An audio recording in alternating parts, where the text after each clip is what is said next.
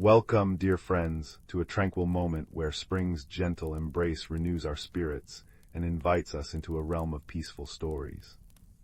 As the world blossoms around us, let your imagination drift into whimsical worlds, setting aside all worries. Embrace this serene moment and anticipate the delightful and calming tales that await you.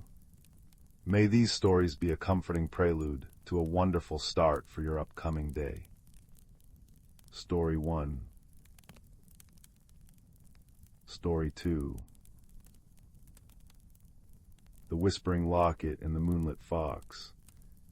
Beneath a sky quilted with stars, where the scent of pine needles mingled with wood smoke from distant chimneys, there lived a girl named Lila, whose hands could find wonder in the ordinary. She collected acorn caps as tiny bowls for fairies, or so she imagined, traced patterns in frost-kissed windows, and knew every hidden path through the amber-hued woods behind her cottage. Yet her greatest treasure was a frayed velvet journal, its pages blank except for sketches of creatures that existed only in the whispers between falling asleep and dreams. Winged hares, fish with scales like liquid moonlight, trees that walked on roots as gnarled as old men's fingers. One crisp October evening, as Lila crouched by a brook to fill her copper-watering can, for even wild things thirst, she reasoned, a glint beneath the water's surface caught her eye. The setting sun stretched its golden fingers through the trees, illuminating what seemed to be a chain as delicate as spider silk. She reached into the icy water, gasping at the cold, and pulled free a locket no larger than a hazelnut. Its surface was etched with symbols that shimmered like trapped starlight, and when she pressed the clasp, it opened with a sigh that sounded almost relieved. Inside lay not a portrait but a living miniature garden, tiny ferns unfurling, dewdrops clinging to blossoms the color of dawn, and at its center, a tree with bark that pulsed faintly, as though harboring a heartbeat.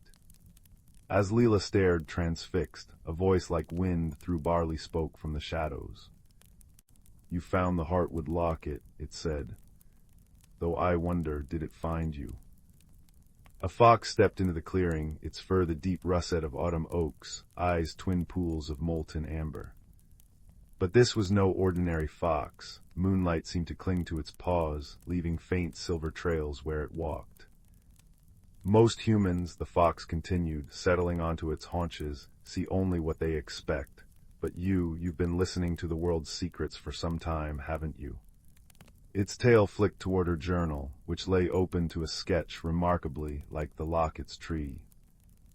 Lila's breath curled in the chill air. "You can talk." "And you can hear," the fox replied, amused. "A rarer gift than you know. I am Ember, last guardian of Sylvan Hollow." A shadow passed through those golden eyes. "Or what remains of it." As Ember spoke, the locket's tiny tree flickered weakly. The fox explained that Sylvan Hollow was a realm woven between tree roots and starlight, where seasons danced to ancient rhythms and creatures of myth took refuge. But its heart, the great heartwood tree, had begun to sicken, its song fading. Without it, Sylvan Hollow would unravel, vanishing like mist under morning sun. "The locket carries a seed of the heartwood's magic," Ember said, nodding to the miniature garden. "It's been lost for decades. We'd nearly given up hope." Lila's fingers closed gently around the locket. "How do I help?" Their journey began at the Standing Stones, 3 monoliths covered in lichen and half swallowed by ivy, which Lila had always thought leaned together like old friends sharing secrets. As the moon reached its zenith, Ember guided her to trace the symbols from the locket onto the stones. The air hummed, ancient and alive, and the world twisted. Suddenly, the forest was more. Trees towered like cathedral pillars, their canopies alive with fluttering shapes that might have been enormous moths or tiny dragons. Mushrooms glowed softly, painting the path in blues and golds, and the air tasted of honey and hearth smoke. Yet beneath the beauty lurked unease. Patches of gray rot marred the glowing fungi, the streams ran sluggish and silent, and the very light seemed weary. This way, Ember murmured, padding toward a grove where the trees formed a perfect circle. At its center stood the heartwood, or what remained of it. Once a colossal tree whose branches held constellations, it now stood skeletal, its few remaining leaves trembling like anxious hands. Creatures Lila had only dreamed of huddled nearby, a badger with crystals growing along its spine, a heron whose feathers shifted from silver to charcoal as it breathed, a child-sized being made entirely of dandelion fluff and thistledown. Their collective sigh seemed to ripple through the grove. An elderly tortoise with a shell patterned like a star chart approached, voice creaking like bending boughs. The locket at last, but the blight runs deep now. To heal the heartwood, you must reach the first root. Where the tree's soul resides, Ember added. But the path is perilous. The blight has twisted parts of Sylvan Hollow. Lila knelt, letting the tortoise examine the locket. What must I do? Carry the locket to the first root, the tortoise said. Its light will guide you, but beware the hollow's shadow, it feeds on doubt. The deeper they ventured, the more Sylvan Hollow's wounds revealed themselves. A meadow of singing flowers now croaked discordant tunes, petals withered to ash. A bridge of intertwined branches had cracked its guardian, a sentient swarm of fireflies, struggling to hold it together with their fading light. Each time the locket's glow brushed the blight, the rot retreated, but only briefly. It's not enough, Lila fretted as they rested by a brook. The water here ran clear, but dark tendrils snaked beneath its surface. We need to reach the first root faster. Ember's ear twitched. There's a shortcut through the mirror caves, but... The caves show you things, memories, fears. Many prefer the longer path. Lila thought of the heartwood's trembling leaves. We'll take the caves. The entrance yawned like a stone throat, crystals on the walls flickering with phantom light. Almost immediately, the air thickened with whispers. You'll fail, murmured the shadows as Lila passed. Just a child playing at hero. Images flickered in the crystals, her journal abandoned in the attic as she grew older, Sylvan Hollow crumbling to dust, Ember lying motionless under a shroud of vines. Lila's steps faltered. Don't listen, Ember growled, though his own fur bristled at unseen terrors. The caves magnify doubts, here. He nudged her hand, holding the locket. Focus on its light. The locket's glow brightened, pushing back the shadows. In its light, new images emerged, the heartwood restored, creatures dancing under its boughs, Lila sketching not just what she saw, but what she believed. She tightened her grip on the locket. Keep moving, she said, more to herself than Ember. They emerged at dawn, or Sylvan Hollow's version of it. The sky softened from indigo to lavender, though no sun appeared. Before them stretched a valley veiled in mist, at its center an immense spiral of roots plunging into the earth. The first root. But between them and the root stood the blight made manifest, a swirling mass of shadows and grasping vines, pulsing like a sickened heart. At its core floated a creature of jagged edges and sorrow, a once gentle forest spirit now twisted by neglect, its form reflecting the pain of lands forgotten by those who once cherished them. It's afraid, Lila realized, astonished. The locket warmed in her hand. It's lashing out because it's scared. Ember bared his teeth. Stay back, it'll consume you. But Lila stepped forward, the locket held aloft. Wait, we don't want to fight you. The shadow recoiled, vines thrashing. Lies, it hissed. All take, none mend. We're here to mend, Lila insisted, though her voice shook. The heartwood is sick, let us help. Words, empty as abandoned nests. The locket's light flickered. Lila thought desperately how to show sincerity. Then she remembered her journal. Flipping it open to a blank page, she tore a sheet and placed it on the ground. "I'll make a promise," she said, quill in hand. "Write one with me." A tense silence. Then a single Inkai tendril extended, forming shaky letters, no more forgetting. Lila wrote beneath it, "We will remember." The page glowed, sealing the pact. The shadow creature shuddered, its jagged edges softening. With a sound like a sigh, it parted, revealing the path. The first root was both ancient and newborn, its surface etched with the history of every seed that had ever taken root. Lila placed the locket against it. For a breathless moment, nothing happened. Then, light erupted, coursing through the root like liquid dawn. Overhead, the heartwood's branches blazed with renewed life, leaves unfurling in emerald and gold. The blight dissolved, replaced by rushing streams and laughter as Sylvan Hollow's magic surged back. Ember nuzzled Lila's hand. "You did it." But Lila was watching the shadow creature. Now translucent and shimmering, it resembled a willow made of starlight. "Thank you," it whispered before dissolving into the breeze. At the standing stones, Lila hesitated. "Will I remember this?" Ember smiled, a mischievous glint returning to his eyes. "You've always known how to see. Now you'll simply understand better." As she crossed back into her world, the locket vanished, but in her pocket lay a single seed, its shell etched with familiar symbols. Years later, a tree unlike any other grew behind Lila's cottage. Its bark shimmered faintly at twilight, and those who sat under its branches swore they heard laughter like rustling leaves. Children especially were drawn to it, often leaving with acorn caps or feathers for their collections, and the vague but certain sense that the world held more wonders than they'd ever imagined.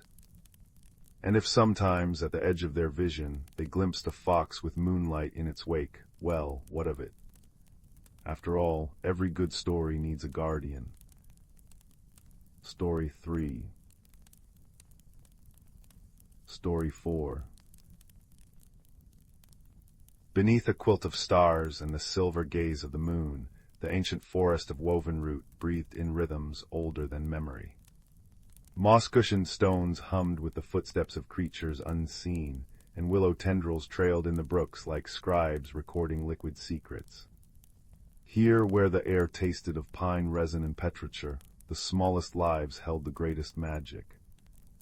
One crisp autumn evening, as amber leaves pirouetted to the forest floor, a young hedgehog named Thistle discovered something peculiar beneath a hawthorn bush.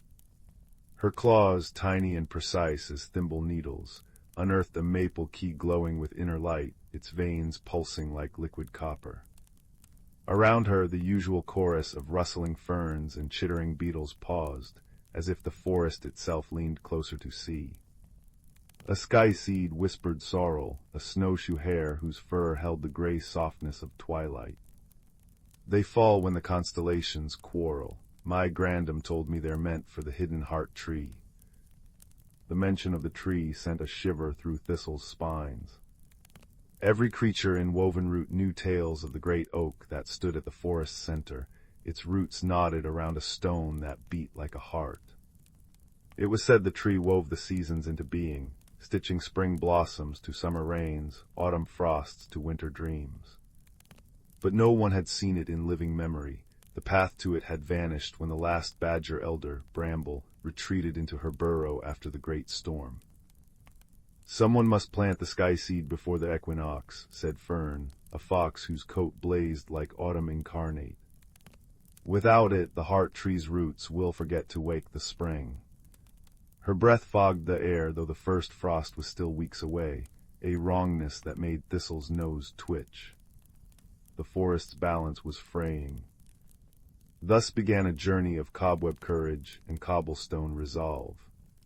Thistle tucked the sky seed into her patchwork scarf, knit by a spider from dewdrop silk, and with Sorrel's keen nose, Fern's knowledge of hidden trails, and the guidance of Wren, a bird whose wings chimed with tiny, ice-forged bells. They ventured into the unmapped thicket. The woods grew stranger as they traveled. Streams flowed upward, their waters full of murmuring minnows that sparkled like cut glass. Trees bore fruit that shimmered between apple and orb light, and the ground sighed when stepped upon, releasing the scent of forgotten summers. Yet beneath the beauty hummed a discordant note, patches of brittle grass where the earth had gone numb, and silent clearings where even the wind dared not linger. On the third dusk they found Bramble's burrow beneath a mound of ivy-choked stones. The old badger emerged slow as sunrise, her fur frosted with age and wisdom. "The heart tree sleeps too deeply," she rasped, paw resting on a weathered staff carved with runes of root and rain. "The storm split its memory, summer from winter, life from decay. To heal it, you must give the sky seed to the tree's shadow at the exact hour when day and night hold hands." The companions pressed onward, their path lit by fireflies that burst into brief, warm constellations. Thistle's paws ached, and the sky seed's light dimmed with each step, but Fern nuzzled her shoulder. "Courage, little quill, even the mightiest river begins with a single drop." When they reached the heart tree at last, it took Thistle's breath away. The oak stood as tall as 10 waterfalls, its bark etched with glyphs that flickered like candle flames. But its branches were half bare, half cloaked in icicles that wept cold tears. Beneath it lay 2 shadows, one dappled with sunlight, the other glazed in hoarfrost. As the horizon blushed with the first hint of dawn, Thistle hesitated. Which shadow? The sky seed's light guttered. Sorrel stamped a hind foot, hurry. And wren sang a note that hung in the air, crystalline.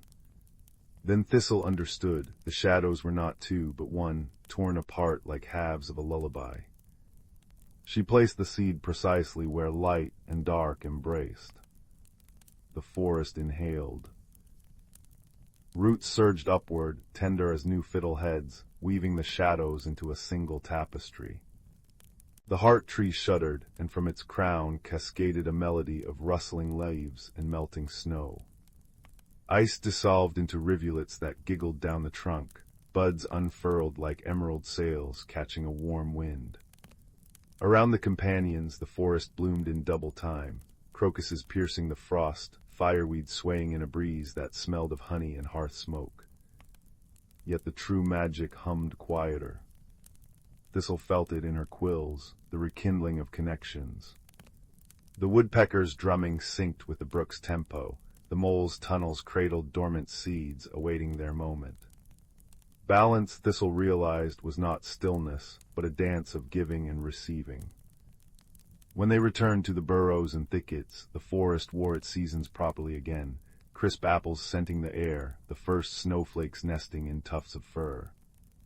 Bramble gifted Thistle an acorn cap filled with starlight-infused sap.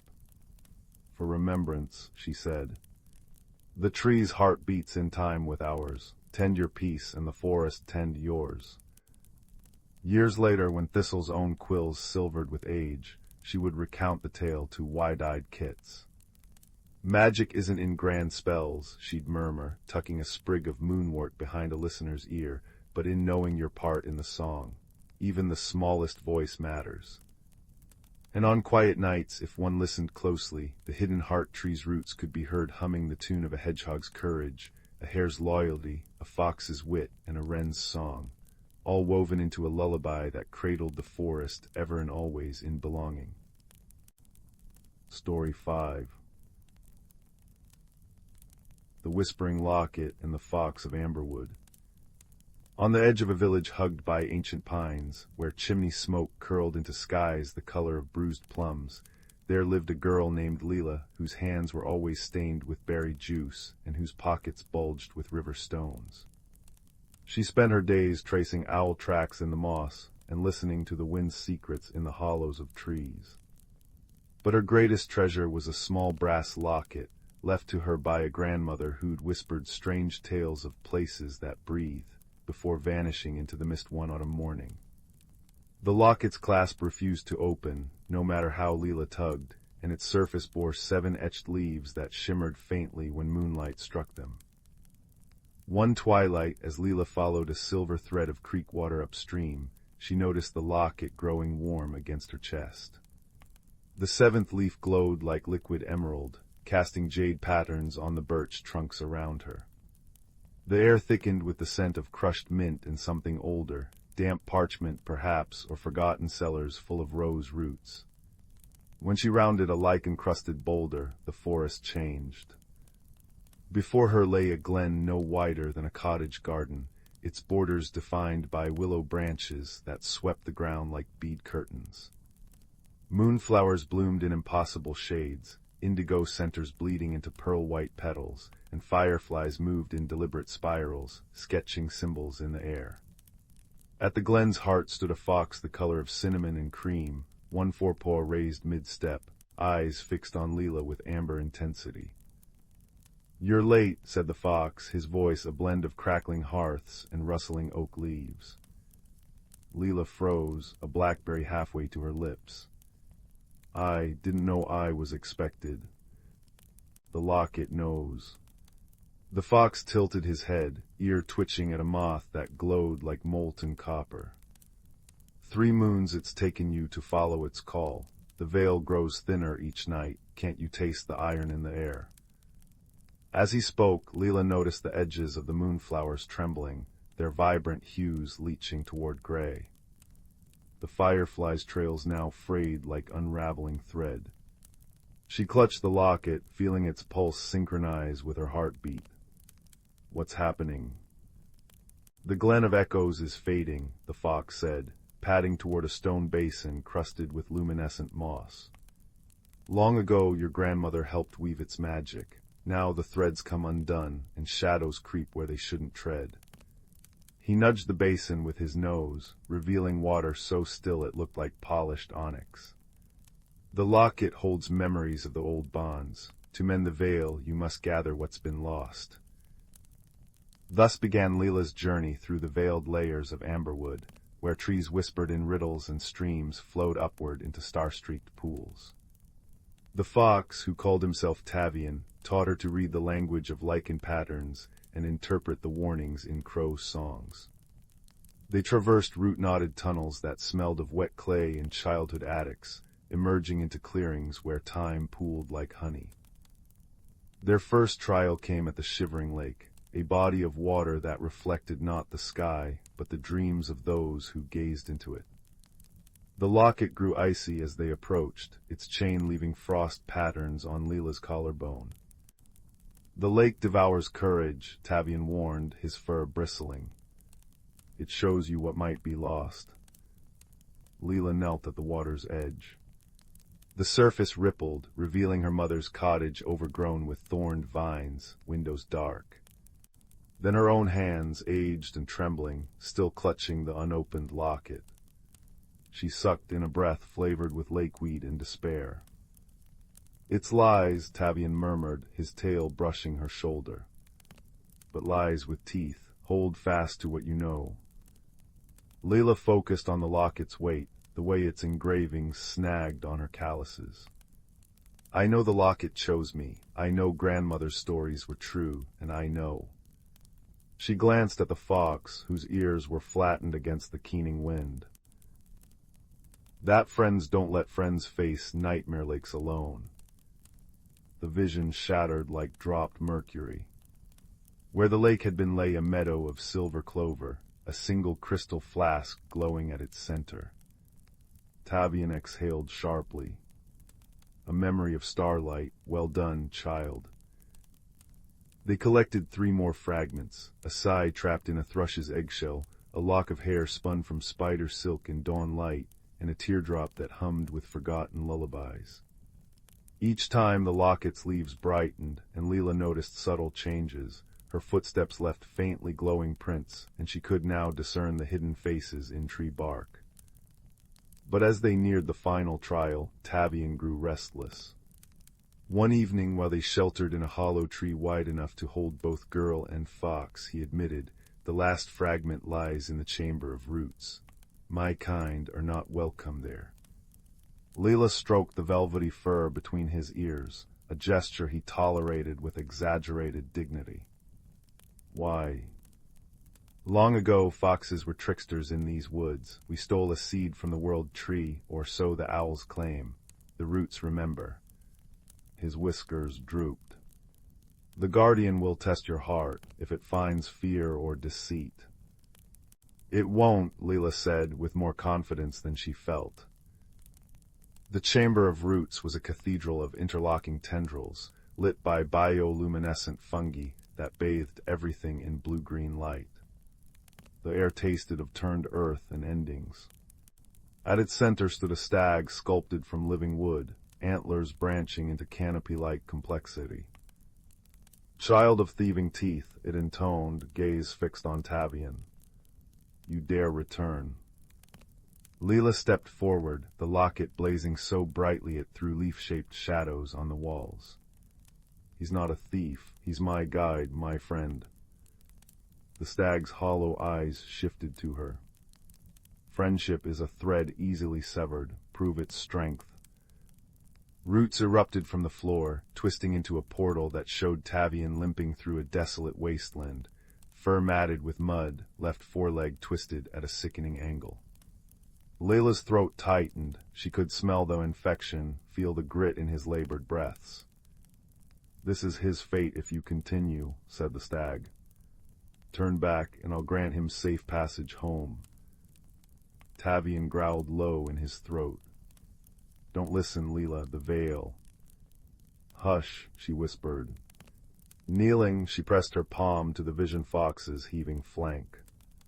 If this is true, she said, loud enough for the chamber to hear, then I choose to help him now. Reaching into her pack, she withdrew the flask of starlight and poured it over the injured leg. The vision dissolved. The stag inclined its antlers. Compassion before conquest, you may pass.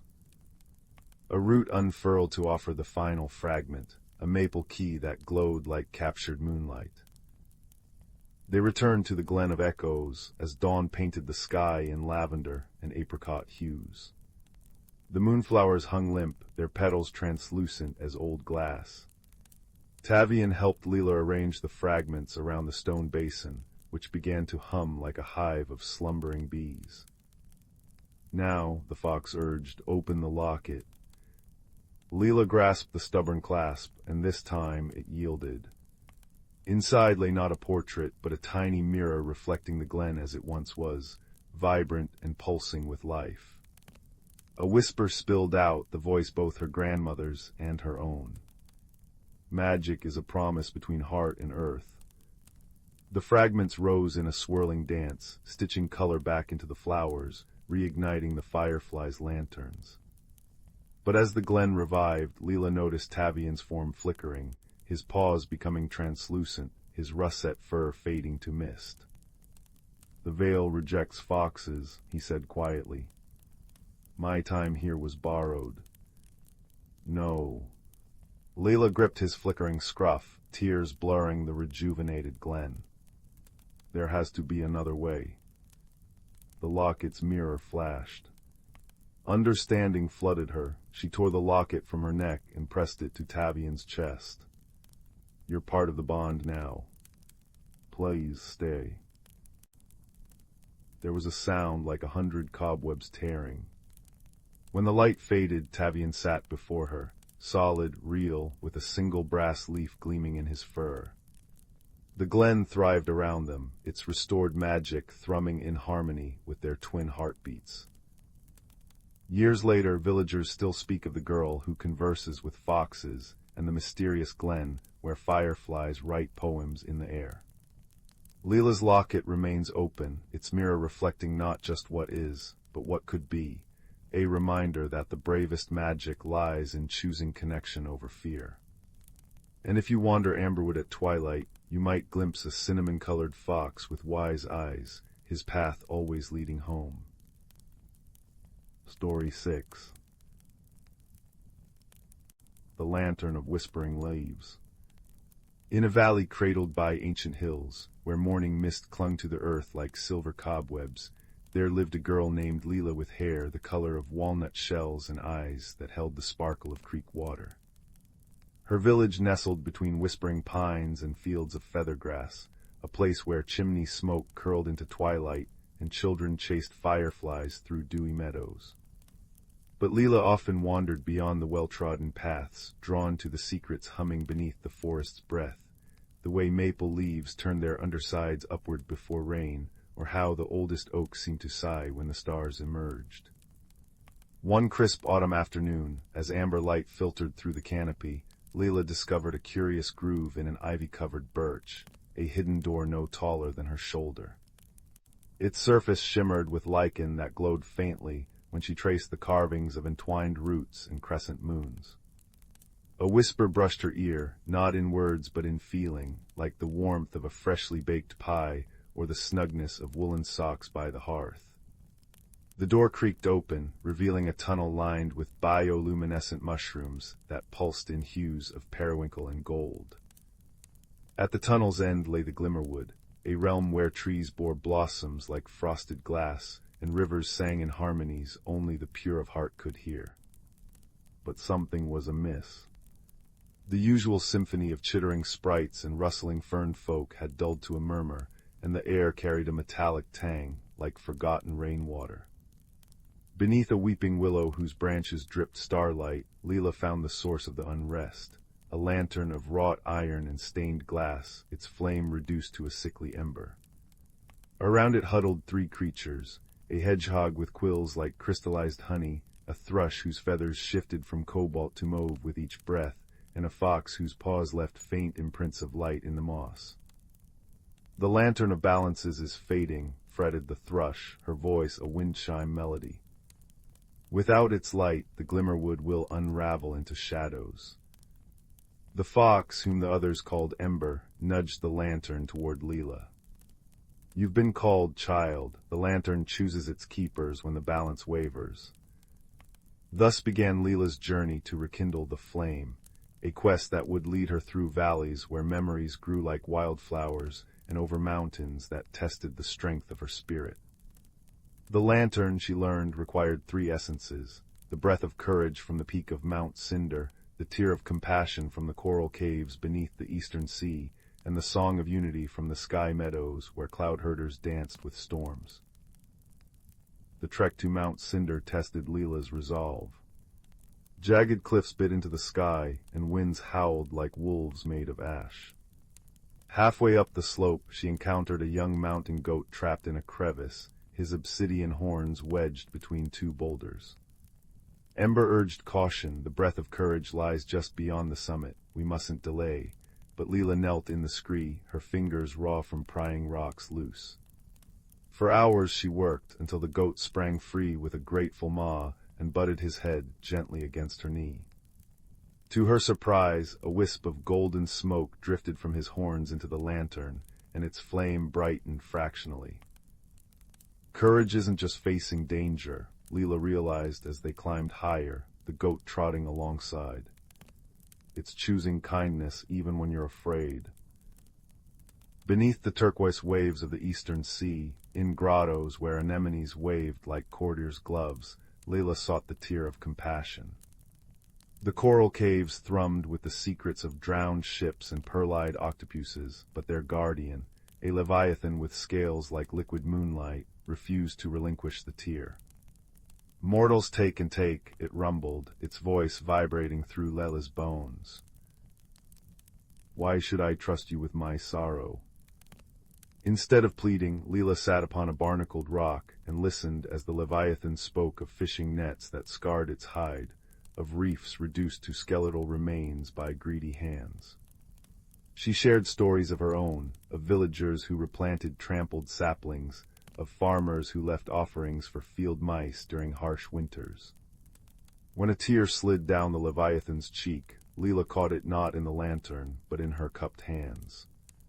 "Keep it," she said softly. "Your pain matters too." The leviathan's tail stirred a current that swept them gently to the cave's heart, where a single tear of compassion glowed atop a pedestal of seafoam. "You've earned it," the creature murmured, by seeing me not as an obstacle, but as a friend. The final essence, the Song of Unity, proved the most elusive. Sky meadows floated high above the clouds, a patchwork of floating islands where winged hares tilled soil made of stardust.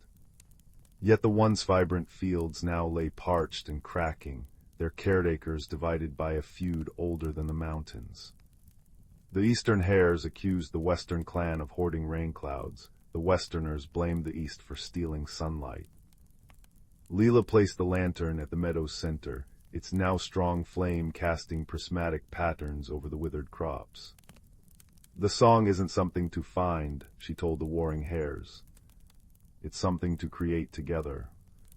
One by one the creatures approached, eastern hares drumming on hollow gourds, western strumming harps fashioned from sunflower stalks. A melody swelled, tentative at first, then soaring as the islands shuddered and knit back together. Rain clouds burst open under the harmony, drenching the soil as rainbows arched overhead. When Lila returned to the Glimmerwood, the lantern blazed like a captured sunrise. Willow branches stirred as she placed it back on its mossy pedestal, light rippling outward in waves that set the forest trembling with renewed life. Ferns uncurled emerald fronds, sprites somersaulted through shafts of amber light, and the river's song swelled into a chorus that made Lila's heart ache with joy. "You've done more than restore balance," said Ember, his luminous paw prints weaving around her feet. "You've reminded us that true magic lies in connection, the threads between hearts, not the power in one's hands." As twilight draped the valley in indigo, Lila stepped back through the birch door, the lantern's soft glow guiding her home. Villagers would later speak of how their crops grew sweeter that year, how storms skirted their borders, and how even the grumpiest old baker began leaving seed cakes for the birds. But Lila simply smiled, tending the small lantern now hanging above her bed, its flame eternally bright, fed not by grand deeds, but by everyday acts of courage, compassion, and unity. And if sometimes, on the edge of sleep, she heard a fox's chuckle in the rustling leaves, or glimpsed a thrush's iridescent wing outside her window, well, that was a story for another night. Story 7. The amber glow of twilight settled over Willowbrook like a well-loved quilt, stitching golden threads through chimney smoke and turning the village pond into liquid copper. In a cottage where ivy curled around the doorframe like protective arms, a girl named Mira knelt by an attic trunk, her cinnamon-brown braids dusted with motes of memory. The scent of aged cedar and lavender sachets swirled around her as her fingers brushed against something cold beneath yellowed linens, a music box shaped like a spiraled seashell, its mother-of-pearl surface shimmering with the ghost of moonlight. When she lifted the lid, a melody unfurled, notes like dewdrops on spiderwebs, trembling and bright. The room seemed to inhale. Then the walls dissolved, replaced by a forest where trees wore bark like braided silver, their leaves chiming like crystal bells. A breeze carried the scent of sugared frost and distant campfires, and Mira's woolen socks sank into moss that pulsed gently, as if breathing. "You're late," said a voice like rustling parchment. A fox emerged from behind a birch, his fur the color of storm clouds, eyes gleaming like twin harvest moons. He tilted his head, a silver pendant shaped like a teardrop glinting at his throat. "The glimmering's been fading for weeks. I'd nearly given up on your kind remembering the way." Mira clutched the music box to her chest. "My kind. The keepers, though you're younger than most." The fox sniffed the air, his tail flicking. "Call me Arlen, and before you ask, no, you're not dreaming. This is the veil, the echo between your world and the raw magic that shaped it, or what's left of it." His ears flattened as he gazed at the horizon, where the forest darkened into jagged shadows. "The glimmering, the heart of this place, is dimming. Colors bleed away first, then the music, then the memories." A chill crept up Mira's spine as she noticed the woods behind Arlen, trees leached to ashen gray, their silent branches clutching at the empty air like skeletal hands. "How do we fix it?" Arlen's pendant glowed softly. We follow the tears. The first tear hung in a spider's web between two thistles, its surface swirling with smoky hues. Mira reached to touch it, but Arlen nipped her sleeve. Careful, sorrow's heavy, let the pendant carry it. He pressed his paw to the teardrop charm, and the droplet floated into it, staining the silver with a vein of cobalt blue. Whose sorrow is this? Mira whispered. Someone who loved this glade, Arlen said, leading her down a path carpeted with bioluminescent fungi. The veil mirrors feelings too vast for your world to hold. Joy becomes fireflies, courage becomes stone, but grief becomes these. He nodded to a cluster of tears suspended in midair ahead, each pulsing like a sickly heart. As they collected them, Mira noticed patterns. Tears near a lightning-scarred oak smelled of burnt rosemary and echoed with a man's voice whispering, "I should have told her." Those by a dried-up stream glimmered with the face of a woman singing lullabies in an empty room. They are memories, Mira realized, watching Arlen's pendant absorb another tear. People's hidden sorrows. And each one stolen, Arlen growled. They'd reached the edge of a marsh where the water lay black and still. By him. Across the bog stood a figure cloaked in shadows, his form flickering like a guttering candle. In his outstretched palm floated a sphere of darkness, threads of Inkai smoke spiraling into it from all directions, including the trail of tears they'd gathered. A shade, Arlen muttered. Feeds on unspoken grief. The more he consumes, the more the veil crumbles. The shade turned, revealing eyes like hollow sockets. Little keeper, he rasped, voice echoing as if from a deep well. You're too late. The glimmering is mine. Mira stepped forward, the music box chiming faintly in her satchel. Why take people's sorrow? Doesn't that make you lonely? The marsh fell silent. Lonely. The shade's form rippled, shadows peeling back to reveal a boy no older than Mira, his skin translucent as moth wings, hair white as birch bark. I was forgotten, left to wander the veil when your world closed its doors to magic, the tears their company, the only voices that speak my name. Arlen bristled. You're draining the glimmering to survive. And you'd let it die to guard empty traditions. The shade's hands trembled, the orb of darkness shuddering. You don't know what it's like, centuries of silence, watching memories fade until even your own face disappears. Mira knelt, ignoring Arlen's warning growl. What's your name? The shade blinked. I don't. See. Arlen snapped. He's lost himself to the shadows. But Mira opened the music box. The melody spiraled out, and for a heartbeat, the shade's eyes cleared, deep green, flecked with gold. Lysander, he breathed. They called me Lysander. The marsh trembled as Lysander clutched his head. It hurts, remembering. Because you're trying to hold it all alone, Mira said, gently pressing the music box into his hands. The shell-shaped lid reflected in his eyes, now brimming with liquid starlight. But sorrow isn't meant to be carried by one person, or one shade.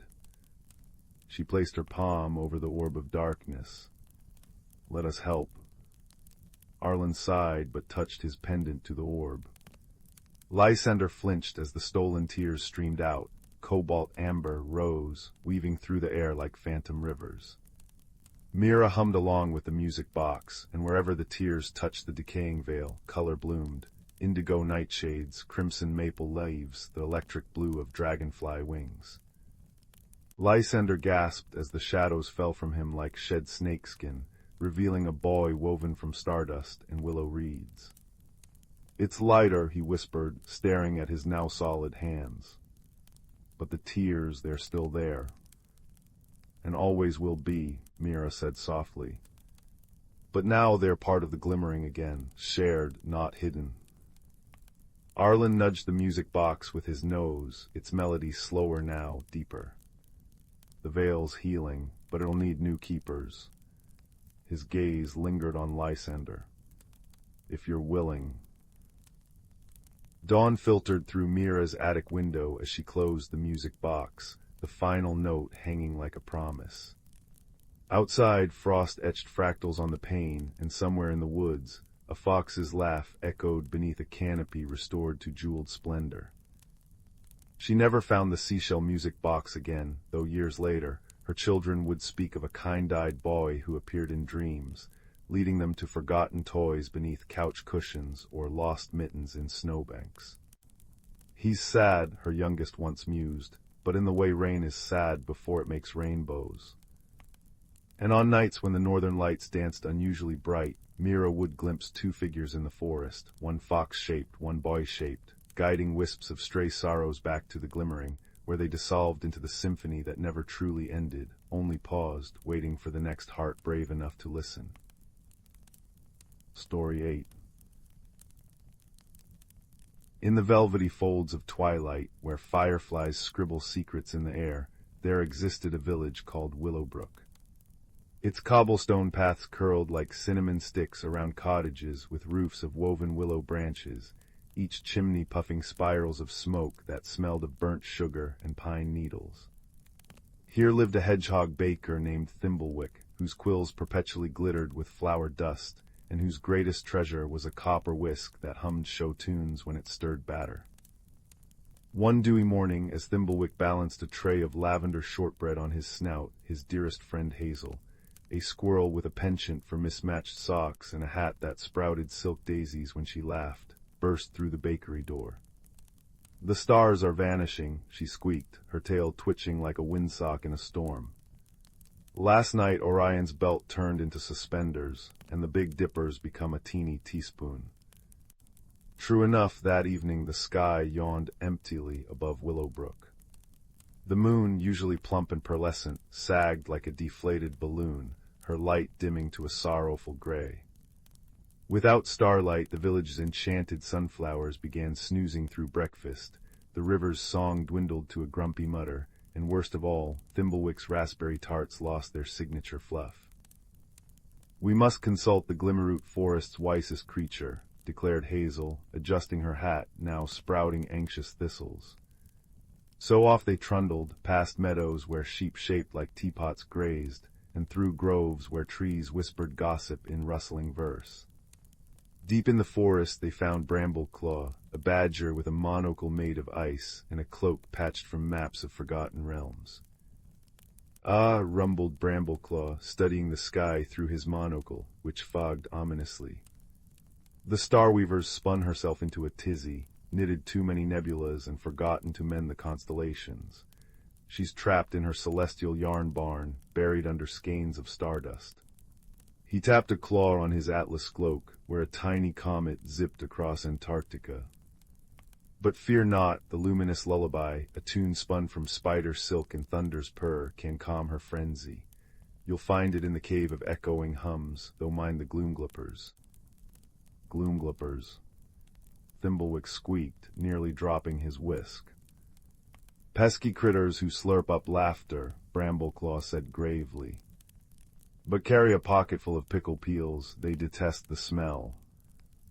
Armed with pickled radish rinds and Hazel's harmonica, which played chords in the shape of butterflies, the pair ventured onward. The cave of echoing hums loomed ahead, its entrance fringed with bioluminescent ferns that chimed when brushed. Inside, walls glittered with embedded crystals that pulsed like sleepy hearts, and the air thrummed with the deep, velvety vibrations of the earth itself. "Listen," Hazel whispered. A melody twined through the cave, a lullaby that smelled of fresh linen and lullabies, its notes visible as silver threads in the air. But as Thimblewick reached to pluck a thread, gurgling laughter erupted. From shadows oozed gloomglippers, ink-blot creatures with too many teeth and vacuum cleaner snouts.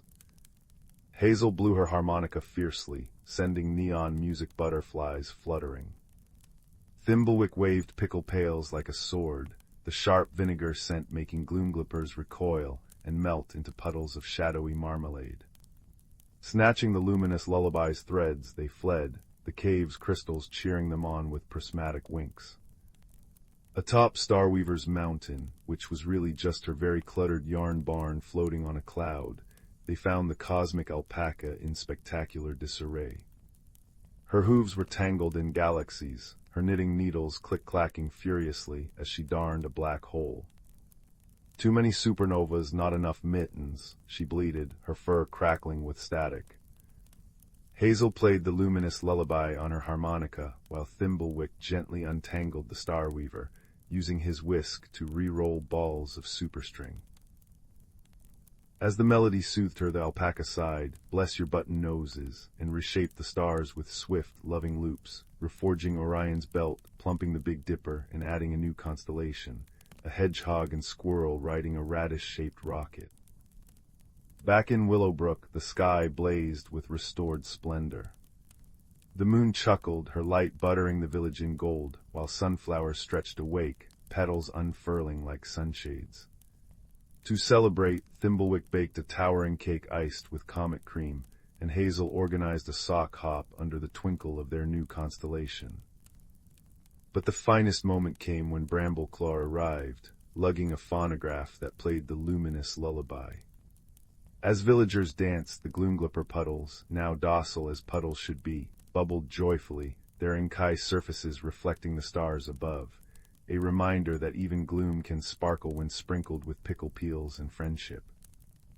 And so, nestled in their quilts of clover down, Willowbrook's children drifted to sleep that night, lulled by the rhythm of contented hedgehog snores and the gentle click-clack of Starweaver's needles, stitching new dreams into the cosmos, one cheerful stitch at a time.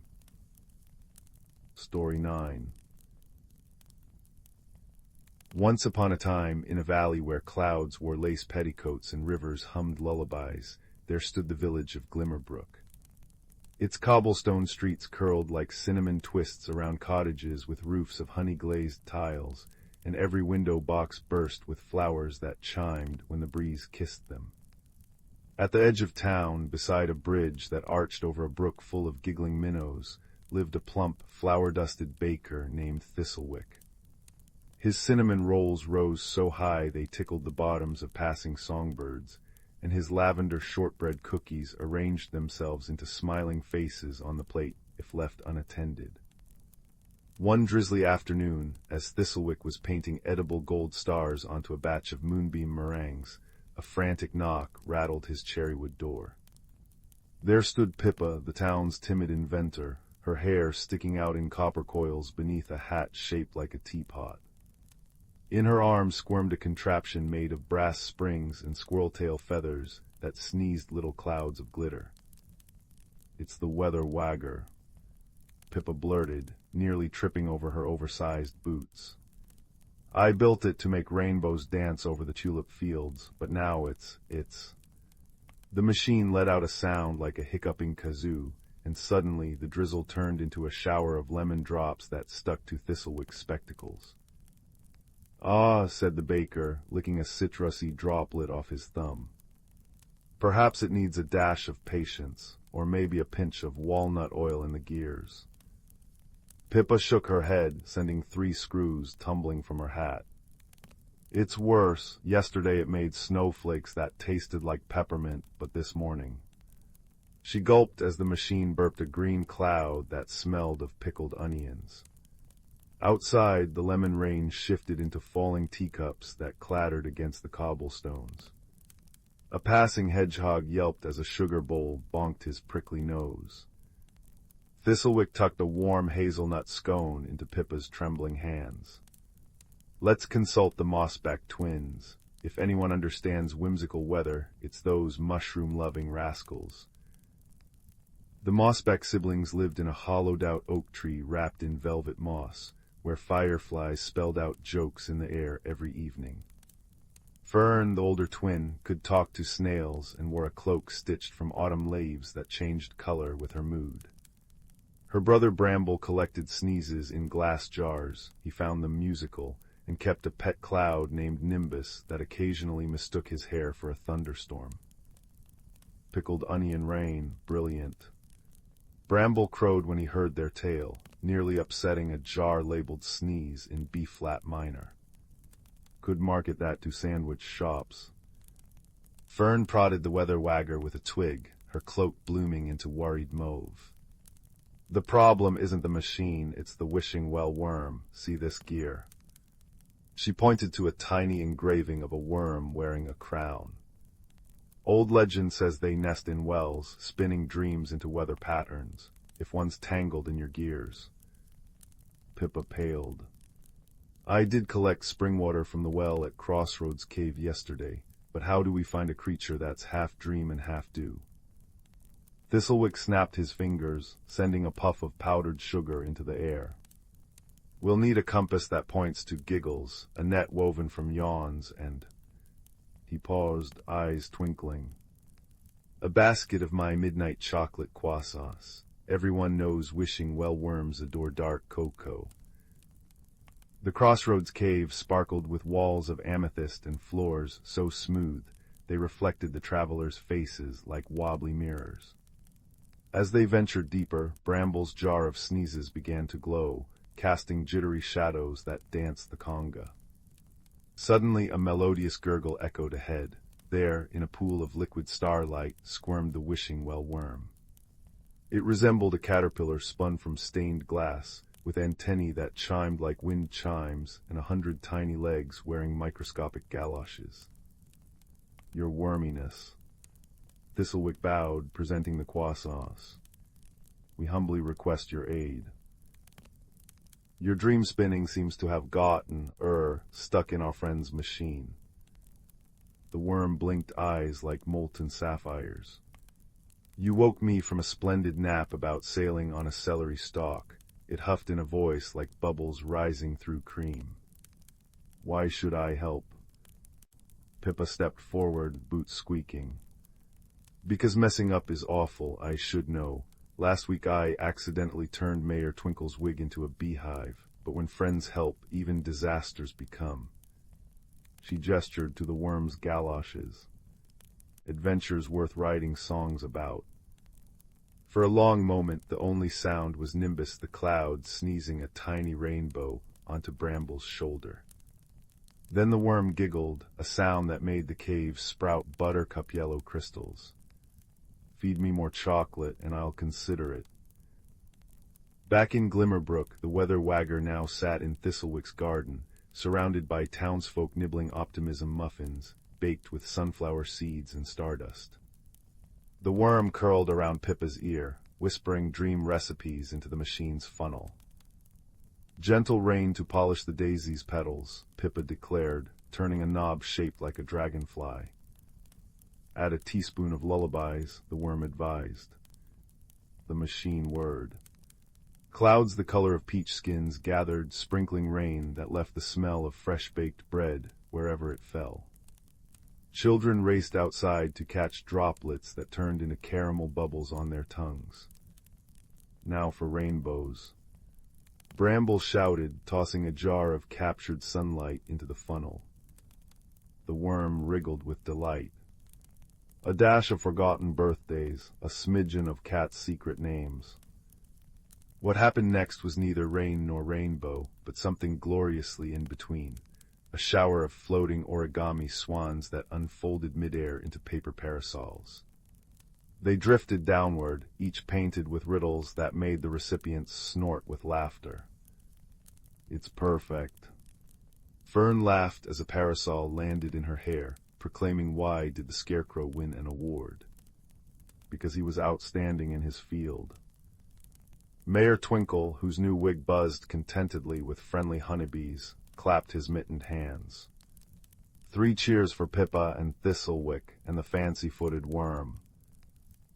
As twilight painted the sky in plum and marmalade hues, the villagers gathered around a bonfire that crackled in harmony with the brook's song.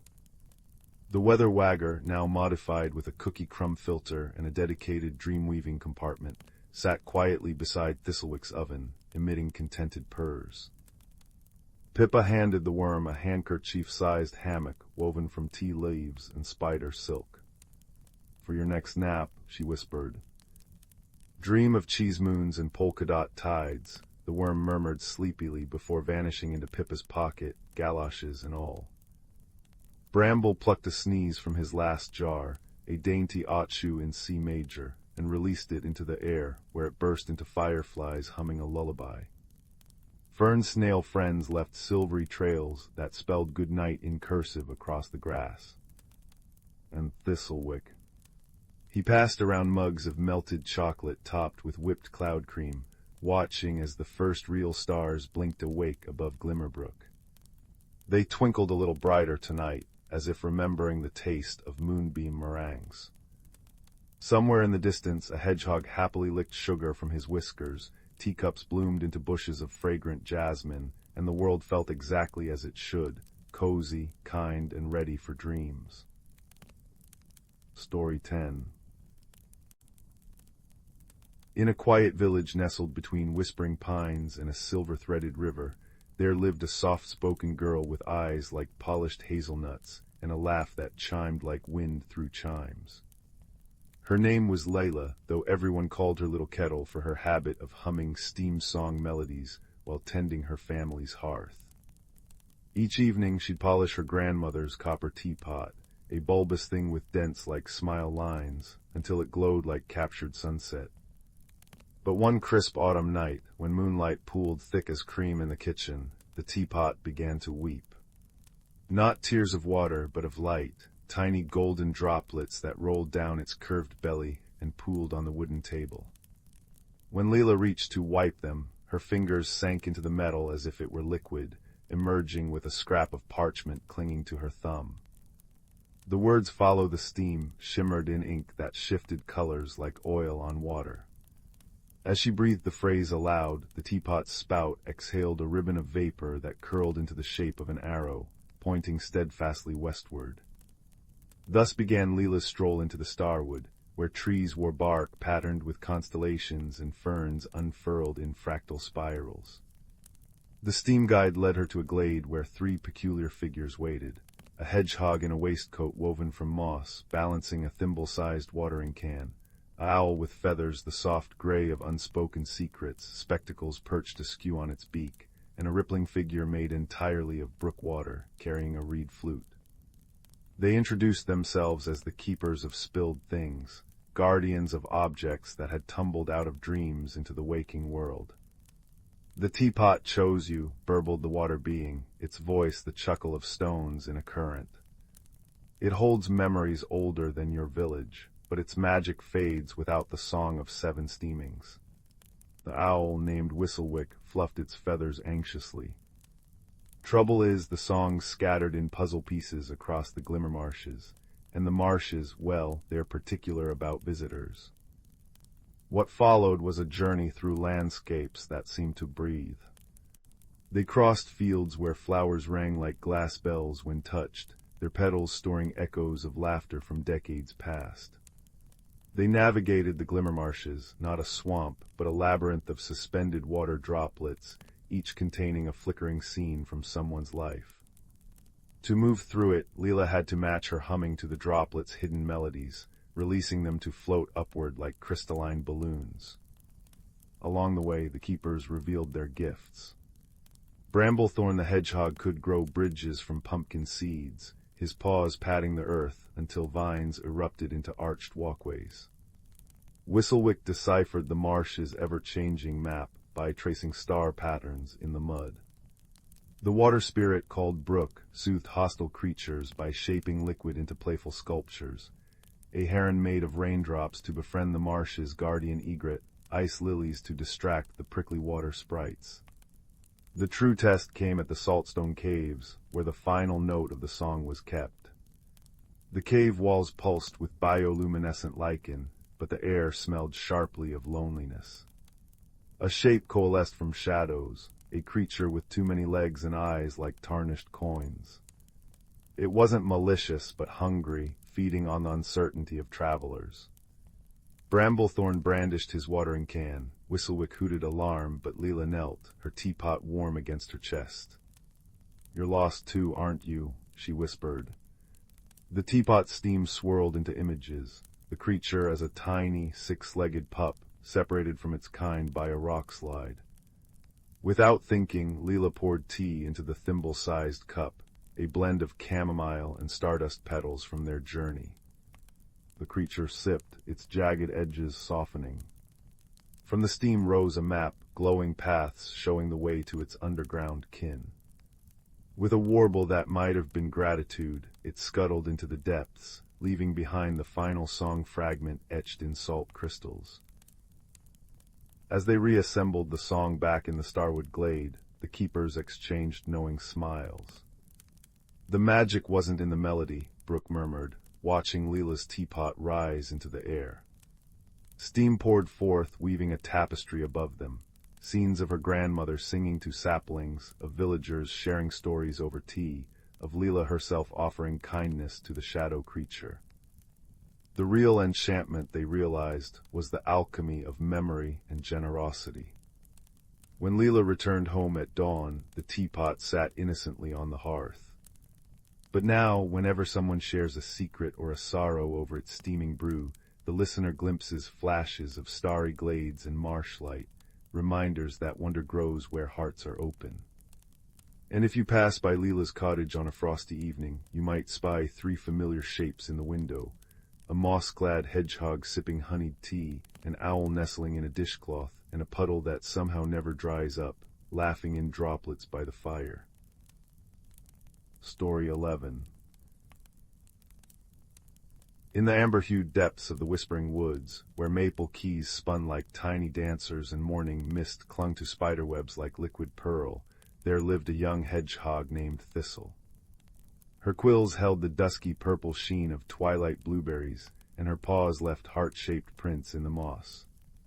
Each evening, as the last cinnamon streaks of sunset faded, she'd curl beneath a toadstool canopy and listen to the forest's bedtime stories, the creak of ancient pines rocking in the wind, the distant lullaby of Willowbrook Stream, and the soft chime of frost flowers blooming on stones. One crisp autumn tide, when the air smelled of nutmeg and wood smoke, Thistle noticed strange silences creeping between the trees. The squirrels' nut-gathering songs lacked their usual vigor. Maple leaves that should have blazed scarlet stubbornly clung to green. Most peculiar of all, a patch of unseasonal frost crystallized around the base of the guardian oak, a colossal tree whose roots were said to cradle the forest's memories. Its bark, usually etched with glowing amber veins, now bore spiderweb cracks leaking silvery mist. Elder bramble. Thistle tapped her claws against the hollow knot of an elderberry bush where the old owl nested. Moonlight-filtered dust motes swirled as the great horned owl emerged, his feathers the color of storm clouds and wisdom. "Ah, little thorn," he rumbled, using his pet name for her. "You've seen the cracks in the world song." His amber eyes softened. "Long ago, when I was but a downy owlet, my mentor showed me the heartstone, a crystal forged from the first laugh of spring and the last sigh of winter. It beats beneath the guardian oak, keeping the seasons in rhythm, but its light dims when forgotten." Thistle's nose twitched. "How do we remind it?"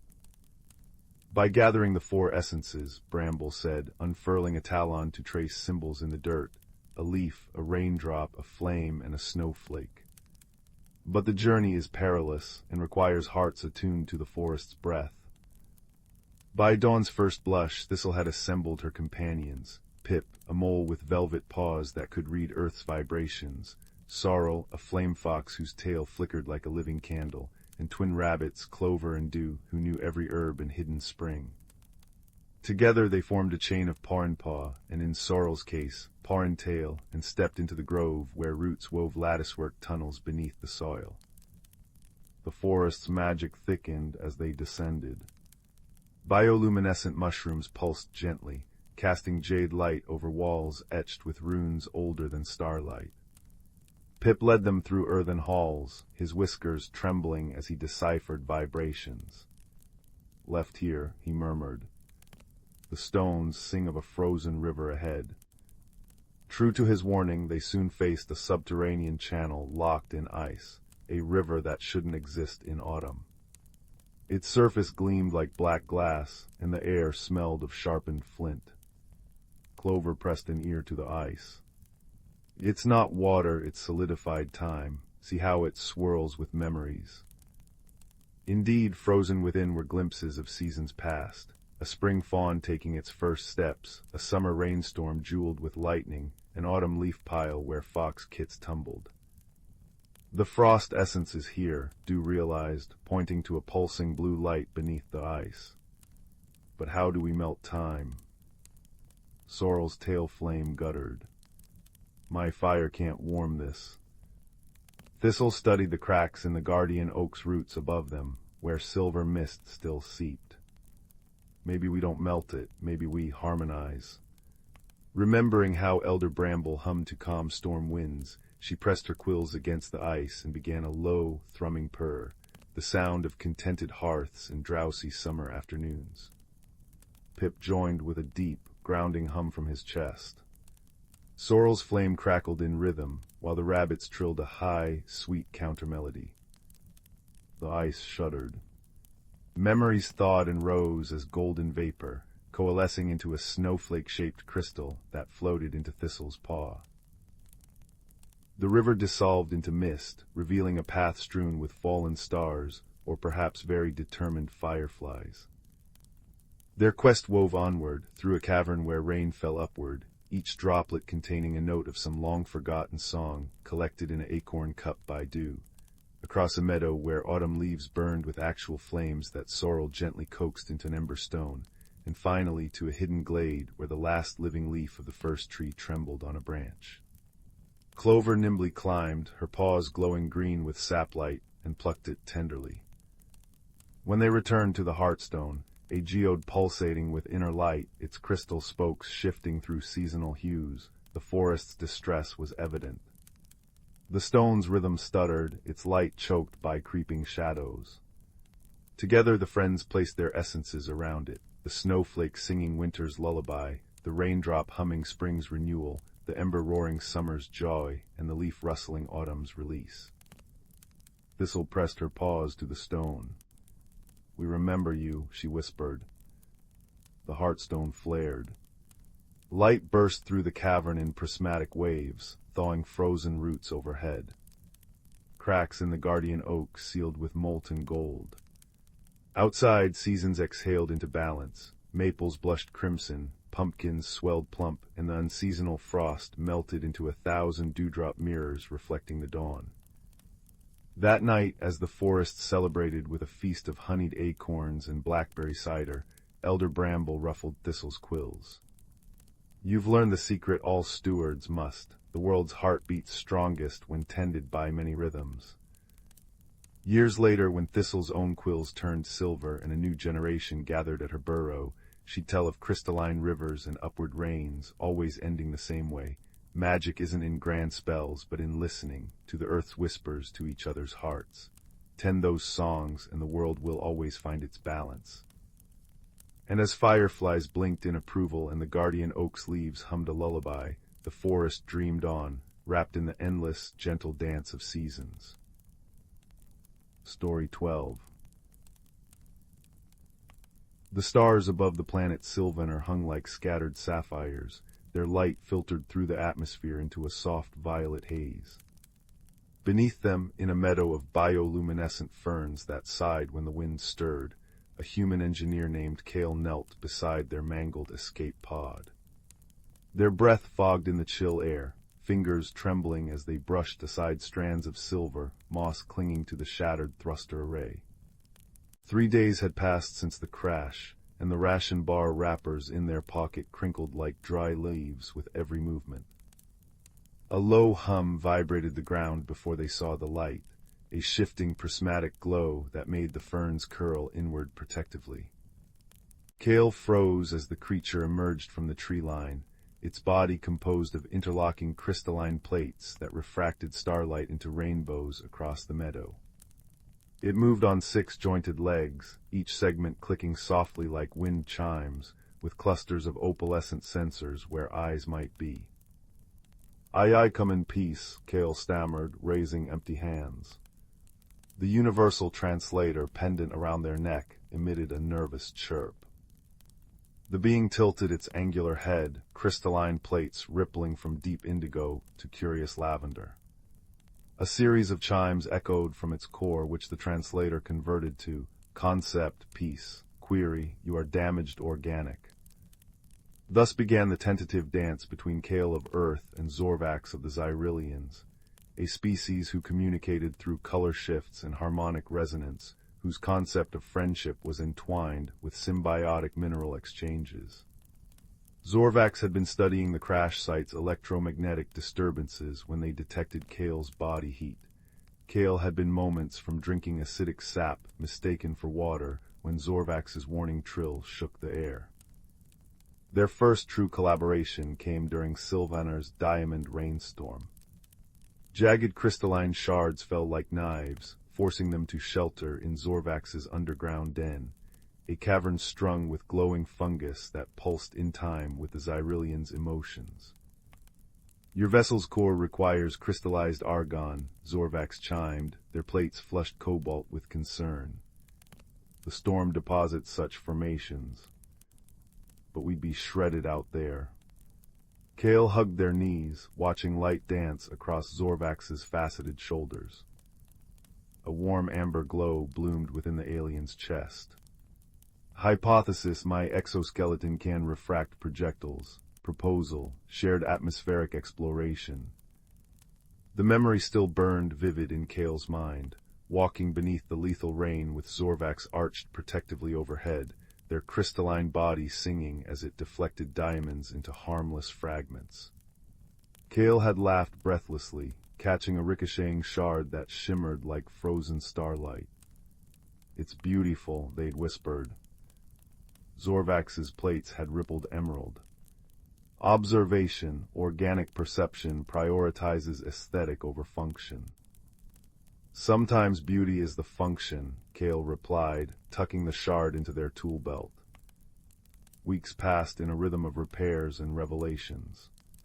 Kale learned that Xyrillians shared memories by exchanging mineral fragments, a process Zorvax hesitated to explain until Kale offered a lock of hair. Organic material decays, Zorvax chimed sadly, their usual rainbows dimmed. Temporary connection, inefficient, but still meaningful, Kale insisted, watching the alien carefully weave the strand into their crystalline lattice.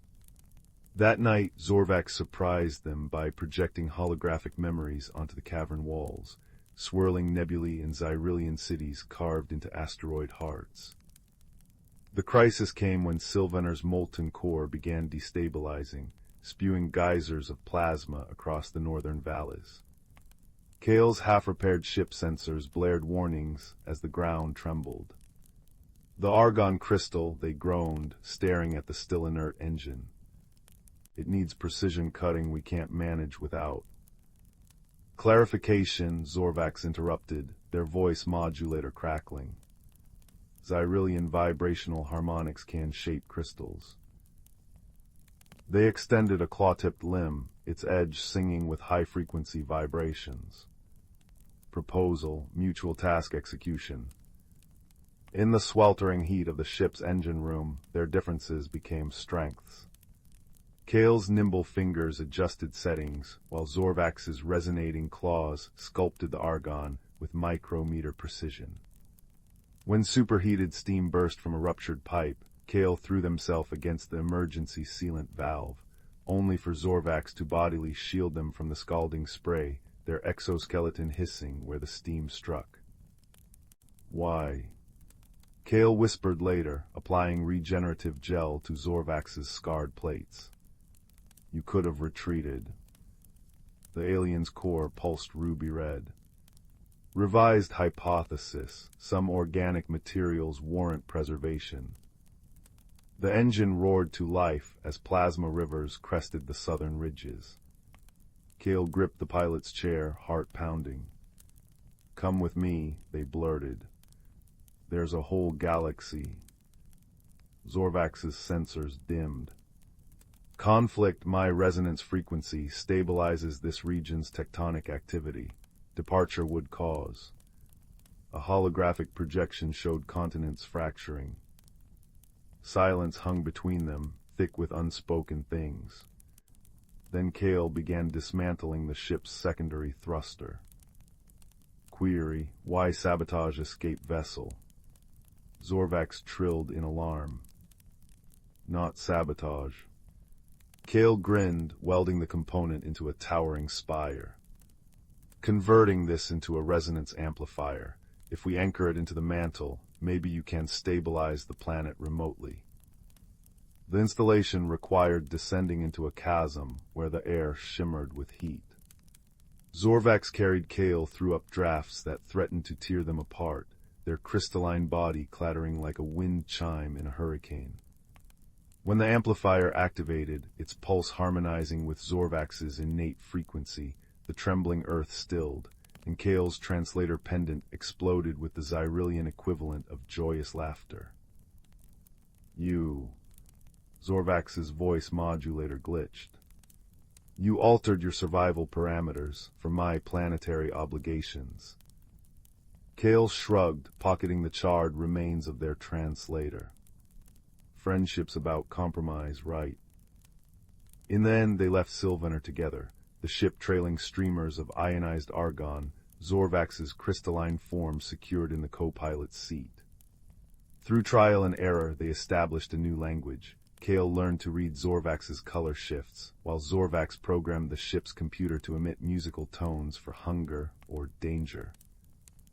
During the long jump to the next star system, Kale awoke to find Zorvax projecting holograms above their bunk, not memories this time, but new creations. Earth's forests rendered in crystalline structures. The diamond rainstorm refashioned into a dancing light show. It's beautiful, Kale signed, their hands moving through the holograms. Zorvax pulsed warm gold. Conclusion, you were correct. Beauty has function. As the ship drifted through a nebula that painted the cockpit in ethereal blues, the two unlikely companions sat side by side, one organic, one crystalline, sharing stories not through words or minerals, but through the quiet certainty that wherever the stars led them next, they wouldn't face the darkness alone. Story 13. Story 14. The old clock tower had always whispered secrets to those who knew how to listen. Its bronze hands carried the patina of centuries, and the cracked face wore ivy like emerald lace. But it was the peculiar little door at its base, no taller than a bread box, hidden behind blackberry brambles that called to Finn on the misty autumn afternoon when everything changed. Finn's boots crunched through fallen maple leaves as he knelt, brushing dew from the tiny door's copper handle. It wasn't the shimmer of rainbow moss framing the entrance that made his breath catch, nor the faint hum of something singing beneath the earth.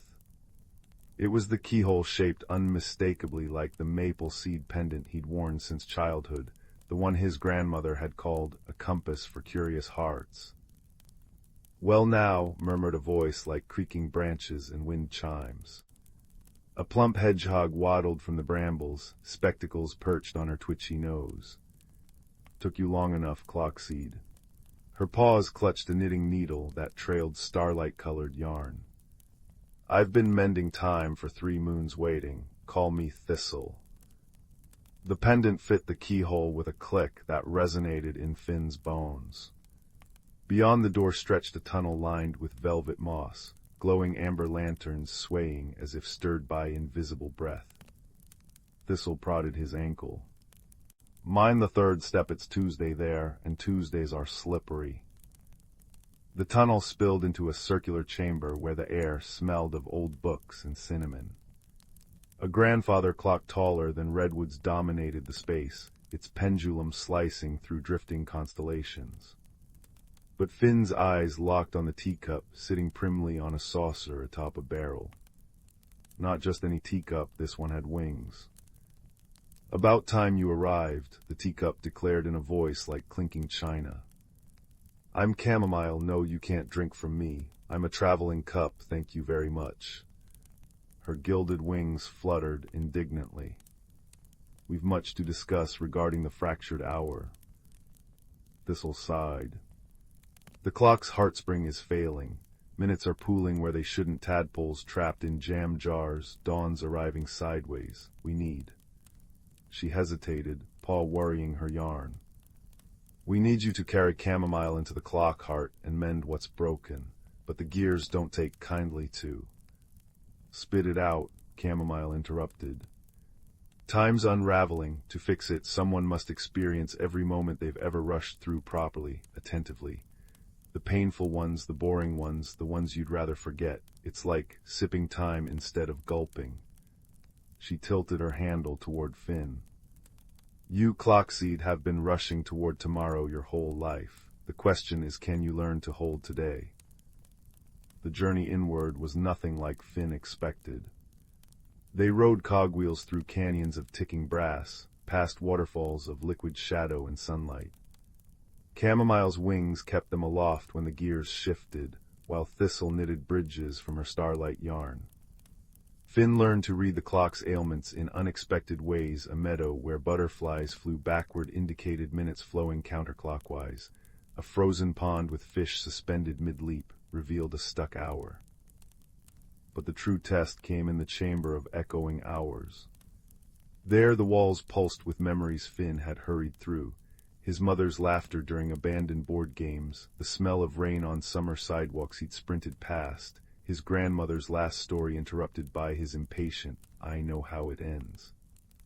Each moment now demanded his full presence. Finn sat in the clover field where he'd once ignored a ladybug's journey, watching until its wings dried properly. He lingered in the memory of his grandmother's kitchen, finally tasting the patience baked into her cinnamon rolls. "It's heavier than I thought," Finn admitted as chamomile hovered beside him in the echo of a childhood illness. "Staying with the hurt parts." "But lighter too," Thistle said softly, her needles clicking a lullaby. What's fully felt becomes part of the story instead of a shadow chasing you. When they reached the heartspring, a crystal sphere containing swirling galaxies of seconds, Finn understood what to do. Not repair, but remember. He poured chamomile full of all he'd revisited, the bittersweet, the ordinary, the unfinished. The teacup glowed as she tipped her contents into the spring. Gears sighed into alignment. Returning home, Finn found the world thrumming with subtle music, the whisper of roots drinking, the secret language of starlings.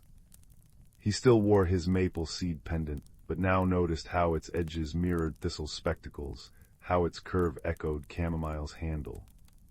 The tiny clock tower door remained, though sometimes when Finn pressed his ear to it, he heard knitting needles clicking counterpoint to a teacup scolding. Years later, children would ask how he always knew precisely when to lend a handkerchief or share a cookie. Finn would simply smile, tapping his pendant. "Time taught me secrets," he'd say. "Turns out the best way to care for tomorrow is to hold today's moments, gently, even the fragile ones, like a winged teacup full of starlight. And in the ticking quiet of night, if you stay very still, you might hear bronze hands turning smoothly overhead, weaving repaired hours into dreams." Story 15. In a valley cradled by ancient, snow-dusted mountains, there lived a young girl named Marisol, whose hands could coax blossoms from frost-hardened earth. Her cottage nestled between whispering pines and a brook that sang lullabies over polished stones, its walls lined with dried herbs that smelled of sunlight trapped in amber. Yet for all her magic with growing things, Marisol dreaded the turning of seasons, the way autumn's gold inevitably surrendered to winter's silver, how spring's exuberance always mellowed into summer's languor. Change, she thought, was the universe unraveling something perfectly woven. One crisp October morning, as maple leaves pirouetted onto her thatched roof, Marisol discovered the first sign of the unmaking she feared. Her garden, where pumpkins swelled like captured sunsets and chrysanthemums bloomed in perpetual fireworks, had developed a single bare patch near the old stone well. The soil there lay gray and lifeless, repelling even the hardiest mint seeds she pressed into it. That night, as she sipped lavender tea by the hearth, the flames spat out a charred maple leaf bearing a message in glowing veins.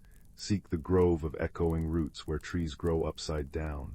Bring your emptiness, carry it gently.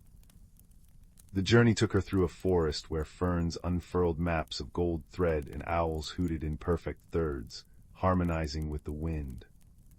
On the third dusk she found the grove, an arch of ancient oaks with branches plunging into the earth and roots clawing skyward like frozen lightning. Among them stood a boy no taller than her shoulder, his hair the color of birch bark, tending a floating garden in the hollow of a tree. "You've brought the hollow place," he said, not turning from his work with a wilting moonflower. "I'm Tarn, the grove keeps sending me sorrowing gardeners lately." His voice held the patience of someone who'd conversed with glaciers. Marisol's boots sank into moss as soft as powdered starlight.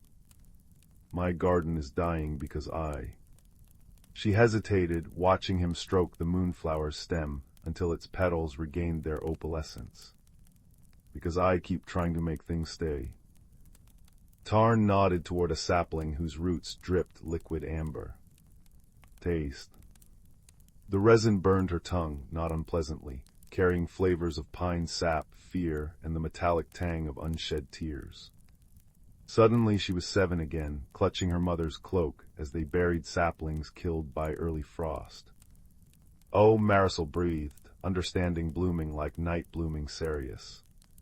"The grove doesn't cure the emptiness, it shows us what's inside it." Over weeks that blurred like watercolor rain, Tarn taught her to listen. They pressed ears to pulsating tree trunks, hearing the grove's memories, a willow's lament for a fallen nest, a cedar's joy at its first cone. When Marisol's hands shook while pruning dead branches, Tarn placed a sparrow's feather in her palm. "It's not the cutting that heals," he murmured.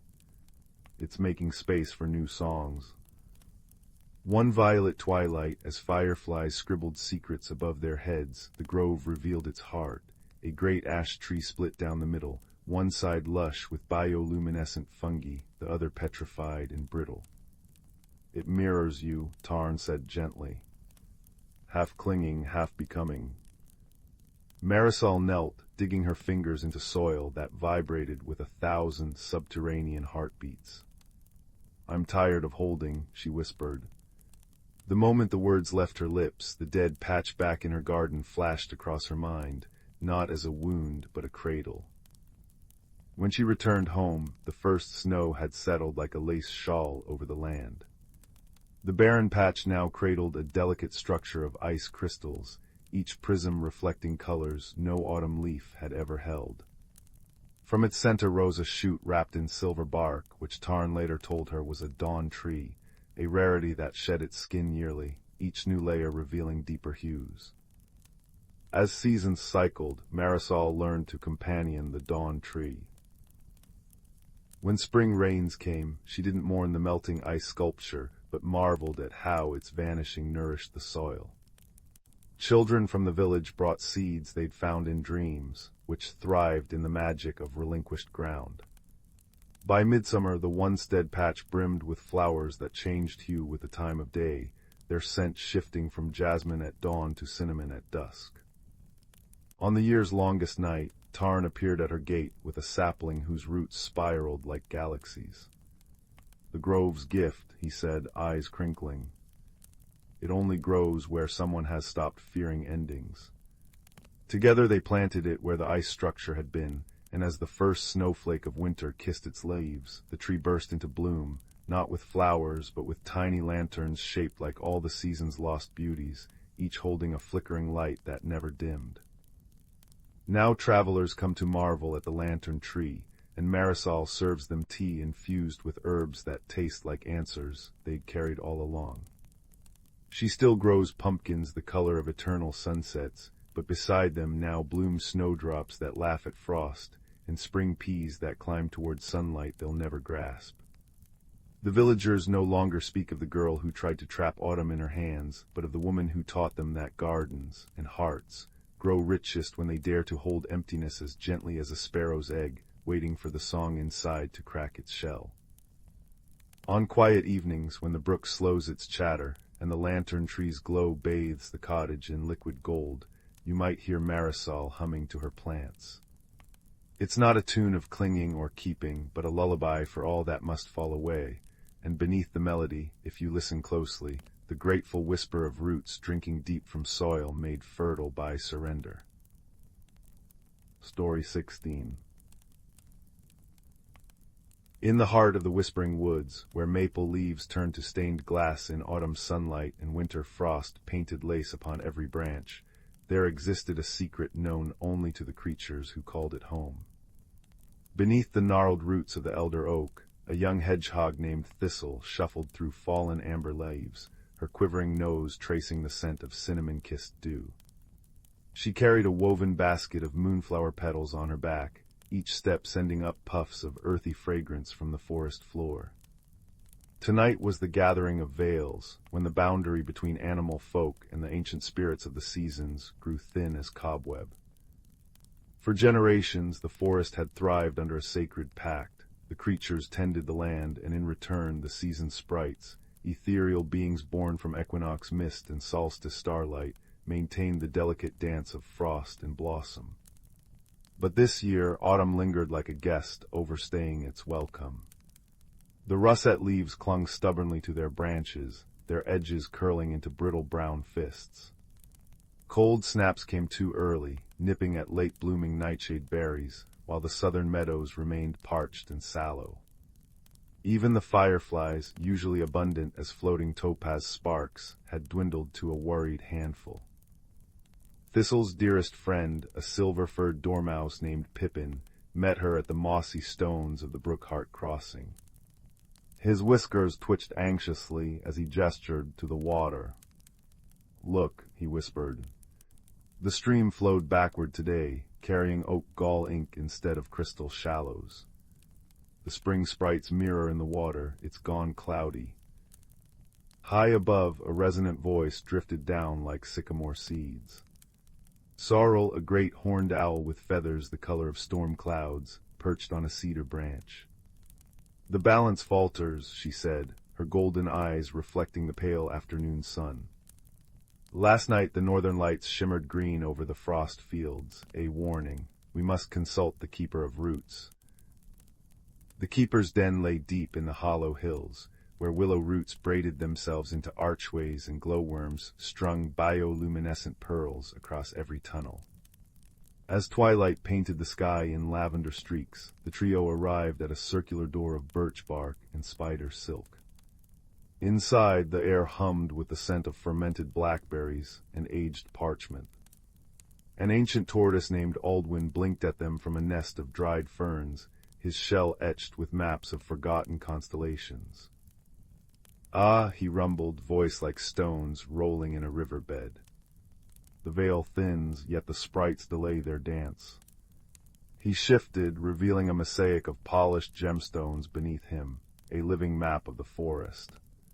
A crack split the center, oozing sap that smelled faintly of iron. The heartspring beneath elder oak weakens. Without its flow, the sprites cannot shift the seasons. Thistle leaned closer, her tiny paws tracing the fracture. "How do we heal it?" Aldwin's answer came slowly, measured as dawn creeping over hills. 3 gifts are needed: a tear wept for joy, a song older than the first rainfall, and a thread spun from moonlight's sigh. But take care, the forest's pain has roused the bramble wraiths. Pippin gulped. Every creature knew tales of the wraiths, spirits of neglected thickets, their thorny claws snagging on careless paws. Where do we begin? The quest unfolded like the peeling of an onion, each layer revealing softer truths beneath. Thistle collected the joyful tear from a fawn's first laughter as it chased amber butterflies through a glen. Sorrel sang the ancient melody with the cricket's chorus at the Stone of Echoes, their combined voices stirring forgotten memories in the bedrock. But the moonlight thread proved elusive. On the eve of the great shift, as pumpkin-colored leaves finally began to fall like tired soldiers, Thistle climbed the star stairs, a hidden path where moonbeams solidified into iridescent steps. The bramble wraiths found her there, their twisted forms blocking the way. "Why should we let you pass?" hissed their leader, a tangle of blackberry vines with eyes like rotting persimmons. "The forest abandoned us. Let it wither." Thistle's heart pounded, but she remembered Aldwin's words. Wraiths are but lonely shadows of what once loved the light. She uncurled from her defensive ball and met their gaze. "The forest hasn't forgotten you." From her basket she offered a sprig of wintergreen preserved in honey, a symbol of enduring sweetness. "Help us heal the heartspring, and we'll clear the blight from your thorns." Silence hung thick as maple syrup. Then, with a creak like bending willow branches, the wraiths parted. Beneath the elder oak, where roots plunged deep into the heartspring's luminous waters, the creatures gathered. Thistle placed the three gifts into the cracked mosaic, as Sorrel's talons wove moonlight into a shimmering lattice. Pippin drummed a rhythm on acorn caps, his melody merging with the croaking of tree frogs and the wind's whispered secrets. The earth trembled, not with fear but relief. The fracture sealed with a sound like ice melting into streams, and from the waters rose the seasoned sprites. Spring with hair of cherry blossoms, summer crowned in sunfire, autumn cloaked in quilted maple, and winter robed in hoarfrost. Together they spun the celestial wheel once more. As the first snowflakes dusted the forest, Thistle curled in her burrow, watching through a window of woven reeds. The bramble wraiths, now crowned with ivory snowberries, hummed lullabies to saplings. The brook-heart stream giggled over quartz stones, carrying promises of crocuses yet to bloom. Aldwin's voice echoed softly in her mind. A forest thrives not by perfection, but by tending its cracks with grace. Outside, the moon hung fat and content, its silver light stitching the world together, one peaceful breath at a time. Story 17. In the heart of the whispering woods, where maple leaves whispered secrets to the wind and spiderwebs glimmered with starlight even at noon, there lived a young hedgehog named Hazel. Her quills were the color of storm clouds brushed with silver, and her paws left tiny star-shaped prints in the moss, a remnant of the time she'd accidentally tumbled into a patch of moonflowers as a pup. The forest breathed around her, ancient and alive, its rhythms tied to the luminous heartstone hidden deep within an oak older than time itself. But lately the woods had been sighing. Frost painted July ferns in crystalline lace, and sunflowers bowed under the weight of unseasonal dew. One twilight, as fireflies scribbled golden poems in the air, Hazel noticed the blackberry vines near her den trembling unnaturally. Instead of plump fruit, they bore shivering droplets of liquid shadow that evaporated when touched. "It's as if the seasons are unraveling," she murmured, recalling her grandmother's tales of the heartstone's power to weave time into harmony. Determined, she packed a satchel of elderberry cakes and a vial of dewdrop tea, then set off to seek the counsel of the forest's oldest guardian, a great horned owl named Elder Bramble, who nested in the hollow of the Moonveil tree. The journey led her through valleys where willows trailed their fingers in silver streams, and over hills where amber-eyed foxes danced in rings of toadstools. Hazel paused by a brook to drink, the water crisp and sweet with the memory of mountain snow. There she met a squirrel named Thistle, his fur streaked with charcoal from a recent encounter with a confused burst of autumn wildfire. "The western pines are coughing smoke," he warned, nibbling a hazelnut. "The heartstone's pulse grows faint, even the river nymphs weep as their currents slow." By the time Hazel reached the Moonveil tree, dawn was painting the sky in watercolor hues of peach and lavender. Elder Bramble's amber gaze held galaxies as he listened to her tale. "The stone's song has weakened," he rumbled, his voice like wind through autumn leaves. "Long ago the four-season keepers, guardians of solstice and equinox, imbued it with their essence. But the bonds between them have frayed. To mend the stone you must seek the keepers and gather their tokens. A blossom of spring's first breath, a flame born of midsummer's zenith, a leaf kissed by autumn's farewell, and a tear from winter's longest night." Hazel's heart fluttered, but she steadied herself, remembering her grandmother's words. Courage grows in the doing, not the dreaming. With a map etched on birch bark and a cloak woven from cobweb silk gifted by Elder Bramble, she ventured east to the Spring Keeper's domain. The air grew lush and green, heavy with the perfume of waking earth. Yet something was amiss. Vines writhed like restless serpents, and cherry blossoms bloomed and withered in seconds. Deep in a glade, Hazel found the Spring Keeper, a graceful deer named Sorrel, her antlers twined with jasmine, pacing before a wilting sapling. "This tree anchors spring's joy," Sorrel sighed. "But its roots thirst for a song only the rainbirds remember. They vanished when the seasons splintered." Hazel tilted her head, listening to the tree's faint hum. It reminded her of the lullabies her mother used to sing, soft, lilting melodies that smelled of lavender and safety. Closing her eyes, she began to hum, pouring memories of gentle rains and dappled sunlight into the notes. Slowly the tree's leaves unfurled, vibrant emerald edged in gold. A single perfect blossom drifted into Hazel's paw, its petals radiating warmth. Sorrel bowed deeply. "You've given it back its heart," she said. "Remember, little one, growth requires both light and song." As Hazel turned south toward summer's realm, days stretched long and honey-thick. Cicadas buzzed in the magnolias, but their chorus felt strained. The summer keeper, a fiery fox named Lumen, awaited her atop a sun-baked mesa.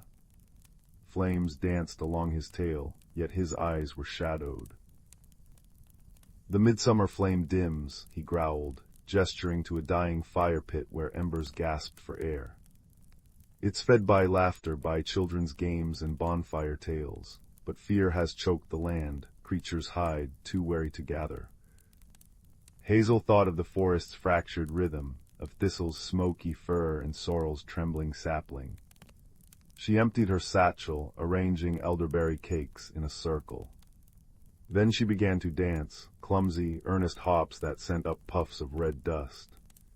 At first Lumen watched skeptically, but when Hazel tripped over her paws and giggled, a spark leaped from the embers. Encouraged, she recounted tales of firefly symphonies and watermelon sunsets, her voice painting pictures in the air. One by one, creatures crept from hiding, a family of mice, a trio of young jackrabbits, even a shy tortoise. Their laughter kindled the flames anew, and Lumen gifted Hazel a flickering coal cradled in a lotus pod. "Carry this warmth," he said. "Joy is a language even shadows understand." Autumn's domain greeted Hazel with a crispness that sharpened the world. Pumpkin-colored leaves spiraled downward, yet instead of settling, they hovered midair as though time itself had hiccuped. The autumn keeper, an ancient tortoise named Ember, slumbered beneath a maple tree, her shell etched with constellations. Hazel gently placed a paw on Ember's mossy foot. "The equilibrium falters," the tortoise murmured without opening her eyes. "The wind and earth argue, one demands haste, the other rest. Balance them." Hazel climbed the maple, its branches groaning under the weight of stalled leaves. Closing her eyes, she inhaled the scent of wood smoke and ripe apples. Balance isn't stillness, she realized. It's the dance between movement and pause. Plucking a leaf, she blew it northward. "Go, but return," she whispered. To the south, she sent another. "Rest, but remember to fly." Slowly the leaves began to swirl in a graceful waltz, some falling, some rising, until the grove hummed with golden harmony. Ember smiled, a single crimson leaf settling into Hazel's paw. "Well done, songling, even endings must breathe." Winter's realm was a silent cathedral of ice. Hazel's breath crystallized into snowflakes as she approached a glacial lake where the winter keeper, a silver-gray wolf named Rhyme, stood vigil. "The longest night's tear lies beneath the ice," Rhyme intoned, her voice echoing like distant thunder. "But the water refuses to freeze truly. Grief has melted its core. A young otter mourns her vanished kin, and her sorrow seeps into the depths. Beneath the ice, Hazel glimpsed a faint shadow darting through frigid currents. She lay belly down on the frost, pressing her muzzle to the ice. "I know loneliness," she whispered. "When the first frost took my grandmother, I thought my heart would never thaw, but her stories remain, here, in every snowdrift and starlit branch." For hours she spoke of memories, bonfires in dark times, the way love lingers like footprints in fresh snow. Slowly the otter surfaced. With a trembling paw, she placed an ice-prism tear in Hazel's satchel. "Thank you," she murmured. "I'd forgotten. Winter makes room for new beginnings."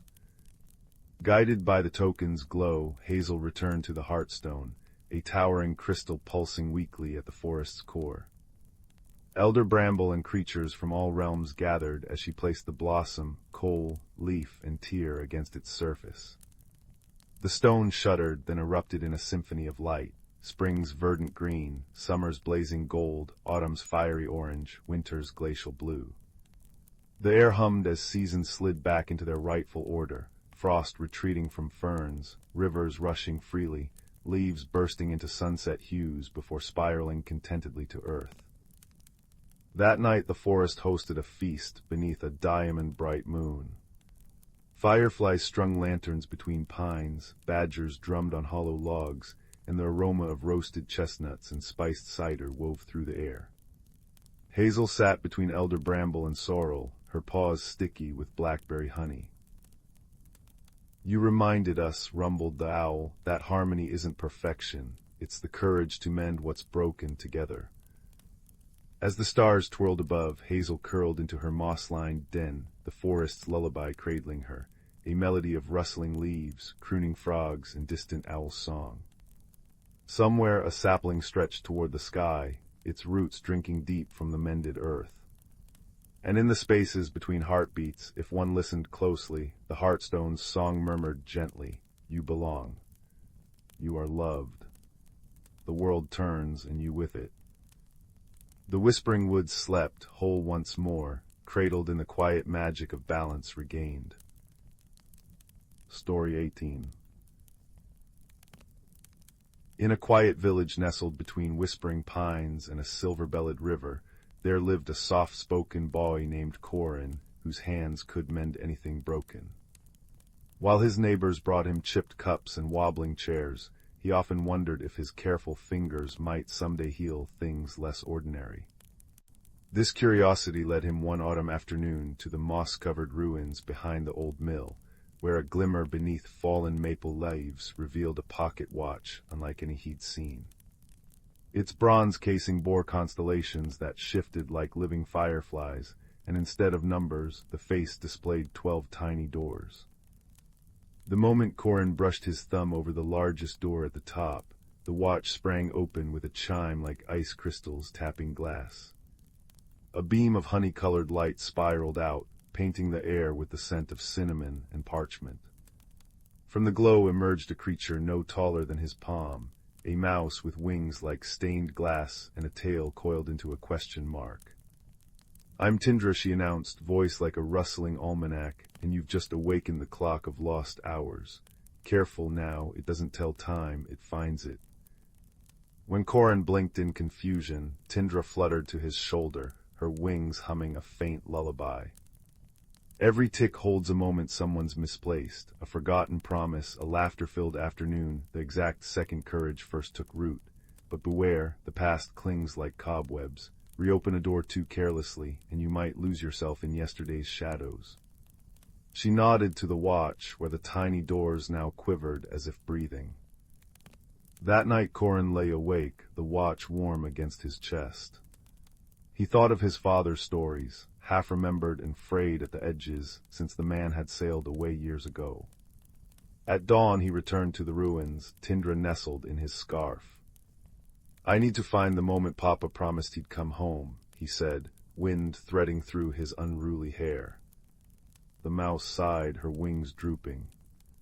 "Lost time isn't a spool of thread to rewind, child, but if you're determined, you'll need guides wiser than me." Their first helper revealed herself at the river's bend, where willows trailed their fingers in the current. A turtle sunning on a rock lifted her head, eyes milky with age. "Ah, the clockbearer arrives," she rasped. "I am old Lorna, memory keeper of the shallows. You seek what the water knows." As Corin explained, she dipped a claw into the river, sending ripples that reflected scenes like floating paintings. A boy building a toy boat, a man singing sea shanties, a whispered farewell at dawn. "Time's river never stops," Lorna murmured, "but its waters remember every tear, and laughter echoed across their surface. Carry this." She offered a vial of river water that glimmered with captured moonlight. Their path then wound upward into the hills, where the wind carried the tang of snow yet to fall. Here they met Bram, a mountain goat whose curling horns held nests of chirping sparrows. "Lost moments, eh?" He chewed a thistle thoughtfully. "The high places teach this. What you seek isn't a when, but a why. Still, take this." He tapped a hoof, and a stone split open to reveal a geode pulsing with inner light. A fragment of the earth's patience helps when the road feels endless. The third guide found them in a twilight grove, where mushrooms glowed like fallen stars. A badger named Sorrel, her fur striped with silvery scars, blocked their path. "Turn back, clockbearer," she growled. "I've seen souls unravel in time's maze, chasing phantoms." But when Corin spoke of his father's voice fading from memory, her stern face softened. "Then you'll need this most of all." She pressed a dried maple seed into his palm. "Whispersing plant it where time's roots run deepest, and it'll grow truth, but only if your heart's question is pure." The journey through the clock's doors was not as Corin imagined. Each tiny portal led not to the past itself, but to its echo, a world of half-remembered colors and emotions adrift like dandelion fluff. In one door he knelt beside his younger self building a sandcastle, the sea breeze tasting of salt and lost words. In another he walked through his father's ship, ghostly sailors singing of winds that never ceased. Tindra's wings turned brittle at the edges here. Old Lorna's vial grew heavy with the weight of unshed tears. The true test came in the 11th door, where Corin found himself not in memory, but in a featureless expanse of drifting clock gears. Here lurked the weave spider, a creature of clicking mandibles and thread-thin legs that stitched through hours like tapestry. "Little mender," it hissed, "you've picked at time's seams. Let me cocoon you in the moment you love best. Stay here, safe in forever yesterday." Its offer shimmered temptingly. Corin as a child, his father's arms around him, autumn leaves suspended mid-fall. But Bram's geode warmed in his pocket, and he remembered the goat's words. "I don't want to trap a moment," he realized aloud. "I want to understand it." The spider recoiled, its illusion fraying. As the creature lunged, Sorrel's maple seed slipped from Corin's fingers, taking root in the void. Vines erupted, binding the spider with thorns made of forgotten birthdays and abandoned promises. "Quickly," Tindra urged. The 12th door. What Corin discovered there was not a scene, but a sound, his father's voice, not from memory, but from the present. Through the watch's final door, he saw the man standing on a distant shore, holding a matching timepiece, its gears rusted but still turning. "He's been trying to return," Tindra whispered. "His own clock broke mid-journey. Without yours, both would have been lost." In the end, it wasn't force, but forgiveness that mended the rift. Corin placed the weave spider's trapped threads into his father's clock, accepting that some promises break not from neglect, but from storms beyond our steering. When the two timepieces chimed in unison, the man appeared not as memory, but flesh, weathered, tear-streaked, and home. Now Corin keeps the clock of lost hours in his workshop, its doors open to all who seek not to rewrite the past, but to make peace with it. Tindra naps in its gears, old Lorna's vial hangs above the hearth, and the maple seed, now a sapling with leaves like stained glass, twines by the window. Visitors come with hearts heavy with regret and leave carrying Bram's lesson. That time is less a river to control than a wind to set your sails by. And sometimes when the fire crackles just so, you might hear Sorrel's gruff chuckle in the grove outside, where the spider's threads now weave moonlight into hammocks for dreaming badgers. As for Corin, he still mends broken things, but now understands that not all cracks need sealing. Some let in the light, some remind us where we've been, and others, like the hairline fractures in the clock's face, hum softly of journeys taken arm in arm with the past, rather than chasing its shadow. Story 19. The amber light of dusk settled over the Valley of Whispers like a well-woven quilt, painting the cobblestone paths in gold and casting long shadows from the ancient willow trees. It was here, in a cottage nestled between the roots of a grandfather oak, that a young girl named Marin discovered the first thread of her hidden tapestry. While clearing cobwebs from the attic's eaves for her ailing grandmother, her fingers brushed against a carved wooden box hidden beneath a century's dust. Inside lay a locket shaped like an autumn leaf, its surface etched with constellations unfamiliar to her, and a parchment that smelled of rosemary and forgotten winters. "These belong to the keepers," her grandmother whispered that evening, tracing the locket's engravings with trembling fingers. The firelight danced in her milky eyes as she spoke of their ancestors, guardians who'd woven starlight into the valley's soil and sung harmony into its rivers. "The last keeper vanished when I was your age, taking our family's purpose with her, but this—" She pressed the locket into Marin's palm, its metal warm as living skin. "This is a compass for the heart that remembers." That night Marin dreamt of a stone archway veiled in ivy, where 9 fireflies pulsed in a slow, deliberate rhythm. When she awoke, the locket glowed faintly beneath her pillow, casting leaf-shaped shadows that pointed toward the eastern woods. She packed a satchel with oatcakes and a jar of blackberry jam, slipped her late father's woolen cloak around her shoulders, its pockets still holding pine needles from their last walk together, and followed the shadowy trail into the forest. The trees welcomed her with rustling approval. Sunlight filtered through the canopy like liquid honey, illuminating a path of moss-cushioned stones that hadn't been there the day before. By noon she reached a clearing where a brook chuckled over smoothed pebbles, its waters carrying petals of wild azaleas. There, beneath a hawthorn tree adorned with ribbons of faded silk, sat a boy no older than herself, mending a fishing net with nimble fingers. His hair held the russet gleam of fox fur, and his eyes, wide and alert, lifted to meet hers. "You're late," he said, though his smile softened the words. "The otters have been gossiping about your footsteps since dawn." He introduced himself as Cale, grandson of the valley's last net weaver, and presented her with a gift, a lantern fashioned from willow reeds and mulberry paper.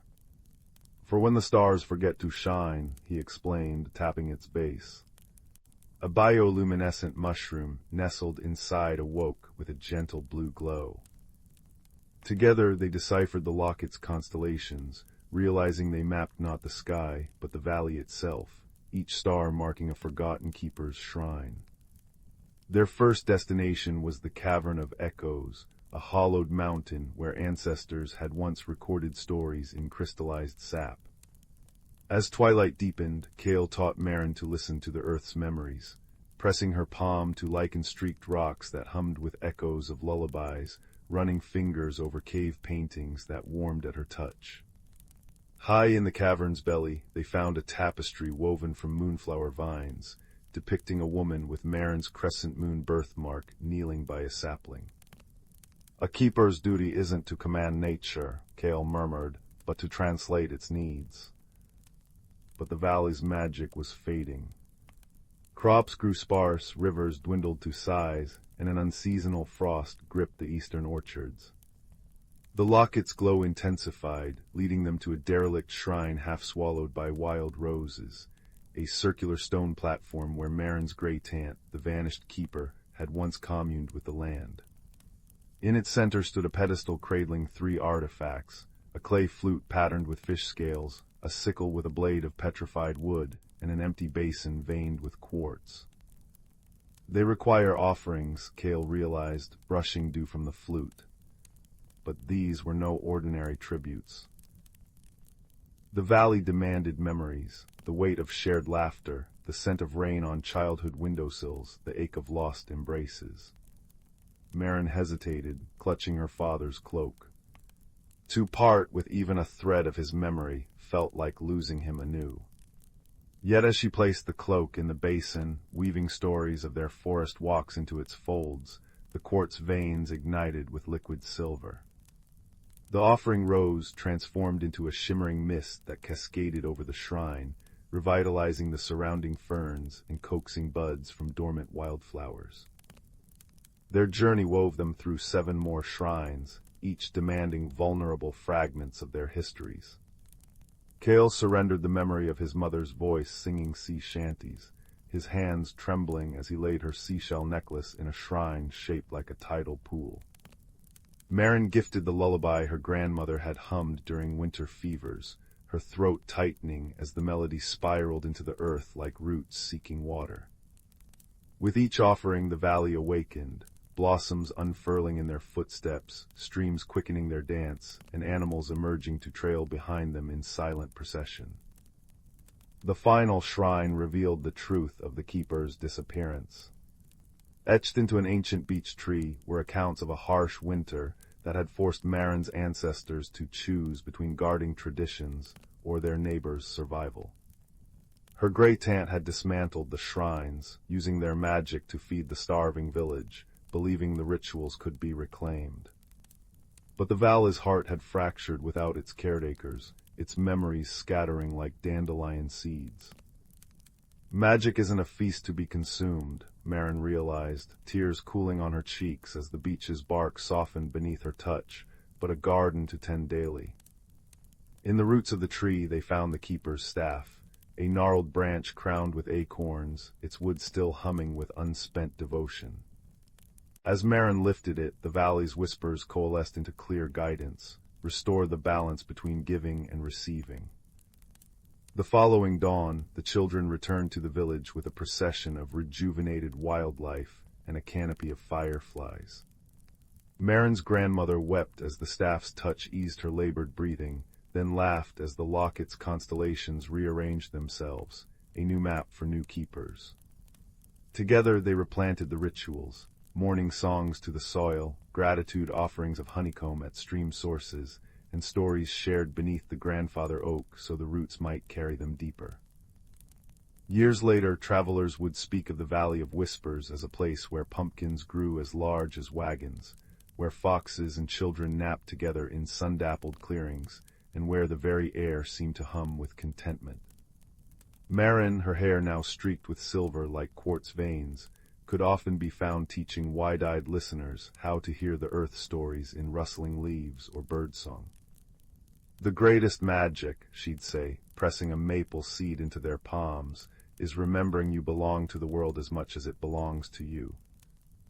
And on crisp evenings, when the smell of wood smoke curled through the village, she'd visit the restored shrines with Cale, still sporting fox-bright hair beneath his snowdrift beard, to leave offerings of quiet moments, the crinkle of a shared smile, the peace of intertwined silences, the enduring warmth of hands that had learned to hold both heritage and hope. Story 20. In the quiet valley of Moss Grove, where chimney smoke curled into plum-colored sunsets and cobblestones glistened with perpetual dew, there lived a village where teapots sang lullabies and lampposts grew like sunflowers toward the moonlight. It was here, beneath the crooked clock tower that chimed 13 times at midnight, that the troubles began with something as ordinary as a missing button. One crisp autumn evening, young seamstress Mirabelle discovered her silver thimble had turned into a tiny silver frog. It ribbited politely from her sewing basket, blinking with eyes like molten mercury. Before she could ponder this, the baker's son, Oliver, burst into her thatched workshop, clutching a loaf of bread that glowed faintly blue. "The rolling pins are marching," he panted. "They're heading toward the old willow tree." As golden leaves pirouetted through the streets, more oddities emerged. Clocks ran backward during tea time, socks paired with strangers' mittens, and the village's famous honey, harvested from bees that hummed in three-part harmony, developed a curious habit of spelling out words in breakfast toast. The elders clucked their tongues, recalling tales of the Glimmerflux, a shy, ancient magic that stirred when the balance between human and wild realms wavered. Mirabelle, whose patience was as fine as her embroidery thread, noticed patterns. The chaos always began at the quarter-hour chimes, and the misbehaving objects invariably faced east. With Oliver, who could whistle any tune after hearing it once, and a timid librarian named Finch, whose spectacles revealed hidden text in moonlight, she formed the Curiosity Club. Their first clue came from an unexpected ally, a badger in a waistcoat who tended the raspberry patches. "Follow the crumbs of shadow," the badger rasped, polishing a berry with meticulous paws. "Where the clock's heart skips, the roots remember." The trio ventured beyond the village, through meadows where sheep grazed on clouds lowered by patient shepherds. Near the eastern woods they found the old willow, its branches now cradling a nest of stray buttons, thimbles, and one very disgruntled rolling pin. Beneath it sat a child-sized figure woven from twigs and twilight, weeping silvery tears that hardened into lost trinkets upon hitting the ground. "The humans forgot," the figure hiccuped, its voice like wind through a keyhole. "They stopped leaving stories for the roots. Now our memories are tangled." Mirabelle knelt, recognizing the creature from her grandmother's tales, a woodspinner, keeper of the village's unwritten history. Long ago, villagers would whisper secrets to ancient trees, and in return, the woodspinners warded off misfortunes. But as Mossgrove grew busy with steam kettles and star charts, the ritual had faded. "We'll help untangle them," Oliver offered, producing his harmonica. As he played a reel that made stones tap dance, Finch deciphered the glyphs forming in the creature's bark-like skin, while Mirabelle stitched the scattered trinkets into a cloak, using thread spun from dandelion fluff. With each stitch, the woodspinner's form grew more distinct, until it stood as a regal figure crowned with acorns. The solution came not through grand spells, but through listening. The villagers gathered under the willow to share memories, old jokes, recipes, the tale of how the bridge learned to hum. Children left drawings for the trees, and grandparents sang lullabies to saplings. As the last story was told, a heartfelt apology from the baker to his escaped sourdough starter, the woodspinner's tears turned to laughter, and then chanted objects toddled home, guided by fireflies. That winter, when the first snow fell in hexagons as wide as dinner plates, Mossgrove's children discovered something wondrous. Every lost mitten, every stray marble, every cookie nibbled by mice had been returned, with tiny improvements. Socks now darned themselves, cookies bore iced constellations, and Mirabelle's thimble frog continued to assist her sewing, though it insisted on afternoon tea breaks. And in the eastern woods, if you're very quiet at the stroke of 13, you might hear the trees humming along with Oliver's harmonica, a gentle reminder that even the oldest magic grows stronger when tended with kindness. Story 21. In the heart of the whispering woods, where trees hummed lullabies through their leaves and rivers shimmered with starlight even at noon, there lived a young fox named Sorrel. His coat was the russet of autumn's first blush, and his eyes held the keen curiosity of one who notices the world's hidden stitches. Each morning he would pad softly through meadows jeweled with dew, past spiderwebs strung with pearls of rain, to a moss-cushioned hollow where the oldest creatures gathered. There the air smelled of cedar and secrets, and the ground pulsed faintly, as if the earth itself were breathing. One crisp dawn, Sorrel noticed something amiss. The goldenrod flowers, usually abuzz with bees, hung silent and still. The maple leaves, which should have begun their slow blush toward crimson, remained stubbornly green. Even the wind seemed trapped in a sigh, carrying none of its usual whispers from the north. At the edge of the glimmering brook, Sorrel found his friend Juniper, a snowshoe hare whose fur turned the color of moonlight in winter. Her nose twitched anxiously as she nibbled a patch of clover. The frost spinners haven't come, she fretted. The air's too warm for their threads. The frost spinners, pale, ethereal caterpillars who spun the first frost each autumn, were late. Without their silken threads, the seasons would stutter, and the delicate balance of the woods would fray. Sorrel's tail swished with determination. "We must find the guardian tree," he said. "Its roots hold the memories of every season. Perhaps it knows what's wrong." The guardian tree stood at the forest's heart, its trunk wider than 10 badgers nose to tail, its branches cradling a canopy that glowed like emerald-stained glass. But as sorrel and juniper approached, they gasped. The tree's leaves were curled and brittle, its bark streaked with silvery veins that pulsed weakly, like a fading heartbeat. At its base sat an ancient tortoise named Thalassa, her shell etched with maps of forgotten constellations. "The tree's dreams are troubled," she murmured, her voice like shifting pebbles. "The celestial clock in the skyward peaks has stalled. Without its chimes, the seasons cannot turn." And so the trio embarked on a journey, joined by Pip, a firefly whose lantern flickered with bioluminescent stardust, and Bramble, a doe whose antlers curled like fiddlehead ferns. They trekked through valleys where willows wept amber sap, crossed rivers that sang in harmonies only otters understood, and climbed slopes where stones hummed ancestral lullabies. The higher they climbed, the stranger the world became. Snowflakes hovered mid-air, preserved like glass ornaments. Autumn leaves burned scarlet in one gully while spring buds unfurled in the next. Time itself had splintered. At last they reached the skyward peaks, where the celestial clock hung suspended between 2 mountain spires. It was no ordinary clock. Its gears were made of crystallized moonlight, its pendulum a comet's tail, and its face a swirling mosaic of all 4 seasons. But the mechanism was frozen, ice creeping over its golden veins. "The clock's keeper must have fallen ill," said Thalassa, her breath frosting in the unnatural chill. "Look, the wren isn't singing." In a nest of woven twilight perched a small bird, her feathers dull as tarnished silver. This was Nocturne, the skyward wren, whose song each solstice set the clock in motion. Now she lay listless, her chest barely rising. Juniper hopped closer, ears drooping. "She's cold, so cold." Remembering the frost spinner's absence, Sorrel nosed a drift of half-melted snow. "What if we warm her not with heat, but with memories?" he wondered aloud. Pip's lantern flared as the creatures gathered, each offering a fragment of the forest's joy. Bramble closed her eyes and breathed the scent of her fawn's first steps.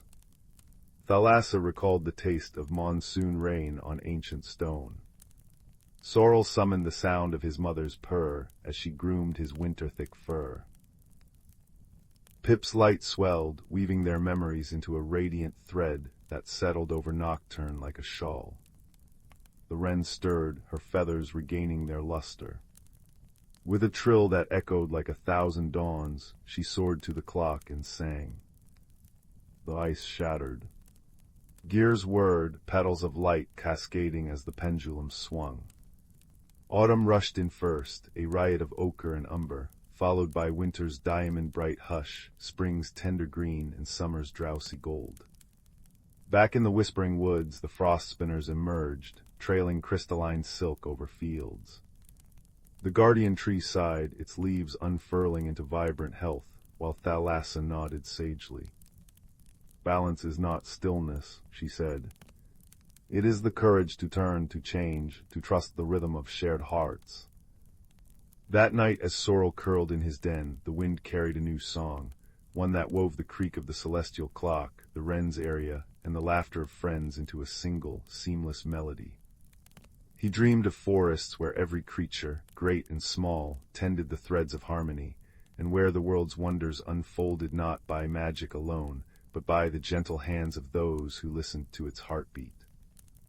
And far above, the stars blinked in approval, their light filtering through the trees like a promise, that as long as there were those who cherished the dance of seasons, the whispering woods would always remember how to sing.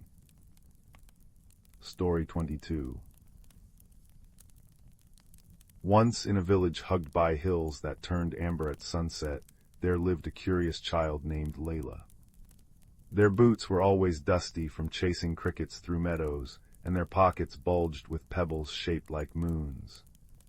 But Lila's greatest secret was a map found tucked inside an old book, a map leading to the Glimmerwood, a place whispered about in rhymes but never seen.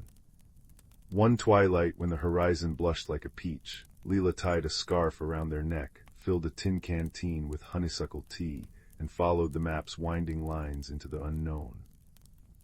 The Glimmerwood revealed itself not all at once, but in layers.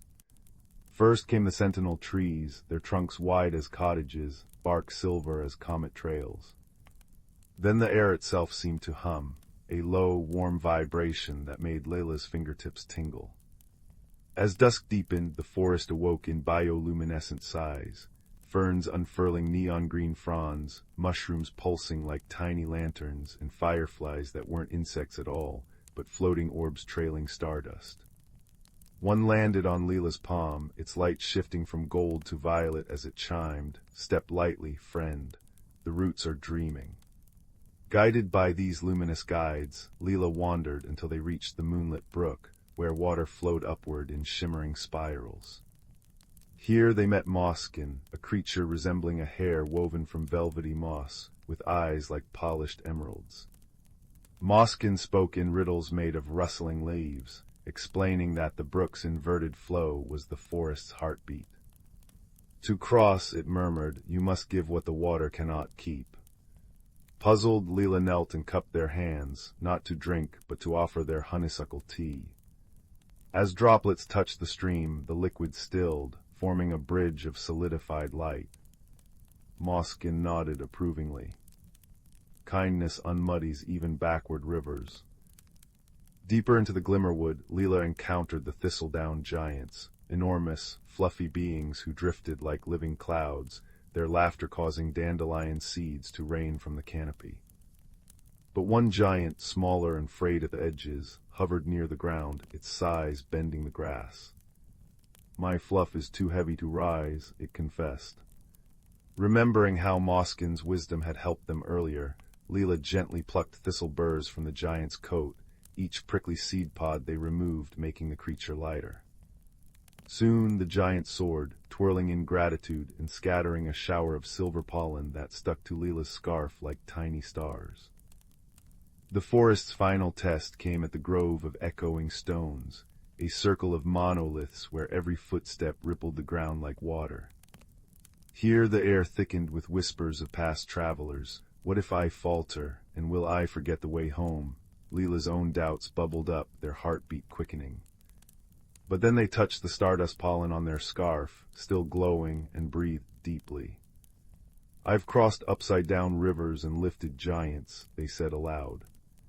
The stones shivered, and the path solidified into a bridge of woven shadows and sunlight, leading to the heart of the grove.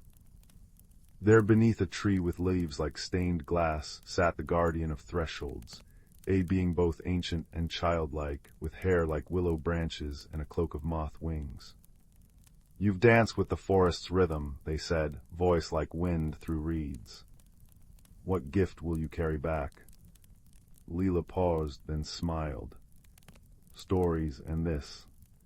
They opened their hand, revealing a single glowing seed pod from the thistledown giant. The guardian laughed, a sound that made the stained glass leaves clink musically. "Ah, courage watered by kindness always bears fruit." The journey home was swifter, the Glimmerwood bending its paths in farewell. Fireflies lit Lila's way, Mosskin hopped alongside them for a time, and the brook's bridge glimmered one last time as they crossed. When Lila stepped back into their village, dawn was peeling open the sky, and their scarf still twinkled with pollen stars. They placed the seed pod on their windowsill, where it took root and grew into a plant with leaves that glowed softly each night, a reminder that wonder exists just beyond the edge of fear. Years later, villagers would swear they sometimes saw the sentinel trees swaying in the distance, or heard a hare's rustling laugh in the wind.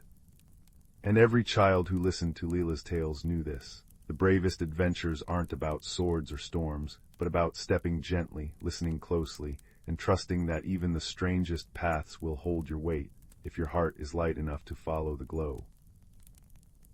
Story 23.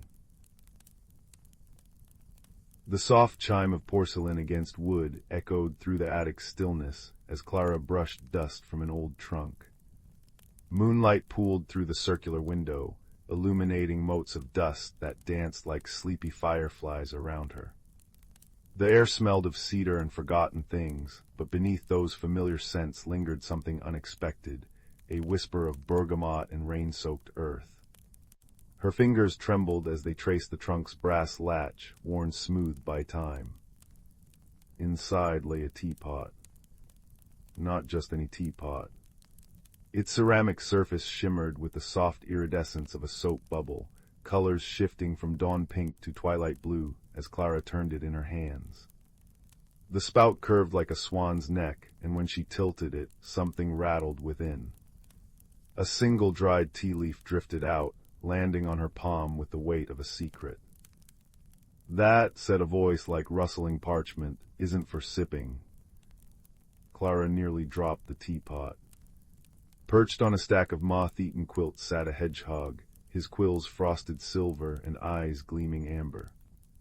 He adjusted tiny spectacles on his snout. "It's for remembering, though I suppose you've figured that out by now, what with the leaf and all."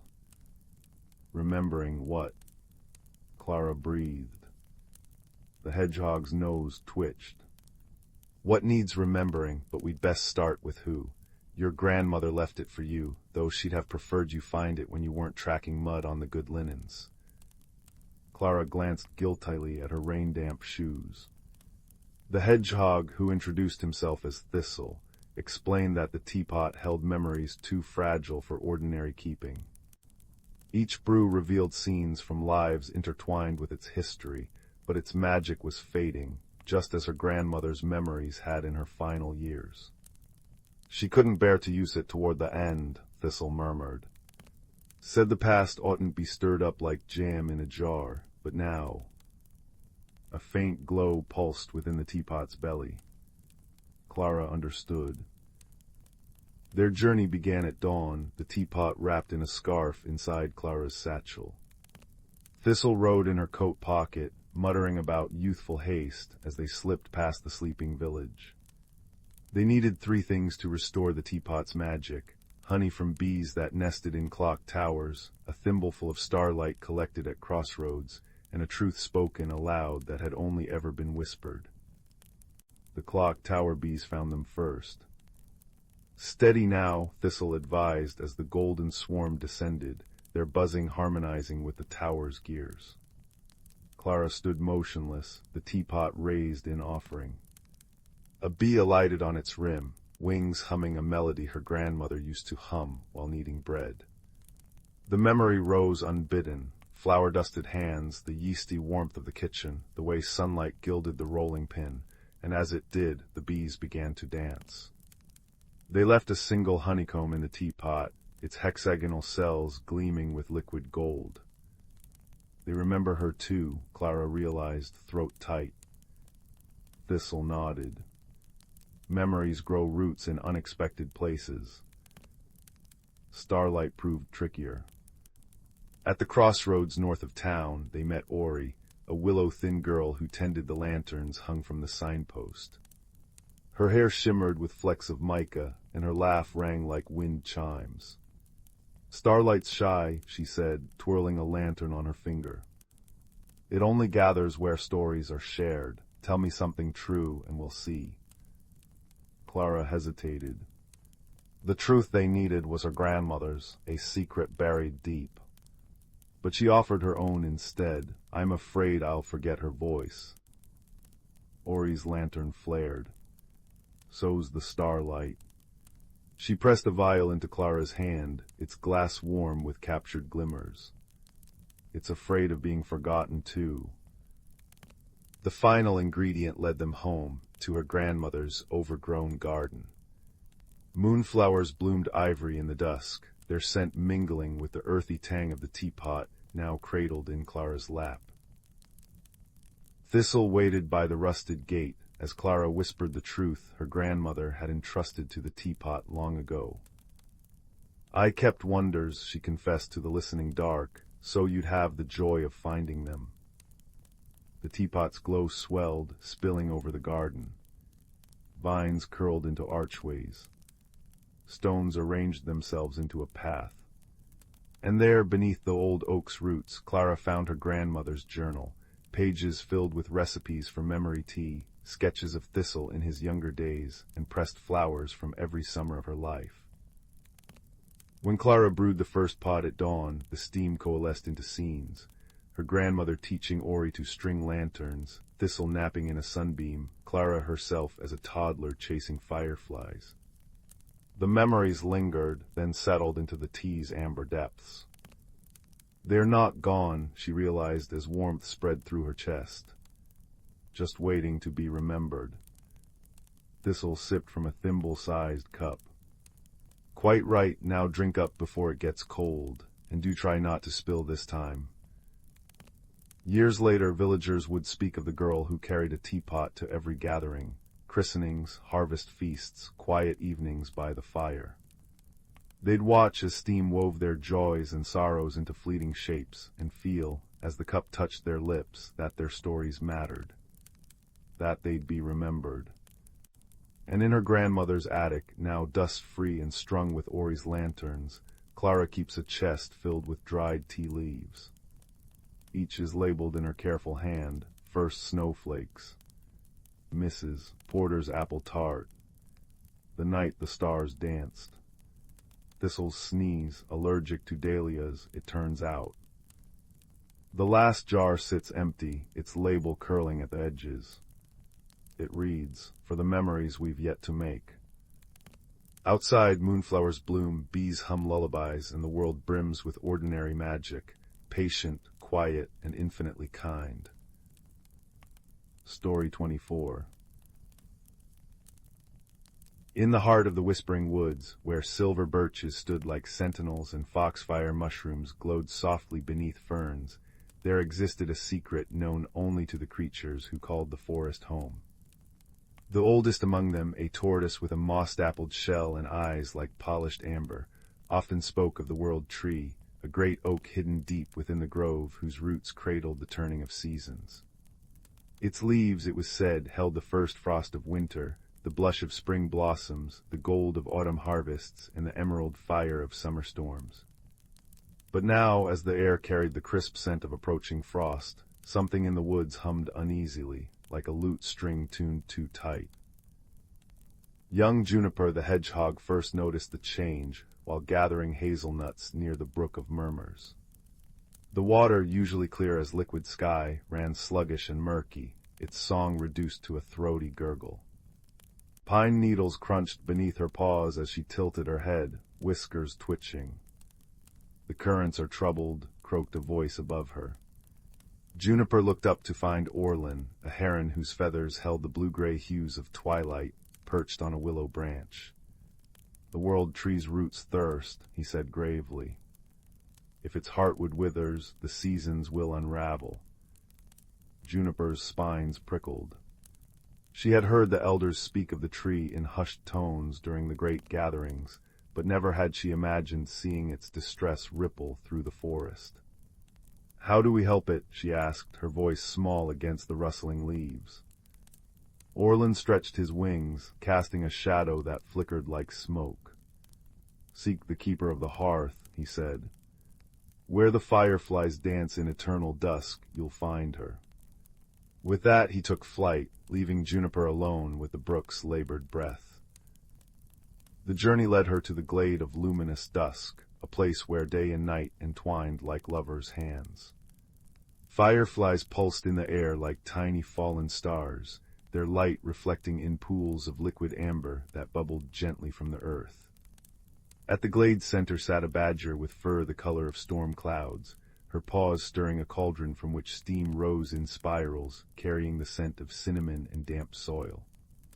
This was Thalia, keeper of the hearth, whose stews could mend broken bones and weary hearts alike. "Ah," Thalia rumbled, her voice warm as a hearthstone. "The world tree's song has grown faint. You'll need 4 gifts to strengthen it, one from each season, lost long ago when the forest's rhythm fractured."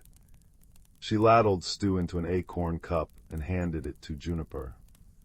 "Winter's breath lies trapped in the icefall caverns, spring's laughter sleeps beneath the meadow of shattered mirrors, summer's flame flickers in the throat of the stone sparrow, and autumn's tears pool in the hollow of the forgotten willow.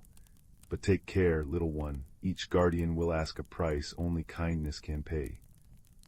Juniper sipped the stew, its warmth spreading through her like sunlight through leaves. "I'm not brave," she whispered.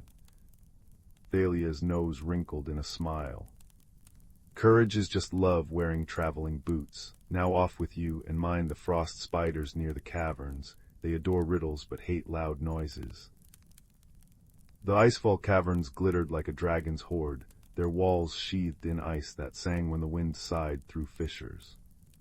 Juniper's breath hung in misty clouds as she navigated the maze, her paws numb from cold. Deep within she found winter's breath, a swirling orb of silver mist, guarded by a fox made entirely of icicles, its eyes 2 chips of glacial blue. "What melts without warmth grows without light and whispers without voice," the fox intoned, frost curling from its jaws. Juniper's nose twitched. "A memory," she said, recalling Thalia's tales of ancient winters. The fox inclined its head, and as the orb floated into her waiting paws, the ice around them groaned. Frost spiders scuttled from shadows, their leg joints clicking like dice. Remembering Thalia's warning, Juniper hummed a lullaby her mother used to sing, a tune as soft as falling snow. The spiders stilled, their many eyes drooping, and she slipped away as the caverns sighed in approval. Spring's laughter proved trickier. The meadow of shattered mirrors was a puzzle of reflecting pools that showed not one's face, but fragments of forgotten joys. Juniper's reflection showed her planting acorns with a sibling who'd vanished last molt, their laughter echoing across years. The guardian here was a hare with fur like new grass, one ear torn, dancing between mirrors. "To claim spring's laughter," he said, "you must make the mirrors sing in harmony." Juniper studied the pools. Where her paws touched, ripples became notes, a high trill here, a deep chime there. She thought of Thalia's stew, of Orland's twilight wings, of the frost spiders swaying to her lullaby, and let gratitude shape the melody. One by one, the mirrors joined her song, until the meadow rang with a chorus that shook dewdrops from buttercups. The hare bowed, pressing a shimmering green orb into her paws. "Joy remembered is joy multiplied," he said, and vanished in a swirl of dandelion seeds. Summer's flame dwelled in a canyon where a stone sparrow, wings spread in eternal flight, jutted from crimson cliffs. Heat rippled the air as Juniper approached, parching her throat. The flame, a flickering amber bead, nestled in the sparrow's open beak, guarded by a lizard with scales like molten copper. "I thirst," it hissed. "Fetch me water from the canyon's weeping stone, and the flame is yours." But the weeping stone lay across a chasm, bridged only by a thread of spider silk. Juniper's heart thrummed as she inched across, the silk vibrating beneath her. Below, a river of magma growled. When she finally placed her acorn cup beneath the stone's trickle, she paused. The lizard's thirst mirrored her own. Though every instinct screamed to drink, she poured the water into the guardian's waiting jaws. The lizard's eyes softened. "Compassion kindles brighter than flame," it said, gifting her the orb. Autumn's tears awaited in a grove where the forgotten willow wept sap like liquid gold. Its guardian, a moth with wings like stained glass, spoke in a voice of rustling parchment. "The tears are here," it said, pointing to a hollow brimming with molten topaz, "but they cannot be carried. You must convince them to follow. Juniper sat beneath the willow, watching sunlight dapple the tears. She thought of the world tree, not as a legend, but as a living thing, aching and alone. "Please," she whispered. "The forest needs you. I need you." The tears quivered, then flowed upward in a spiral, coalescing into a radiant orb. The moth chuckled. Even sorrow moves for love spoken true. The world tree stood in a clearing where time itself seemed to bow, its bark etched with runes that pulsed faintly. Juniper placed the orbs at its roots, each dissolving into light that seeped upward through the trunk. The tree shuddered, then blazed, winter's silver, spring's green, summer's gold, autumn's crimson, its branches exploding with leaves that sang as they unfurled. The forest exhaled. The brook of murmurs laughed anew, cascading over stones frosted with fresh ice. Buds pushed through snowdrifts, their petals kissed with dawn's colors. Fireflies winked above thawing earth, and the air hummed with the balance of seasons restored. At the next great gathering, the elders nodded as Juniper recounted her tale. "You've learned," said the moss-backed tortoise, "that harmony isn't perfection. It's the courage to mend what's broken, stitch by stitch." As years passed, Juniper became a storyteller, her voice weaving tales of ice foxes and dancing hares for wide-eyed kits. And on quiet nights, when the wind carried the scent of time and distant rain, she would visit the world tree, its leaves whispering secrets only the heart could translate, a lullaby of earth and sky, endlessly patient, infinitely kind. Story 25. In the velvet-hued valley between the whispering pines and the brook of murmurs lay the village of Thimblewick, where chimney smoke curled into shapes of sleeping cats, and the cobblestones glimmered with embedded moonquartz. It was here one autumn evening, when the air smelled of cinnamon and wood smoke, that the first strange occurrence unfolded. Miss Juniper the baker opened her pantry to find her cherry preserves had turned into tiny glass orbs, each containing a flickering candle flame. By dawn, 3 more peculiarities bloomed like mushrooms after rain. Farmer Bram's scarecrow now wore a cloak of living ivy, the schoolhouse chalkboard wrote compliments in sparkling dust, and every copper kettle in town sang lullabies when water boiled. The townsfolk gathered in the square, their breath making ghosts in the crisp air. "It's the work of the snippet snare," fretted old Mr. Thistle, adjusting his spectacles. "A spirit that tangles up ordinary things with leftover magic." But 12-year-old Cora, whose braids held threads of starlight from her mother's weaving loom, noticed what others didn't. The ivy on Farmer Bram's scarecrow bore tiny teeth marks, and the glass candelorbs chimed like wind chimes when touched. That evening, Cora took her observations to the moss-draped cottage of Nettlewick, the reclusive star reader who communicated with owls by tapping her birchwood cane. The cottage smelled of dried lavender and ink, its walls papered with star charts that shifted like living things. "Ah," Nettlewick murmured, her milky eyes narrowing at Cora's sketches of the tooth marks. "You've seen the work of glimmer mice, but these are no ordinary nibblers. They feast on forgotten wishes." With Nettlewick's spectral owl, Lumina, perched on her shoulder, Cora followed the trail of glimmermouse clues. A patch of grass that hummed middle C near Miss Juniper's pantry, a smudge of iridescent pollen by the schoolhouse. They led to the hollow's oldest oak, where Cora discovered a knothole pulsing with soft golden light. Inside, 3 glimmer mice with fur like spun stardust were frantically piecing together a mosaic of broken wishes. A child's longing for a friend, a widow's unspoken grief, a farmer's dream of singing crops.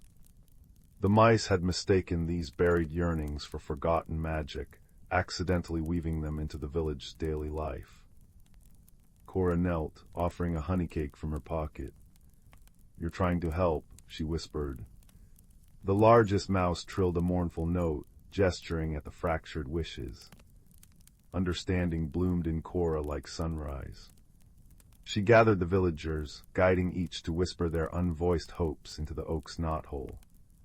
As wishes found their proper homes, the ivy cloak became a quilt for the widow's bed, the singing kettles brewed courage tea for the lonely child, and the glass candelabres lit the path to Farmer Bram's new orchard. On the next full moon, Cora found the glimmer mice had moved into her mother's loom, weaving threads of resolved wishes into the starlight cloth. And though Thimblewick's magic never again turned preserves to lanterns, the villagers learned to listen for the soft chime of the knothole oak whenever someone's heart needed tending. A gentle reminder that even misplaced magic could bloom into kindness when met with curious eyes and an open heart. Story 26. The Whisperwood Locket.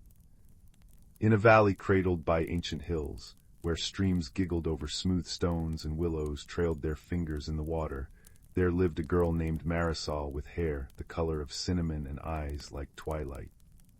Her village, Bramblebrook, was known for two things: honey-sweet apples that tasted of sunlight and the Whisperwood, a forest that sighed secrets to those who listened closely. But few dared enter its depths, for the trees were said to remember every footstep, every breath, and guarded their mysteries with roots as deep as time. One crisp autumn afternoon, while chasing a stray lamb through the orchard, Marisol stumbled upon a glimmer beneath a gnarled oak. Brushing away leaves the color of burnt copper, she uncovered a locket shaped like a teardrop, its surface etched with constellations she didn't recognize. When she clasped it around her neck, the world shifted.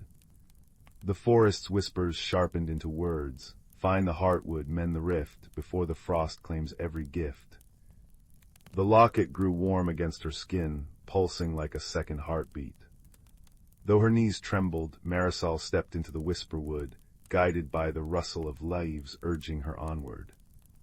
The trees here were unlike any she'd seen: birches with silver bark that shimmered like moonlight, oaks whose acorns chimed like tiny bells, and maples that dripped sap glowing faintly blue. Yet beneath the beauty, something felt unsettled. Flowers wilted mid-bloom, streams ran backward, and shadows pooled too thickly beneath ferns. Lost little one, a voice rasped. Marisol whirled to find a fox watching her, its fur the russet of autumn sunsets and eyes sharp as thorns. But this was no ordinary fox. Its tail split into 9 silken strands, each tipped with a dewdrop that refracted rainbows. I'm looking for the heartwood, Marisol said, clutching the locket. Do you know the way? The fox tilted its head. The path is perilous for those who rush, but follow and mind your steps, the forest is wounded. As they journeyed, the fox, named Ember, explained that the Whisperwood was a living tapestry woven by the season's 4 keepers. But the Winter Keeper, weary of her role, had fractured the locket that bound their magic, scattering its pieces and unleashing chaos. The heartwood is the forest's core, Ember said, leaping over a root that twisted like a serpent. If the rift isn't sealed by the solstice, the seasons will unravel entirely. Marisol's fingers brushed the locket. This is one of the pieces. The first, Ember confirmed. 3 remain: spring's breath in a bloom that never fades, summer's flame in a stone that does not burn, and autumn's tears in a cup made of shadows. All must be restored before the heartwood can heal. Their first trial came at Moonflower Hollow, where spring had frozen mid-bloom. Tulips hung like glass ornaments, their colors bleached to ghostly white. In the hollow's center stood a single intact flower, a violet with petals like crushed velvet. But as Marisol reached for it, the ground shuddered, and thorned vines erupted, hissing like adders. They guard what's been stolen, Ember warned. Quickly, sing to them. Sing. Marisol squeaked, dodging a vine. The forest answers to courage wrapped in kindness. Her voice trembled at first, a lullaby her mother had sung when storms rattled the shutters. But as she sang, the vines stilled. One brushed her cheek, its thorns retracting, and gently laid the violet in her palm. The moment the flower touched the locket, warmth flooded the hollow. Ice melted into dewdrops, tulips blushed pink and gold. One piece found, Ember murmured, approval in his nine-tailed sway. Summer's trial brought them to the ashen ridge, where fire had scorched the land to cinders. Heat pulsed in waves, and the air smelled of lightning. At the ridge's peak sat a blackened stone, its cracks oozing molten light. The flame's prison, Ember said, but to claim it, you must endure its truth. Marisol knelt, hands shaking as she reached into the stone's core. Fire licked her skin, but instead of pain, she felt sorrow. Images flickered in the smoke. The Winter Keeper, alone in her ice palace, watching centuries pass in silence. It's loneliness that made her fracture the locket, Marisol realized. The flame seared her palm, yet she held fast, whispering, "You don't have to be alone anymore." The stone cooled to amber, its fire now a gentle glow. As Marisol placed it in the locket, rain burst from barren clouds, washing the ashen land clean. Grass sprouted emerald green, and butterflies emerged from charred cocoons. Autumn's trial was the cruelest. They descended into the shade bramble, a labyrinth where trees wept sap like ink and the air thickened into syrup. Here the third piece, a cup carved from a single shadow, floated in a pool of liquid night. To take it, you must give something of equal weight, Ember said grimly. Marisol hesitated. What could she offer? Her fingers found the lamb's bell tied to her belt, its sound a comfort during storms. It was her only keepsake of home. Gritting her teeth, she dropped it into the pool. The bell sank, glinting once before disappearing. The shadow cup rose to her hands, lighter than mist. When she slotted it into the locket, daylight pierced the canopy. The weeping trees straightened, their leaves blazing into gold and scarlet. 3 pieces, Ember said. Now to the heartwood. The heartwood was a colossal tree at the forest center, its trunk wide as a castle, bark etched with runes that pulsed faintly. But a jagged crack split its core, oozing silvery sap. Winter's touch had spread here. Frost crawled up the roots, and the air bit with cold. Before the tree stood the Winter Keeper, her gown of ice refracting fractured light, her face a mask of grief. "You shouldn't have come," she whispered, her voice the creak of glaciers. "The seasons are a cage, let them end." Marisol stepped forward, the completed locket glowing. "They're not a cage, they're a dance, and dances need all partners." She extended a hand. "We'll help you carry the cold." The keeper froze. No one had ever offered, not in millennia. Tears like diamonds pooled in her eyes. I forgot what warmth felt like. Together, they pressed the locket into the heartwood's crack. Light erupted, swift and sweet as dawn. The rift sealed and the forest exhaled, a sound like wind chimes and babbling brooks. Frost receded, buds swelled on barren branches.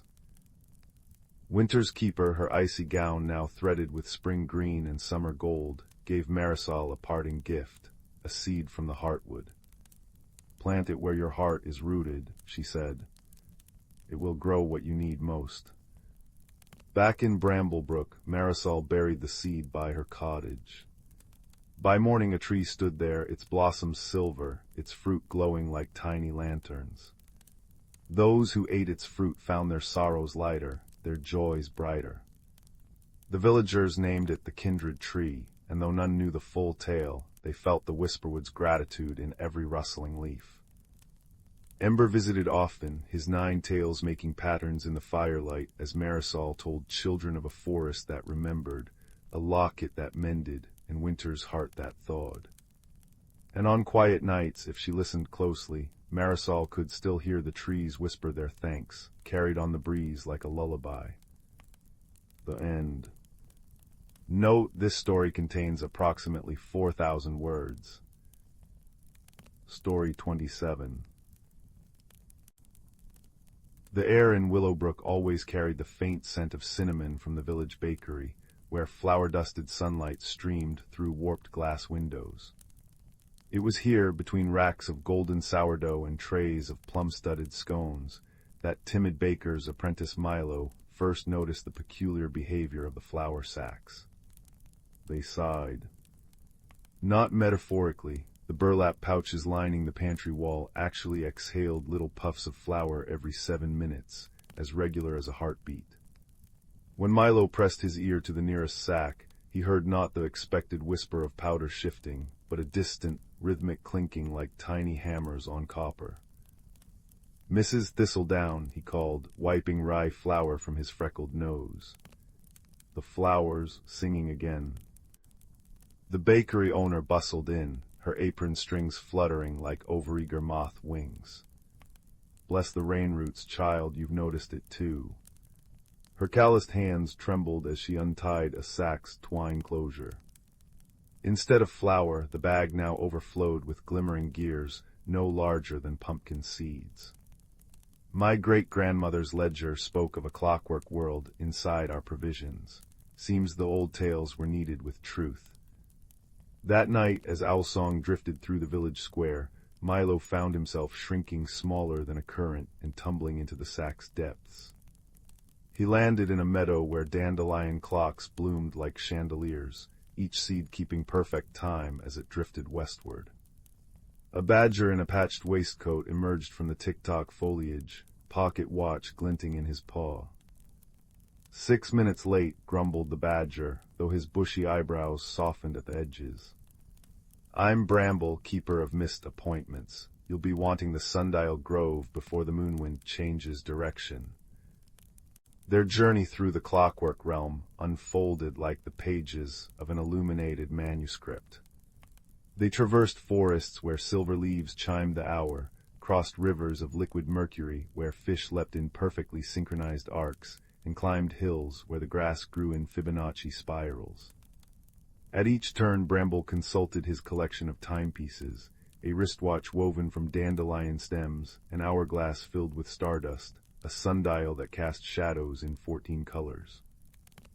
In the Valley of Hesitation, they met a sorrowful wind-up songbird trapped in an endless loop of unfinished melodies.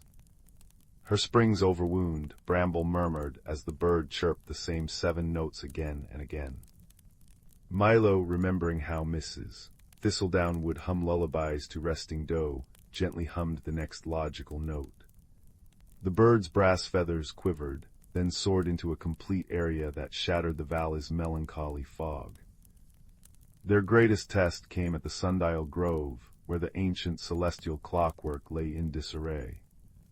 The moon's gears ground against the sun's sprockets, sending temporal shudders through the realm. A frazzled owl librarian named Professor Hoot fluttered down, spectacles askew, clutching a tome titled Cosmic Cogs, a beginner's guide to orbital mechanics. "The harmony's broken," she hooted, pages flapping like panicked doves. "We need to adjust the lunar escapement before the tide gears flood the villages." But as Bramble produced tools and Professor Hoot spouted equations, Milo noticed what the experts overlooked. The problem wasn't in the mechanics, but in the silence between them. The celestial bodies had forgotten how to listen to each other's rhythms. Remembering how bread only rises when warmth and patience work in tandem, Milo began clapping a simple rhythm from his grandmother's baking songs. Slowly, hesitantly, the moon's gears began tapping counterpoint. The sun's pendulum swung in harmony. When they emerged from the flour sack at dawn, Mrs. Thistledown was waiting with a pot of honeyed chamomile tea. The bakery walls glowed with newfound warmth, every loaf in the oven rising with impossible perfection. Bramble's pocket watch now hung above the hearth, its ticking syncopated but steady, while Professor Hoot's book of equations had transformed into a recipe journal filled with notes like "add starlight when kneading moonbread." Years later, travelers would come to taste the famous hourglass croissants that somehow always arrived at your table the moment you craved them. But the children of Willowbrook knew the real magic lay in the corner booth, where an old baker and his owl companion would tell tales of a realm where time wasn't measured in minutes but in moments. and where the most ordinary ingredients could bloom into extraordinary wonders if one simply remembered to listen. Story 28. On the mist-shrouded planet of Verdantia, where trees hummed with inner light and rivers glowed like liquid stardust, a human named Kale stumbled out of his crashed escape pod. His boots sank into moss that pulsed faintly violet beneath his weight, the air tasting of elderberries and static.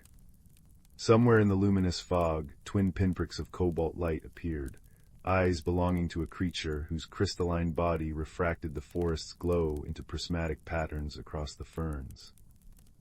"Stay back," Kale warned, raising his plasma torch like a sword. The being froze, its triangular head tilting as segmented crystal plates along its neck chimed like wind chimes. When it extended a three-fingered hand, translucent skin revealing slow-swirling galaxies of bioluminescent fluid beneath, Kale noticed the creature was trembling. 4 solar cycles earlier, Tarn had watched fire arrows streak across the sky, the third starship this season to invade his people's sanctuary. The starseed crystals embedded in Verdantia's core called out to passing vessels like a siren song, tempting outsiders to mine them into extinction. But this hairless, round-eared intruder smelled different. Not of greed, but of ozone and burnt wiring. Of fear. Their first true communication came during the azure rain. Kale had taken shelter under Tarn's overlapping crystal plates when the downpour began, acidic droplets hissing against Tarn's natural armor. The human's shaky sketch in the wet soil, a starship then a question mark, made Tarn's light pulse quicken to gold. Hesitant, he tapped an amber crystal shard from his forearm, pressing it into Kale's palm. The moment skin met stone, visions bloomed, a map of glowing caverns, a starseed crystal thrumming with power, then Tarn's memory of seeing Kale's pod trailing smoke. "You want to help me?" Kale breathed. Tarn warbled a scale of chiming notes, the sound translating through the crystal into warmth against Kale's palm. Repairing the pod required journeying to the shivering caves, where electromagnetic storms danced across mineral pillars. When Kale's tools short-circuited, Tarn taught him to listen to the crystals, placing palms against formations until their resonant frequencies revealed stress fractures. In turn, Kale showed Tarn how to weave metallic vines into conductive cables, the alien's dexterous fingers moving with new precision. Their greatest conflict came not from the environment, but misunderstanding. Kale awoke one night to find Tarn cradling the ship's power core, its casing open. "Put that down," he shouted, grabbing the core. Tarn recoiled, plate slamming shut with a sound like shattering glass. For 3 tense hours they sat apart, until Kale noticed the improved efficiency readings. Tarn had realigned the plasma conduits using crystal resonance. "I'm sorry," Kale whispered, offering the core back. Tarn's answering chime held no resentment, only sorrow that their communication had failed. That night they developed a language. Tarn's light patterns matched to Kale's hand signals, shared laughter when Kale attempted melodic chimes by tapping his water canteen. The storm came at dawn. Ionized winds tore through the valley, sending debris flying. Tarn shepherded Kale into a crystal hollow, his body shielding the human as lightning spiderwebbed across his plates. When a falling monolith threatened to crush them both, Kale did the unthinkable. He grabbed Tarn's sharp-edged hand and pulled, trusting the alien's reflexes over his own. Together they rolled clear, the impact shaking the ground beneath them. "You saved me," Kale rasped, forehead pressed to Tarn's vibrating chest plate. A warm blue glow enveloped them, Tarn's version of an embrace. On the eve of departure, they stood by the repaired pod. Kale pressed his forehead to Tarn's in the traditional crystal breather farewell. "I'll come back," he promised, throat tight. Tarn detached a teardrop-shaped shard from his wrist, a starseed fragment glowing with soft persistence. Through their touch, he showed Kale the truth. The real treasure wasn't the crystals, but the resonance between disparate souls. Now, when Kale navigates the star lanes, the shard hangs above his console, pulsing in time with Verdence's heartbeat. And in the humming forests, Tarn keeps a strange metal charm by his nest, a twisted bolt from the pod, warmed daily in shafts of sunlight. They've learned friendship isn't about proximity, but the quiet certainty that somewhere across the cosmos, another heart echoes your own rhythm. The end. Story 29. In a forgotten corner of the Whispering Woods, where maple keys spun like emerald chandeliers in the summer breeze, there lived a girl named Marisol whose hands hummed with a peculiar warmth. The villagers called it stone sickness, this strange heat that made bread dough rise too fast in her palms and caused raindrops to sizzle into mist against her fingertips. On the eve of her 12th birthday, as fireflies painted lazy circles above the lavender fields, Marisol discovered the heat could do something remarkable when she pressed her palms to the ancient standing stone behind the mill. Its weathered surface rippled like pond water struck by moonlight. The stone became a liquid mirror showing a twilight forest where trees wore bark like overlapping silver coins and foxfire fungi pulsed in time with a distant heartbeat. Through the shimmering surface stepped a creature no taller than a butter churn, its body a living tapestry of autumn leaves stitched together with spider silk. "Took you long enough in Burhan's," it rasped, voice like walnuts tumbling down wooden stairs. The gloaming court's been waiting 6 human lifetimes for a warmth weaver to rekindle the sundial heart. Thus began Marisol's descent into the upside forest, where shadows grew substance, and every step required bargaining with the landscape. Tree roots rearranged themselves unless politely addressed in the old tongue, which sounded remarkably like the clatter of hail on clay tiles. Streams flowed upward into spiraling aqueducts of liquid crystal, and the very air tasted of burnt caramel and forgotten promises. Her guide, a sardonic hedgehog librarian named Thistlewick, whose quills were inked with star maps, taught her to navigate by the freckle patterns on the undersides of mushroom caps. Their first true test came at the moonlit market, a bazaar floating on lily pads in a bioluminescent swamp. To pay the toll for passage on a gondola pulled by melancholic otters, Marisol had to warm a frozen songbird back to life, not just its body, but the crystallized melody trapped in its throat. As her hands glowed like captured sunset, the ice melted into a haunting area about lost constellations that made the otters weep pearl tears. The market's inhabitants, clockwork fireflies selling jars of compressed starlight, willow witches trading recipes for bending time into pretzel shapes, began murmuring about the return of the sundial's keeper. Deep in the amber grottos where time pooled like honey, they found the sundial heart, a massive crystal mechanism frozen mid-tick, its gears clogged with centuries of stagnant moments. To repair it, Marisol needed to collect 3 essence: the breath of stillness from the eye of a snowstorm, the spark of unraveling from a dandelion clock's final seed, and the memory of tomorrow from a place that hadn't existed yet. The last ingredient led them to the workshop of unmade things, a paradoxical realm of half-invented music boxes playing future lullabies and mirrors reflecting ancestors yet unborn. It was here Marisol met her greatest challenge, a mirror showing her older self, a woman radiating calm authority, but with frost creeping through her veins where warmth once flowed. "This is the price," the reflection whispered, icicles forming on the words. "To tend the sundial, you become part of its mechanism. Your warmth fuels eternity, drop by drop."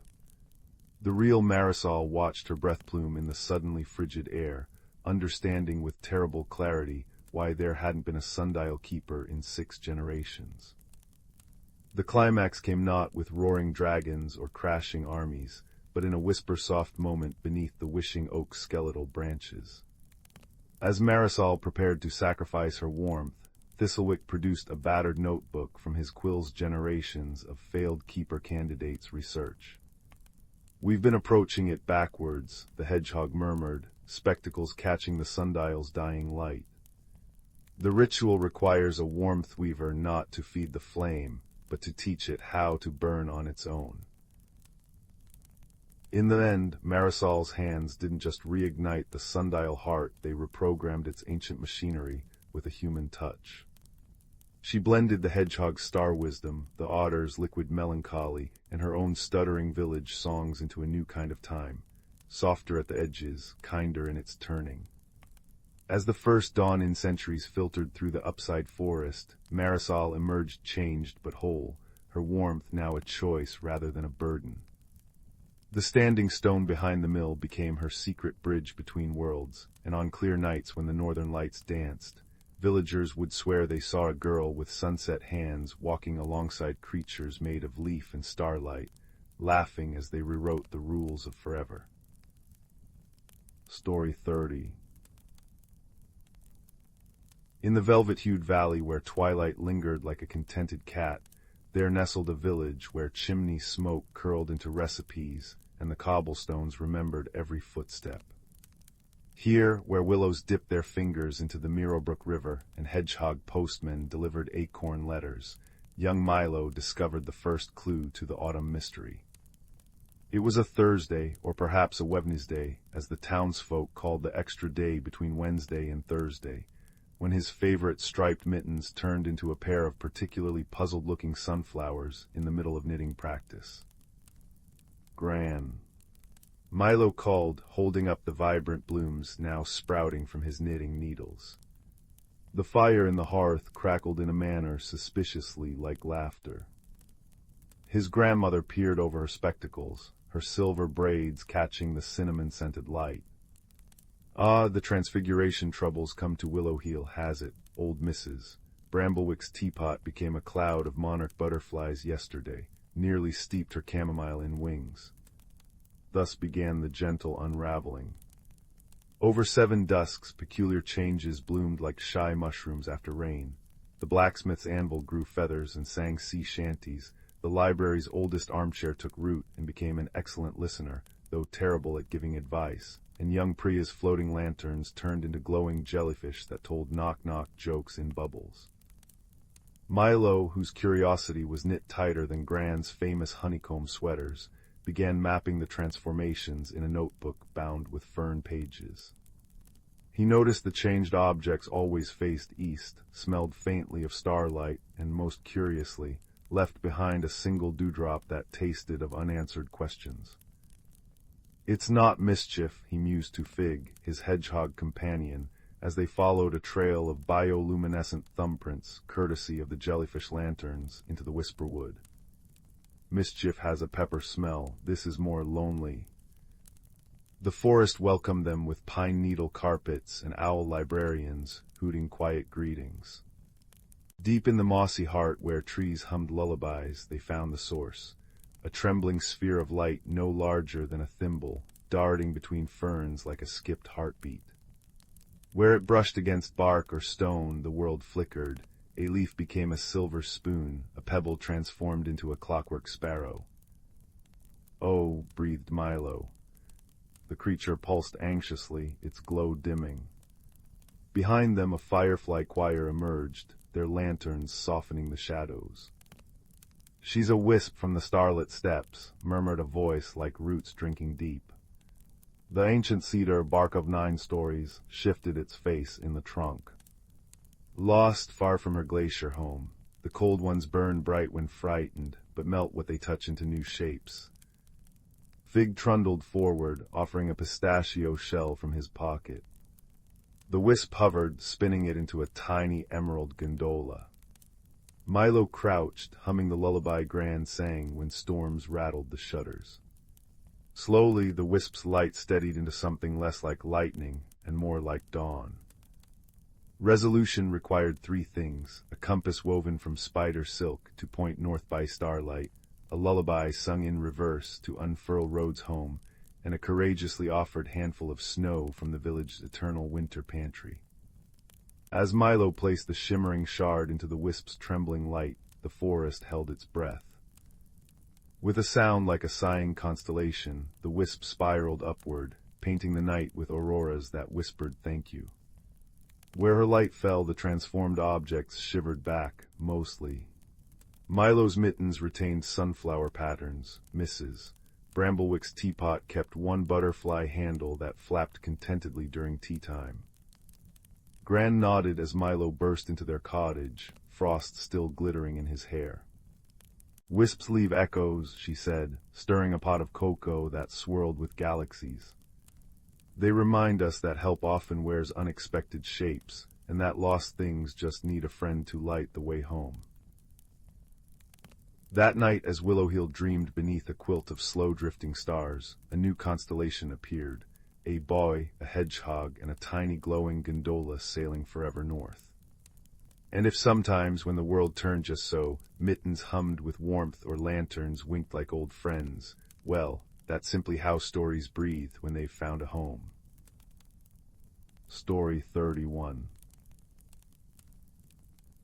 In the heart of the whispering woods, where maple leaves turned to stained glass in sunlight and streams hummed lullabies over polished stones, there existed a secret known only to the creatures who called the moss-carpeted hollows home. Each autumn, when the moon hung low and heavy as a ripe persimmon, the forest's oldest inhabitants gathered beneath the grandfather oak to perform the turning, a sacred ritual that softened summer's fiery breath into winter's silver sigh. But this year the air tasted wrong. Crisp mornings lingered too long, frost refusing to kiss the earth, and the northern winds carried whispers of a splinter in the world's hidden gears. A young hedgehog named Thistle first noticed the imbalance while collecting moonberries by Candlefly Creek. The berries, usually glowing soft blue by twilight, now pulsed an uneasy violet. Their light dimmed as he placed them in his woven reed basket, as though the very forest held its breath. "Mama," he said, nudging his mother's paw as she sorted elderroot nearby, the creek's song sounds cracked. She paused, her quills trembling as a maple leaf spiraled down, still summer green at its edges. "Fetch Elder Morna," she murmured.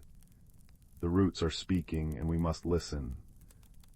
Elder Morna, a tawny owl whose feathers held the gray of long-remembered storms, awaited Thistle in her cedar hollow. The air here smelled of dried lavender and wisdom, shelves carved into the wood holding clay jars of starlight pollen and bottled thunderstorms. "Ah," she said, her amber eyes narrowing at the basket's dimming berries. "The veil between seasons frays. Come, child, we must consult the guardian." Few dared approach the stone sentinel, a moss-shrouded monolith where the forest's first magic slept. Its surface shimmered with lichen that changed color with the hour, rose at dawn, emerald at noon, sapphire under moonlight. As Thistle and Morna neared, the ground sighed, and the stone split open like a seed pod, revealing a staircase woven from living roots. "Courage, little one," Morna whispered. "The guardian favors gentle hearts." Below, in a cavern lit by bioluminescent fungi that dripped gold light like honey, stood the guardian of roots, a creature of shifting form, one moment a stag with antlers of twisting vines, the next a woman with hair of falling cherry blossoms. "The turning weakens," she said, her voice the echo of 1,000 rustling leaves. "The fire newts grow restless in their volcanic nurseries, refusing to sing winter's lullaby. Without their heat to balance the ice sprite's dance, the seasons will unravel." Thistle's paws trembled, but he stepped forward. "How do we help?" The guardian smiled, and suddenly the cavern walls bloomed with visions. A family of badgers tending geothermal springs, otters weaving ice crystals into river currents, fireflies carrying embers to thaw frozen soil. "Every creature has a thread in the tapestry," she said. "Find the fire newt elder, repair what's been broken, but tread softly. Their hearts burn bright, but fragility lies beneath." The journey to Ember Hollow took 3 sunrises. Thistle traveled with a procession of allies, Pip, a quick-witted red squirrel who could read the wind's secrets, Bramble, a bear cub whose fur held the scent of wild mint and patience, and Luna, a silver fox whose paws left faint trails of frost even in summer. Together they navigated terrain where nature's rules bent strangely, waterfalls that flowed upward into rainbow mist, trees that hummed when touched, and clearings where time pooled like rainwater. At the hollow's entrance, heat rippled the air. Fire newts skittered across obsidian rocks, their scales flickering like dying coals. Their elder Ignis perched on a basalt throne, his crown forged from blackened thorns. "You come to beg favors," he rasped, smoke curling from his nostrils. "The ice sprites mocked our molten hymns. Why should we sing while they freeze our kin?" Pip's tail twitched. "But your songs aren't just yours, they're the forest's heartbeat. If seasons crumble, let them crumble." Ignis roared, flames licking his jaws. Thistle, recalling the Guardian's words about fragility, noticed cracks in Ignis's obsidian throne. Not flaws, symbols. He inched forward, ignoring the searing air. "You're crowned those thorns. They're from the ashthorn tree, aren't they? The one that grows where fire and ice meet." Ignis stiffened. "My mate wove it before the frosts claimed her." Silence fell, thick as magma. Luna stepped forward, her frost trails hissing against the hot stone. "The ice sprites grieve too. Their eldest crystal bearer shattered when your flames grew too fierce. Balance isn't truce, it's kinship." Bramble placed a honeycomb at Ignis's feet, a gift from the bees who pollinated firebloom flowers. "Together, we can rebuild what's lost." The truce began with a single note. Ignis' voice, rough as grinding tectonic plates, sang the first verse of the lava lullaby. From the north came ice sprites, crystalline bodies chiming like wind chimes, weaving frost patterns in the air. Fire newts carved channels in the earth, directing heat to thaw frozen streams without boiling them. Otters guided the meltwater to nourish dormant seeds. Thistle and Pip gathered moonberries, their restored glow stitching the veil between seasons as Morna chanted the ancient incantation. Roots embrace stone. Flame kisses frost. Let every thread in the loom be known. No season forgotten, no harmony lost.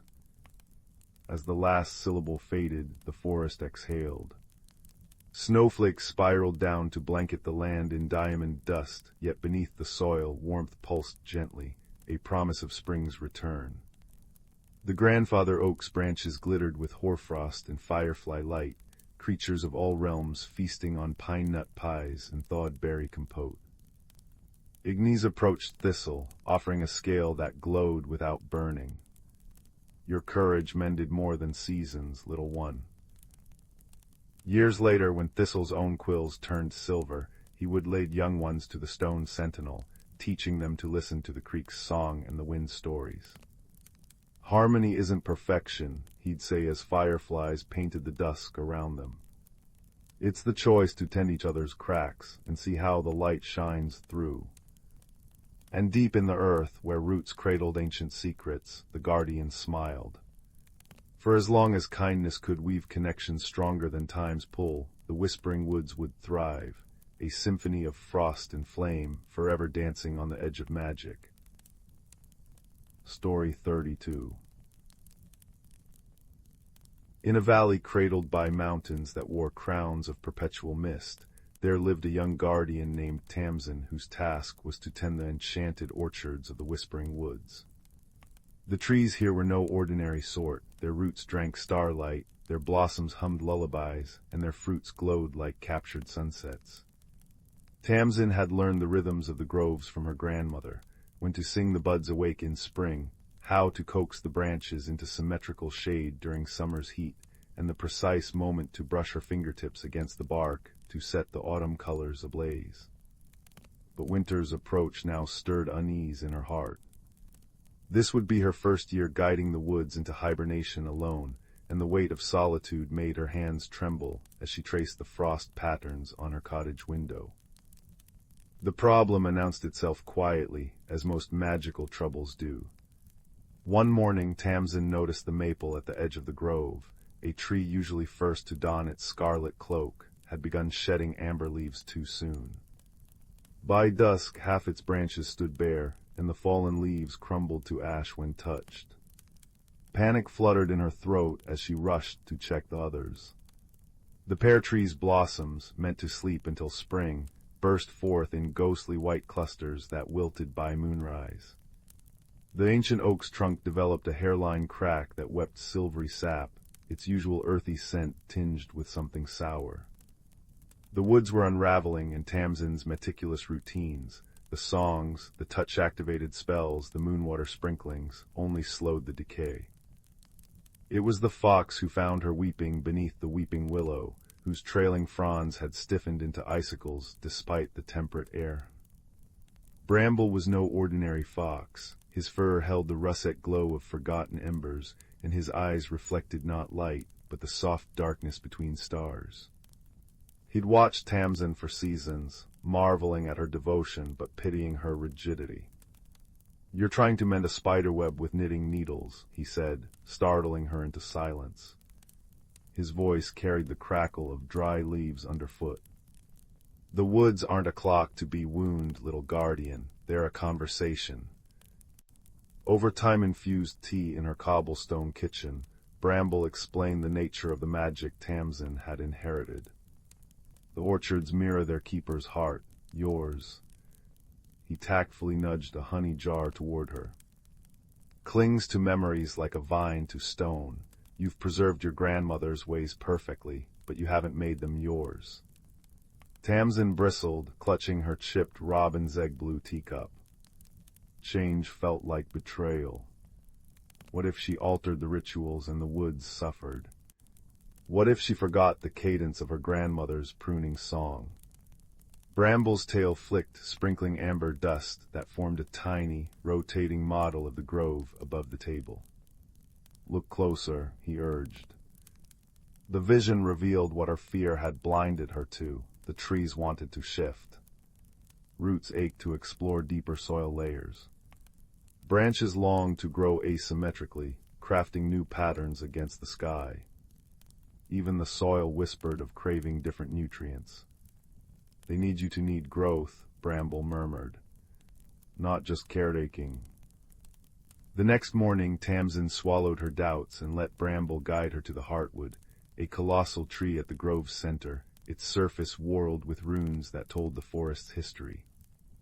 "Place your palms here," the fox instructed, "and listen deeper than you've ever dared."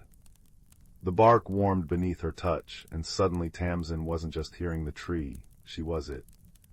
Centuries of memories flooded her, saplings embracing storms to strengthen their cores, roots patiently dissolving boulders into fertile soil, leaves surrendering to decay so new buds might feast on their remains. She felt the forest's quiet joy in transformation, its trust in cycles rather than permanence. When she stumbled back, cheeks wet with tears that smelled faintly of pine resin, Bramble nuzzled her hand. "Now you understand." Progress was neither swift nor linear. Her first independent spell, an attempt to heal the cracked oak, resulted in its branches sprouting feathery moss that tickled anyone who passed beneath.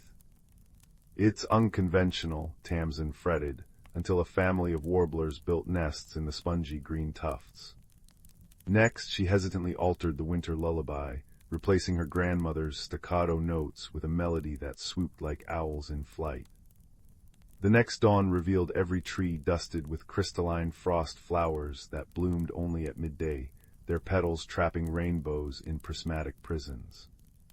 Villagers began leaving offerings of embroidered handkerchiefs and lavender sachets at the grove's edge, delighted by the whimsical magic. The true test came when the first snows should have fallen. The sky hung heavy as a sodden quilt, but the flakes refused to descend. Tamsin stood at the heartwood, forehead pressed to its ridges, and finally voiced the fear that had festered since her grandmother's passing. "I don't know how to do this alone." The tree responded not with words, but with sensations. The invigorating burn of cold air in lungs, the thrill of ice sculpting new landscapes, the peace of endings that made beginnings possible. Behind her, Bramble's tail traced sigils in the air, weaving her uncertainty into the spell. When Tamsin sang again, her voice didn't command, it invited. The snow drifted down as if each flake had chosen its perfect resting place. Some settled into the oak's crevices like dental lace, others clung to brambles, transforming thorny tangles into frosted filigree. The orchard sighed contentedly, their magic pulsing in harmony with Tamsin's heartbeat. She'd stopped trying to replicate the past. Here now her own rhythms nurtured the woods, a little messy, fiercely loving, alive with discovery. By spring's return, the villagers barely recognized their guardian. Tamsin's hair, once tightly braided, now tumbled freely, threaded with living vines that sprouted jasmine flowers when she laughed. She'd added a spiraling wooden porch to her cottage where she hosted twilight gatherings, serving dandelion root tea and listening to travelers' stories that inspired new magic. Children adored the moonmelon she'd conjured, a fruit whose juice tasted different to every sipper, warm cider for some, peppermint cocoa for others. Bramble remained her steadfast companion, though he now spent afternoons teaching a curious red squirrel the art of diplomatic berry negotiations. On the equinox, as fireflies winked awake among the peach trees, Tamsin found herself humming while pruning an over-enthusiastic lilac bush. The tune was hers entirely, a lilting, hiccuping thing that made the blossoms sway in giddy spirals. It occurred to her then that she hadn't thought of her grandmother's instructions in months. The realization brought not guilt, but quiet gratitude. Love wasn't a mold to pour oneself into, it was sunlight helping seedlings reach their unique form. That night, as the woods rustled with dreams of summer, Tamsin placed a hand on the heartwood. The runes shimmered gold, recording her chapter in the forest story. Somewhere she knew her grandmother smiled, not because the grove looked as it once had, but because it thrived, imperfect and evolving, under the care of a guardian brave enough to grow. Story 33. In the quiet village of Willowbrook, where cobblestone streets wound like ribbons between timber-framed cottages, there lived a young baker named Cora, whose cinnamon swirl bread could make even the weariest traveler sigh with contentment. Her days followed the gentle rhythm of flower-dusted mornings and honeyed afternoons, each loaf shaped by hands that found comfort in repetition. Yet beyond her oven's golden glow, the world whispered of change. The apple trees budded earlier each spring, the river sang new verses as it carved its path, and strangers arrived with stories from beyond the misted hills. Cora tucked these disturbances away like misaligned measuring cups, preferring the certainty of her recipes to life's unpredictable seasons. One drizzly afternoon, as raindrops pattered against her bakery's leaded windows, Cora discovered her sourdough starter bubbling an unusual lavender hue. "Nonsense," she muttered, kneading the dough with extra vigor. But by twilight the loaves emerged glimmering faintly, their crusts shimmering like twilight frost. The next morning an elderly woman with a cloak of stitched maple leaves tasted a slice and gasped, not in alarm but delight. "Why, it tastes like my grandmother's lullabies," she exclaimed, pressing a star-shaped seed into Cora's flowery palm. "Plant this where shadows linger longest." Cora's hands trembled as she buried the seed behind her bakery that night. By dawn a tree had sprung forth, its bark the deep green of forest pools, branches heavy with blossoms that chimed like distant bells. Beneath it sat a boy named Tansy, no older than 12, mending a kite with spider silk thread. "Your tree needed a guardian," he said cheerfully, as if talking to sentient trees were perfectly ordinary. "It's a mirror soul oak, shows you what's growing inside." He pointed to a blossom above them, where Cora's reflection held not a rolling pin, but a compass rose glowing in her palms. The bakery soon became a haven for the curious. Farmers brought speckled eggs that hatched into songbirds when placed near Cora's enchanted breads. Children whispered secrets to the mirror soul oak, and giggled as its leaves turned rainbow hues. Yet Cora fretted over her unraveling routine, tossing restless in her attic bed as the oak's roots hummed beneath the floorboards. What if the magic fades? She confided to Tansy one evening, watching him weave luminous dandelion fluff into kite strings. What if I forget how to bake ordinary bread? Maybe ordinary's just magic we've stopped noticing, Tansy replied, launching his kite into the apricot-colored sunset. As it soared, the village below seemed to shimmer, a quilt of candle-lit windows and the Mirror-Soul Oak's gentle radiance. The turning point came when frost silvered Willowbrook's rooftops earlier than anyone recalled. Cora's hands, usually steady as clockwork, fumbled as she prepared her annual solstice buns. The dough refused to rise, lying limp as a sigh in its proving basket. "It's the cold," she groaned, stoking the oven fire until embers danced like scarlet fireflies. Everything's changing too fast. In her frustration, she didn't notice the Mirror-Soul Oak's bark deepening to worried indigo. But Tansy did. That night he arrived with Mrs. Bramble, the village's reclusive herbalist, whose hair coiled like smoke-gray vines and whose pockets always carried the scent of thunderstorms. "The oak mirrors your spirit, dear heart, Mrs. Bramble said, pressing a warm mug of hickory-smoked cocoa into Cora's hands. "When you resist change, its roots grow restless, but look."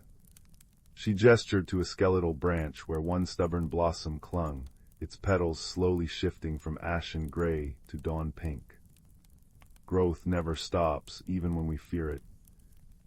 Guided by her friends, Cora began experimenting, not abandoning her beloved recipes, but weaving in the unexpected.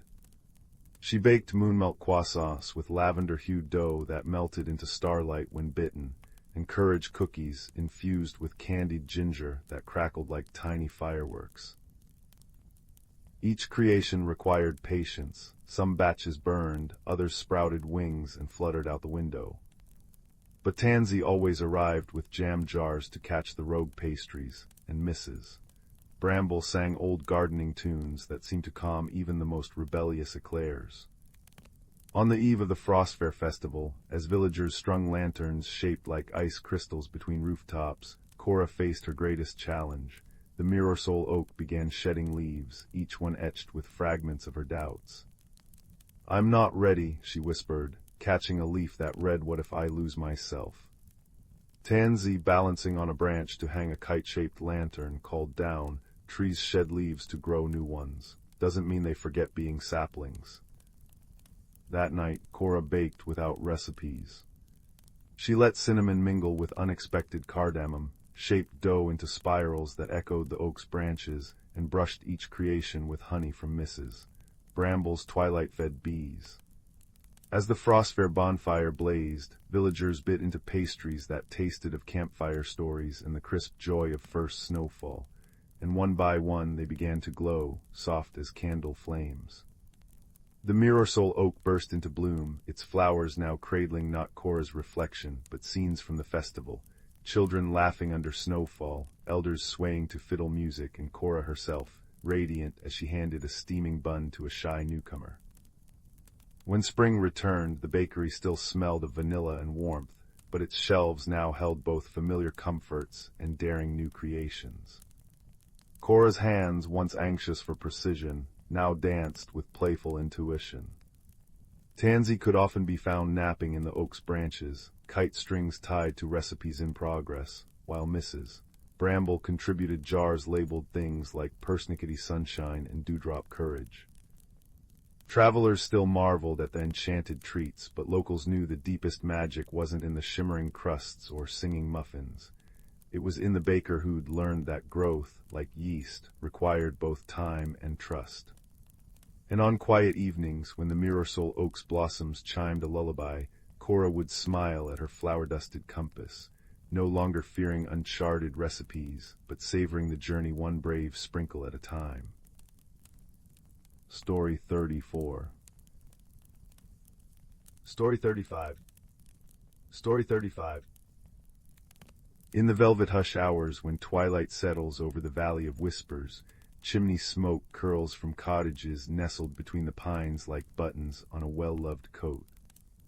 It was here, beneath skies stitched with constellations that hummed faint lullabies, that the first strange thing occurred, the clocks began dreaming aloud.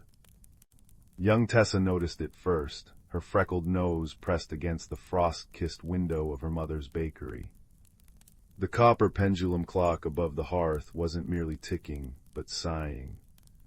Each swing left behind whispers of too heavy, that pooled in the air like melted caramel.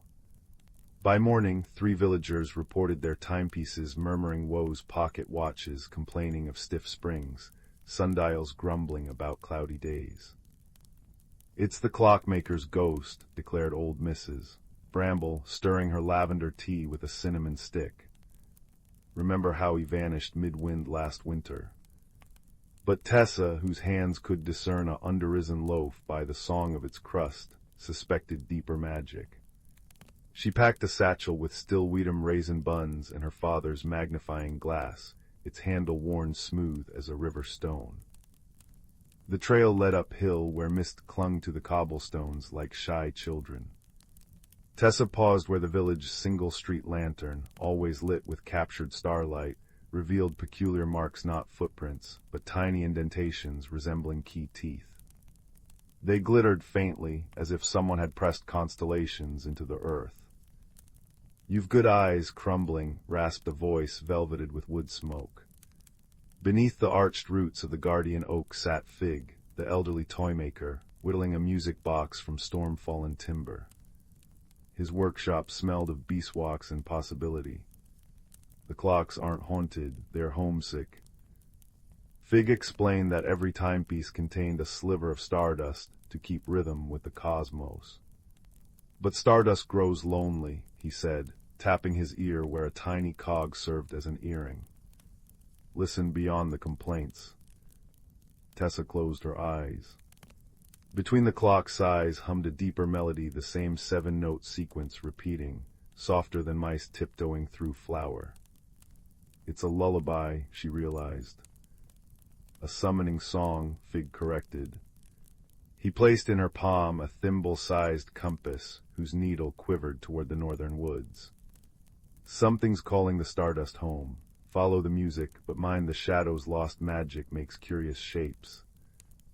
The compass led Tessa past the milkweed meadow, where fireflies scribbled messages in the dusk. Here the laws of nature bent gently. Streams flowed upward to water-cloud blossoms, and stones chuckled when stumbled upon. Yet the deeper she wandered, the more the woods hushed. Even the wind held its breath. Beneath a moonflower bush glowing like a fallen moon, Tessa found the first clue, a sundial's gnomon, slightly bent, wrapped in silvery threads that tasted of cold starlight when held to the tongue.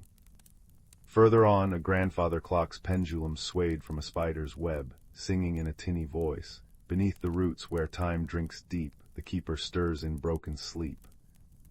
The mystery unraveled like a ball of yarn down a cellar stair, when Tessa stumbled into a clearing where time itself seemed fractured. Pocket watches roosted in trees like metal birds, cuckoo clocks nested in hollow logs, and an antique hourglass lay half-buried, its sands flowing sideways.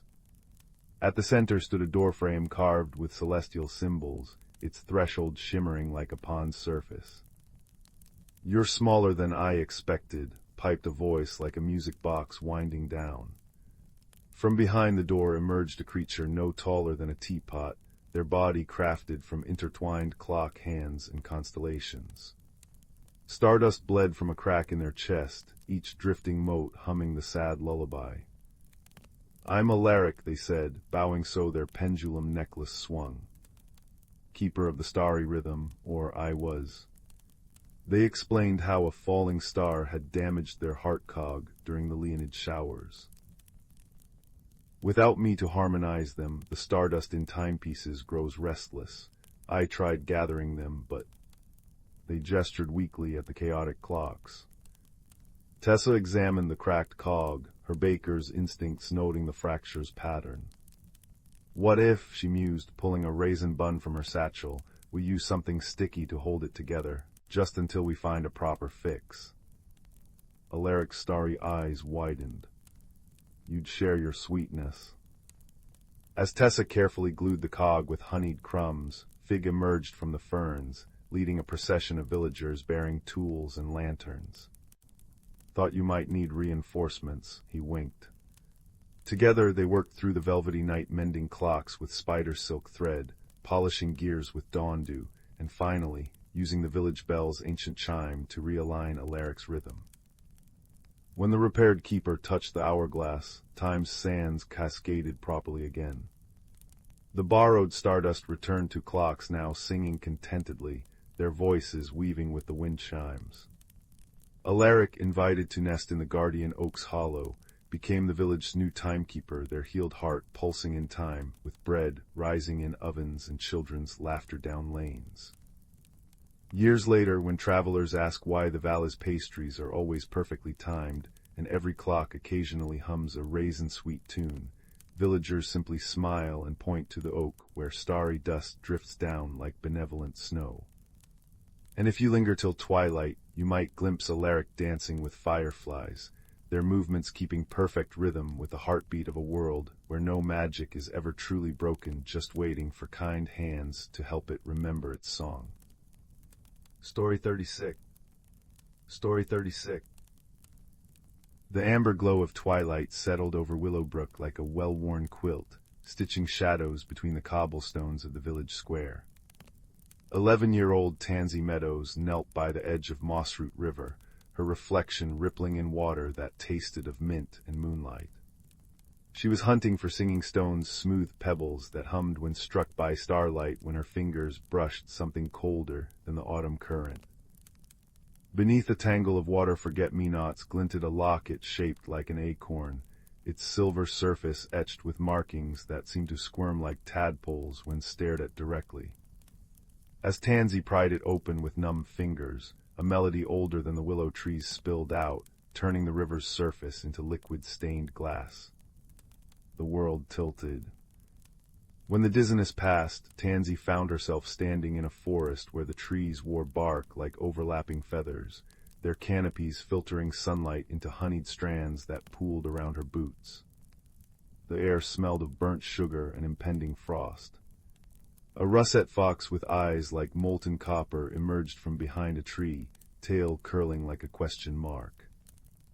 "You've opened the thistle gate," the fox said, its voice a blend of crackling leaves and distant church bells. "Best keep up, Sundrop, the gloaming court doesn't take kindly to strays." Thus began Tansy's descent into the Sunderweald, where spiderwebs strung between toadstools became harps for wood nymphs, and the very shadows seemed to breathe against her neck. The fox called Kale explained between raspberry brambles that twisted like cursive script that the locket was a warden's heart, a key to balance between worlds. But its twin had been stolen, causing seasons to bleed together in the Sunderweald, summer fruits growing frostbitten, autumn leaves refusing to fall. Their journey wove through valleys where time moved like spilled molasses, past quarreling badger poets reciting couplets that made Tansy's hair stand on end, and over hills that rearranged themselves when blinked at. Tansy learned to read the forest's moods by the freckle-like patterns on Kale's nose, while the fox softened his bristling pride through the girl's habit of leaving walnut-sized gifts for every creature. They crossed a button for a disgruntled hedgehog ferryman, a lock of her wheat-colored hair for a clan of map-making fireflies. The crisis came as they reached the Court of Tides, a cathedral of dripping stalactites, where the stolen locket pulsed like a sick heart. Its thief was no monster, but a silver-haired child of the Sunderweald named Wren, whose reflection hadn't aged in 3 centuries. "The mortal world took my sister," Wren hissed, fingers curled around the locket's chain. "Let your world crumble as mine did." Tansy's hands, still smelling of river mud and the cinnamon dust buns she'd stolen from Mrs. Bracken's bakery, didn't reach for the locket.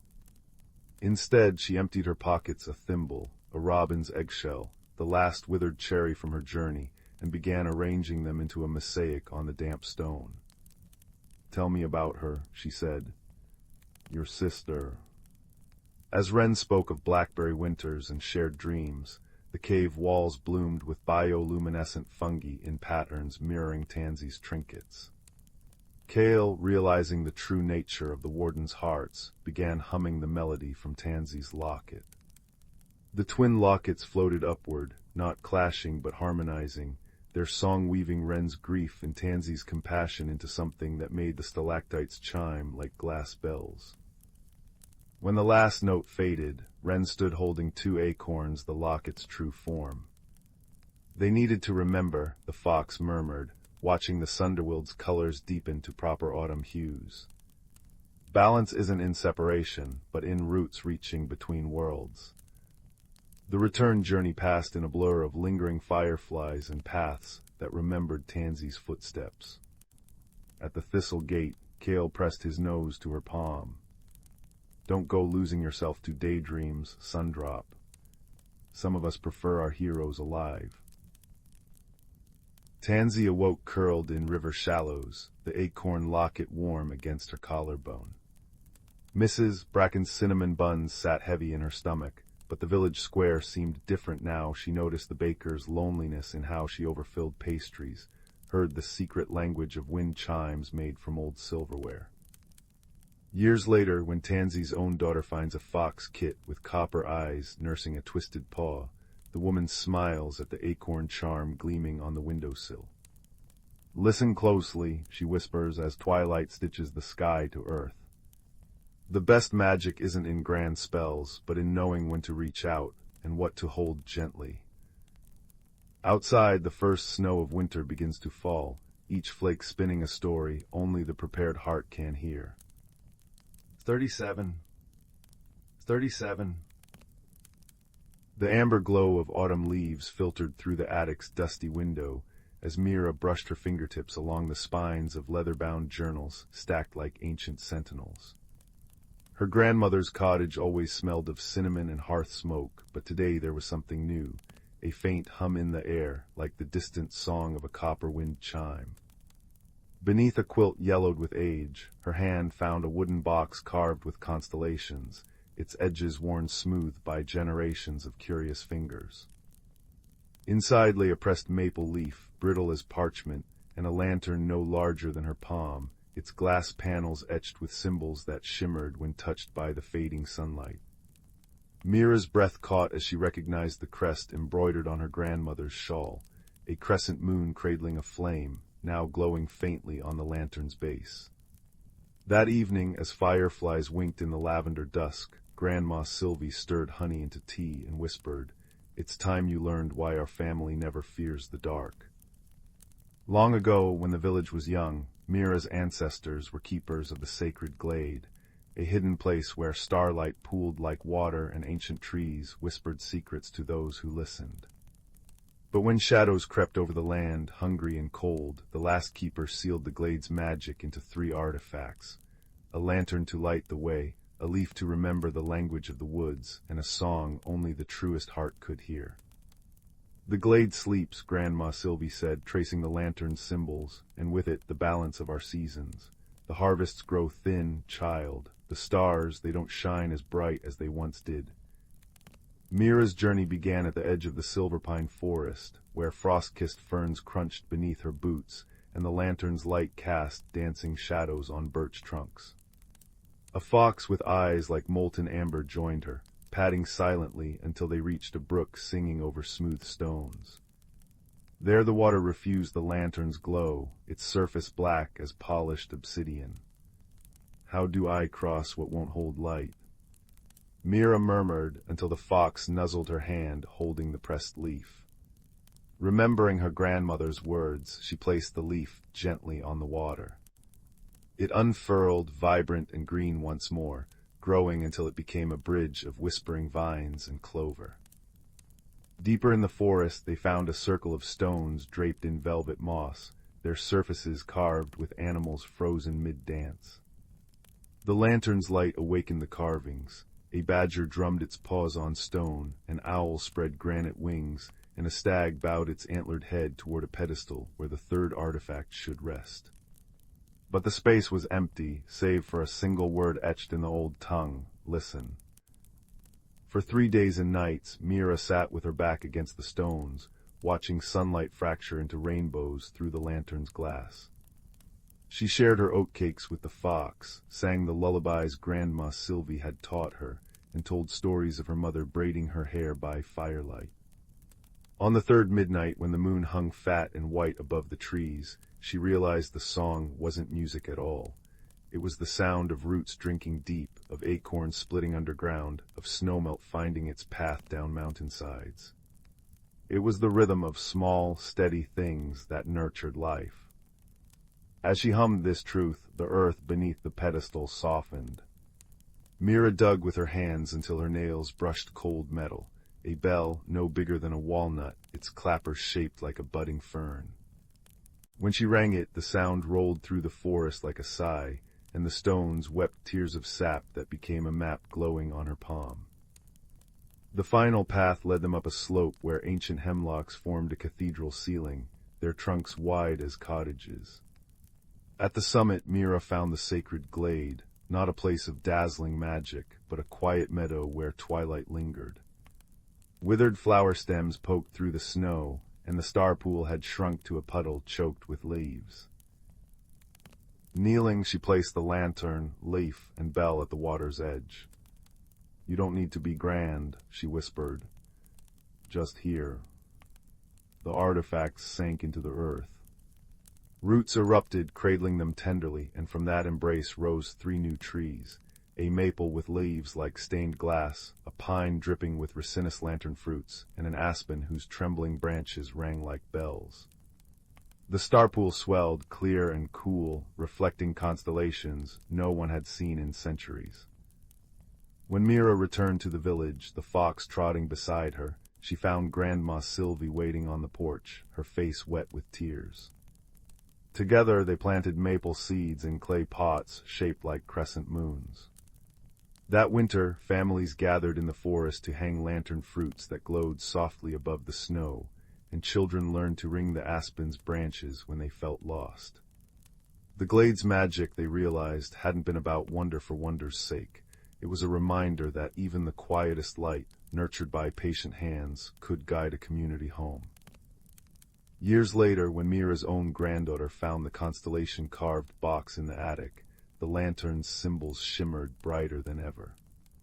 And in the sacred glade, 3 trees stood guard over a star pool that mirrored both the sky above and the warm, flickering lights of the village below, a testament to legacies that grow when tended with listening hearts. Story 38. Story 38. Beneath a canopy of ancient oaks whose gnarled branches cradled the moon, there existed a glade where dandelion clocks kept time with the stars. Here, where willow fronds trailed silver melodies across still ponds, lived a community of creatures who wore the dawn's first blush as a cloak and whispered secrets to the roots beneath their paws. Their world hummed with quiet magic, a harmony woven from thrumming frog songs, rustling leaf lullabies, and the soft, iridescent glow of fireflies stitching constellations in the dusk. At the heart of this realm stood the Amber Hollow, a cavern of crystalline sap where generations of forest stewards had preserved the turning wheel, an ancient mechanism of intertwined vines and starlit quartz that balanced the seasons. Its caretaker was Thistluing, a snowy owl whose feathers held the soft gray of twilight mist. Her eyes, twin pools of liquid moonlight, had witnessed 97 autumns, and in her talons she carried a birchwood staff etched with runes that shimmered like dewdrops. "The wheel turns not by force but by listening," she would tell her young apprentice, Pip, a copper-furred fox whose tail flickered like candle flame. "When the earth's breath grows faint, we must become its pulse." Pip's closest friend, Juniper, a rabbit with fur the color of storm clouds and ears that twitched at the hint of distant rain, had first noticed the imbalance.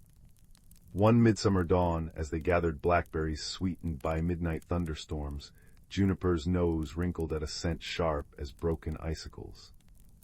"The stream tastes of winter," she murmured, her pink tongue catching a silver droplet from a fern. Nearby, maple leaves curled inward, their edges brittle, though the air hung thick with honeysuckle warmth. The creatures convened at Moonfall Ridge, where fireflies strung bioluminescent threads between cedar branches. A hedgehog named Bramble, his spines dusted with pollen, unfurled a scroll of birch bark. The turning wheel skips, he squeaked, tapping a claw at a crack in the quartz core. Frost creeps into August, the swallow's migration song stutters.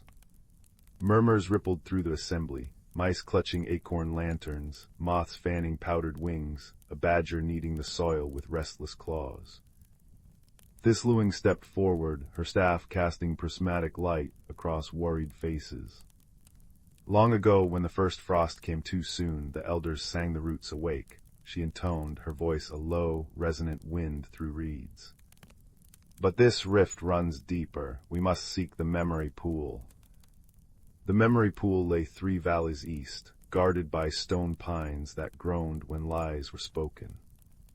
To reach it, the trio, Pip, Juniper, and Bramble, would need to traverse the shiverbark woods, where trees shed whispers of forgotten winters, and cross the starless marsh, a place where water mirrored not the sky, but the dreams of those who peered into it.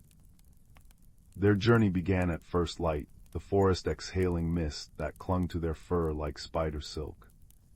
Pip led the way, his nose tracing hidden trails marked by the musky scent of elderberries. Juniper hopped beside him, her paws sinking into moss that released tiny puffs of cinnamon-scented spores. Bramble rode in a sling woven from cattail reeds, nibbling clover cakes wrapped in maple leaves. In shiverbark woods, the air grew thin and crisp. Pale birches stood sentinel, their bark peeling to reveal glimpses of bygone blizzards, a fox kit chasing snow hares, ice fractals blooming on a frozen pond. Don't linger, Bramble warned as Pip paused before a vision of Thistlewing as a fledgling, her wings dusting snow from a shivering sapling. The past has teeth when summoned too greedily. Dusk found them at Starless Marsh. The water lay still and obsidian black, reflecting neither moon nor the fireflies darting above. Juniper's whiskers trembled as she leaned over the edge. Instead of her face, the marsh showed a forest choked by colorless vines, the turning wheel dark and silent. "It's what could be," Bramble said quietly, "if we fail." A splash shattered the silence. From the depths rose a creature of liquid shadow and mercury, a marsh spirit with eyes like drowning stars. "Cross my domain," it hissed, voice bubbling like swamp gases, "and you must surrender a memory." Pip stepped forward, tail low. "Take one of mine." The spirit's talon brushed his forehead. Pip gasped as a scene flickered between them, his mother teaching him to track vole trails through autumn mulch, her warm breath ruffling his fur as she chuckled at his first clumsy attempts. The spirit absorbed the memory, its form softening into something resembling gratitude. "Pass," it sighed, sinking beneath the ink-dark surface. Dawn's first light revealed the memory pool, a circular spring fringed with bluebells, its waters swirling with colors no mortal painter could name. Here the forest's oldest memories pooled, the first oak's germination, the laughter of children who'd gifted names to streams, the moment rain learned to dance. Juniper dipped her paw. The water warmed, then showed a badger clan from centuries past, their claws stained with sap as they repaired a fractured turning wheel. They used song, she realized, watching the badgers hum a low, earthy melody that made roots writhe like living threads to mend the cracks. "But the song alone isn't enough," Bramble said, squinting at the memory. "See, they're feeding the roots with something." Pip's nose twitched. Moon petals, they only bloom during lunar eclipses. The revelation hung between them. Thistlewing had spoken of moon petals, fragile white blossoms that dissolved into starlight if plucked without gratitude. They grew in the Glimmer Grotto, a cavern behind Amber Hollow where stalactites dripped liquid moonlight. Returning as the third day waned, the trio found the forest in turmoil. Frost crisped the meadows, confused bees buzzed listlessly over frozen blooms. At Amber Hollow, Thistlewing stood vigil, her feathers frosted but her gaze steady. "Well," she asked, though her eyes showed she already knew. They worked through the star-flecked night. Juniper and Pip gathered moon petals, their petals cool as snowmelt against their tongues. Bramble transcribed the badger's song onto birch bark with ink made from crushed fireflies. When the eclipse reached its peak, the moon a tarnished silver coin, they pressed the petals into the turning wheel's cracks and sang. The forest held its breath. Then, deep underground, a resonant thrum shook the soil. Roots surged upward, weaving through the quartz like emerald veins. The wheel creaked, spun backward, then forward again. Frost retreated from ferns, icicles wept into spring brooks. Somewhere, a nightingale sang the sun's rising. By morning, balance had returned. The turning wheel hummed softly, its restored core glowing with captured starlight. Creatures emerged from burrows and nests, touching noses and wings in silent celebration. At Moonfall Ridge, thistlewing preened Pip's wind-tousled fur. "You've learned the forest's greatest truth," she said as fireflies draped the glade in gossamer light. "A guardian's strength lies not in dominion, but in becoming a bridge between earth and sky, past and present, loss and renewal." Years later, when Pip became keeper of the turning wheel, he would often take his own apprentice to the memory pool. Together they'd watch the preserved moment of their victory, not to dwell in nostalgia, but to remember how delicate threads of courage, friendship, and attentiveness weave the tapestry of seasons. And on crisp autumn nights, if one listened closely beneath the hush of falling leaves, they might hear the faintest echo of a fox's song, a lullaby of resilience carried on the wind that stirs the dreaming world. Story 39. Story 40. Story 41. Story 42. Story 43. Story 44. Once upon a time, in a cozy village nestled among rolling hills, there lived a young doe named Willow. She was a gentle creature with a soft brown coat and eyes that shone like amber in the sunlight. Willow loved the comfort of her daily routines, nibbling on sweet clover in the meadow, resting in the dappled shade of the ancient oak, and listening to the soothing melodies of the woodland birds. Yet lately, Willow couldn't shake a restless feeling stirring within her. She watched as her friends shed their winter coats, their new fur glistening with renewed vibrancy. But Willow's coat remained dull and threadbare, clinging to her like an itchy reminder that change was afoot, whether she was ready or not. One crisp morning, Willow wandered to the forest's edge where she often found solace among the ferns and wildflowers. There she met an old friend, a wizened tortoise named Sage, who moved with great care and contemplation. "You seem troubled, little one," Sage said, her voice as gentle as the rustling leaves. Willow confided her fears about the impending change. "I feel stuck, like this tattered coat is weighing me down. I'm afraid if I let it go, I'll lose a part of myself forever." Sage smiled knowingly. "The cycle of rebirth can be daunting, but it's nature's way of helping us grow. Think of the butterfly emerging from its chrysalis. A wondrous transformation takes immense courage." As if on cue, a shimmering light danced through the trees, catching Willow's eye. It was a radiant sprite named Glow, one of the forest's fabled guardians. "Don't fret, dear Willow," Glow chimed, her ethereal voice like a tinkling brook. "Every ending is a new beginning in disguise." With a wave of her tiny hand, Glow conjured a glittering pool of water before them. Images began to swirl across its surface, a kaleidoscope of vibrant colors representing the stages of growth and renewal. Willow was transfixed, seeing reflections of her own journey mirrored in nature's eternal rhythm. Glow gestured toward the water. "You'll know when you're ready to embrace the change within you. Trust in the magic that guides all living things." Heartened by her friend's wisdom, Willow realized her fears were rooted in resistance to the unknown. As the days passed, she moved through the transition with newfound grace, allowing her tattered coat to shed naturally. Beneath the weathered exterior, a lustrous new coat emerged, its rich chestnut hues shimmering like sunlight on autumn leaves. Willow felt lighter, revitalized, as if she were seeing the world through fresh, wondering eyes. From that day on, she greeted each season as a wondrous teacher, honoring the continual cycle of transformation as the greatest magic of all.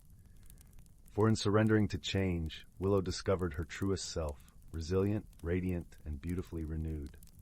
Story 45. Story 46. Story 47. Story 48. Story 49. Story 50. Story 51. Once upon a time, in a quaint village nestled between rolling emerald hills and a shimmering, winding river, lived a young lad named Finn. With tousled auburn hair and eyes that sparkled like the morning dew, Finn was known throughout the village for his boundless curiosity and gentle heart. Finn often wandered to the edge of the village, where the Whispering Woods began. These woods were a place of legends, filled with tales of enchantment and wonder. The villagers spoke of it in hushed tones, for it was said to be a realm where the ordinary met the extraordinary. One golden afternoon, as the sun dipped low in the sky and painted the world in hues of amber and rose, Finn felt a tug at his heart, a call to explore the unknown depths of the Whispering Woods. Clad in his favorite cloak, as soft as the down of a fledgling bird, Finn set off with a sense of excitement bubbling within him. The air was crisp and carried the scent of pine and earth, mingled with a hint of something sweet and unnameable. As he ventured deeper, the trees stretched taller, their leaves whispering secrets to one another. Shafts of sunlight danced through the branches, creating patterns on the forest floor that seemed to guide Finn onward. Before long, Finn came upon a glade bathed in a gentle silvery light. In its center stood a tree unlike any he had ever seen. Its bark shimmered like mother of pearl, and its leaves were delicate as lace, whispering with the softest breeze. At the foot of this magnificent tree, a circle of toadstools formed a perfect ring, each cap a brilliant shade of violet. As Finn marveled at the beauty around him, a soft rustle caught his attention. Out from the underbrush hopped a creature so whimsical it seemed plucked from a dream. It was a rabbit, yet not quite. Its fur sparkled as if dusted with stardust, and its eyes twinkled with an intelligence that belied its small size. "Greetings, young adventurer," the rabbit said in a voice like the tinkling of tiny bells. "I am Thistle, keeper of the Whispering Woods. What brings you to our enchanted glade?" Finn, though surprised, felt a warmth in his heart at Thistle's gentle demeanor. "I seek to explore and learn, dear Thistle," he replied, his voice soft and sincere. "I wish to understand the wonders of this place." Thistle nodded, his whiskers twitching with delight. "Then you shall," he said, "but remember, true exploration requires courage and a willingness to see with more than just the eyes." With that, Thistle bounded away, leaving a trail of twinkling lights in his wake. Finn followed, his heart beating with a mix of anticipation and joy. The path wound through the woods, leading Finn to a series of gentle challenges. First, he encountered a brook, where stepping stones gleamed like polished gems. As he crossed, each stone played a note, creating a melody that filled the air with a tranquility that soothed his soul. Next, a clearing opened up before him, where flowers of every hue swayed in a harmonious dance. Finn paused, admiring their beauty, when a breeze carried their soft voices to him. "To find your path, you must listen to the whispers of your heart," they chimed, their petals brushing against him like a comforting embrace. Finally, Finn arrived at a misty meadow where the air shimmered with anticipation. There he met an elder turtle named Sage, whose shell was etched with stories of time long past. "Ah, young Finn," Sage greeted, his voice deep and resonant as a distant drum. "You have journeyed far and learned much, but tell me, what is it you seek most?" Finn pondered Sage's question, feeling the warmth of the sun and the coolness of the grass. "I seek to understand the courage within me," he answered, realization dawning in his eyes like the first light of dawn. Sage nodded, a wise smile gracing his features. "Then know this, dear child," he said. "Courage is not the absence of fear, but the strength to face the unknown with an open heart." With those words, the meadow began to glow softly, as if the very earth was smiling upon Finn. He felt a sense of peace and fulfillment, knowing that his journey had revealed the courage that had always resided within him. As the sun dipped below the horizon, painting the sky with stars, Finn made his way back home, his heart a tapestry of wonder and newfound wisdom. The Whispering Woods had shared their magic with him, and he carried it in his heart, a gentle reminder of the beauty found in exploration and the courage to embrace the unknown. And so, under the watchful gaze of the moon, Finn drifted into a slumber as deep and serene as the night itself. dreaming of adventures yet to come, and the friendships formed along the way. Story 52. Story 53. Story 54. Story 55. Story 56. Story 50. Story 58. Story 59. Story 60. 61. Story 62. Story 63. Story 64.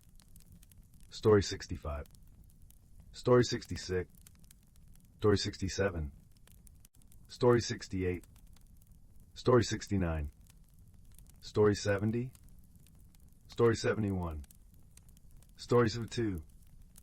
Story 73. Story 74. Story 75. In the far reaches of the galaxy, where stardust wove through the void like strands of glistening silk, lay the planet of Luminara. It was a world bathed in perpetual twilight, where the skies shimmered with hues of lavender and gold, and gentle breezes carried the sweet scent of blooming starflowers. The Luminarans, delicate beings with skin that glowed softly like the moon, lived in harmony with their serene surroundings, tending to the gardens of light that covered their planet. On one particularly tranquil evening, as the twin moons rose to cast their gentle glow over the land, a small spacecraft streaked through the heavens, its hull glinting like a shard of silver against the deepening sky. This ship, a modest transport vessel, was piloted by a solitary traveler from the distant world of Terran. Her name was Lyra, and she was an explorer by trade, one who roamed the stars in search of knowledge and understanding. Lyra's journey had brought her to Luminara, drawn by tales of its beauty and the wisdom of its people. Her heart, though courageous, harbored a loneliness that whispered to her in the solitude of space. As she descended through the atmosphere, her ship's systems suddenly faltered, a cascade of sparks and alarms filling the cabin. With a steady hand and a calm mind, Lyra managed to guide her vessel to a gentle landing in a meadow aglow with the soft luminescence of starflowers. Emerging from her ship, Lyra was greeted not by fearsome warriors or suspicious eyes, but by a single Luminaran who approached with a serene smile. This Luminaran, named Solus, moved with the grace of a breeze and the kindness of a gentle rain.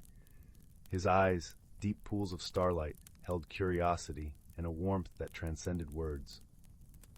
"Welcome, traveler," Solus said, his voice like a soothing melody. "You have come at a time of rest and reflection. How may we assist you?" Lyra, though relieved by the warm welcome, found herself struggling to understand the Luminaran's gentle ways. She had prepared for hostility, for the mistrust of an outsider, and the kindness offered so freely was both comforting and perplexing. "My ship," she began, her voice tinged with the hesitance of uncertainty, "it needs repairs. I did not mean to intrude." Solus merely nodded, his understanding as deep as the night sky. "Here on Luminara, we believe in offering aid to those in need. Your presence is no intrusion, but a chance to share in the exchange of stories and wisdom." As days turned into weeks, Lyra found herself enveloped in the rhythms of Luminaran life. Guided by Solus, she learned the ways of the starflower gardens, their petals soft and fragrant, their glow a gentle caress against the skin. The Luminarans, in turn, listened with rapt attention to Lyra's tales of distant worlds and the marvels she had witnessed among the stars. Yet, not all was smooth in this newfound companionship. Misunderstandings arose, as they often do between those of different worlds. Lyra, eager to help, had attempted to rearrange a section of the garden, believing she was improving it. The Luminarans, who cultivated their gardens with deep reverence and tradition, were taken aback by the changes, though they remained kind in their expressions. Solus, sensing the discomfort that lingered like a shadow, approached Lyra with gentle understanding. "We cherish your enthusiasm, Lyra," he said, his voice a balm to her troubled heart. "But our ways are woven with the fabric of our being. Perhaps, together, we can learn from one another." Her cheeks flushed with embarrassment. Lyra nodded, her voice a whisper of contrition. "I meant no disrespect. I wished only to contribute, to belong." In this moment of vulnerability, a bond began to form, a bridge of understanding between two souls who had once been strangers. Solus, with patience and wisdom, showed Lyra the intricate dance of their traditions, explaining the balance of light and dark, of growth and rest. As they worked side by side, a challenge arose that would test their burgeoning friendship. A rare celestial event, the eclipse of shadows, was approaching, a time when the twin moons would align and cast the land into temporary darkness. During this period, the gardens required careful tending, as the absence of light could harm the delicate starflowers. Together, Lyra and Solus faced the eclipse, their efforts a seamless blend of Terran ingenuity and Luminaran tradition.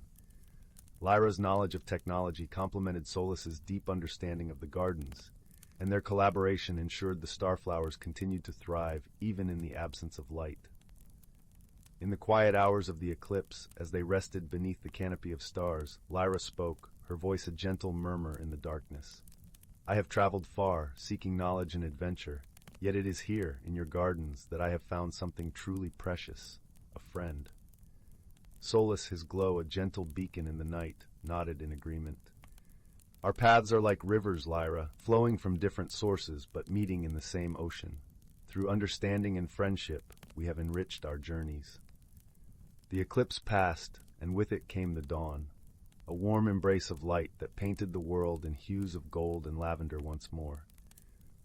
Lyra's ship, now repaired with the help of her new friends, stood ready for departure.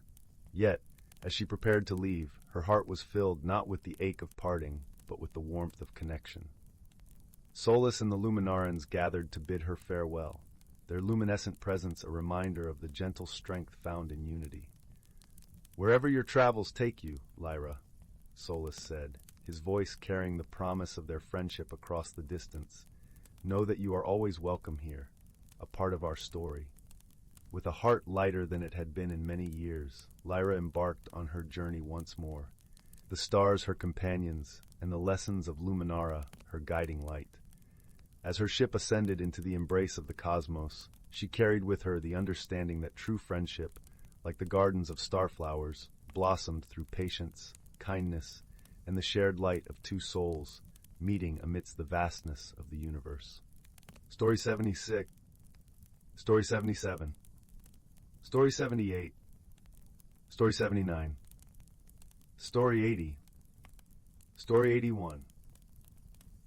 In the heart of the whispering woods, where silver birches swayed in conversations only the oldest roots could understand, autumn arrived in a sigh of cinnamon and wood smoke. The forest floor became a tapestry of crimson and gold, each leaf crunching like the turning of a well-loved storybook page.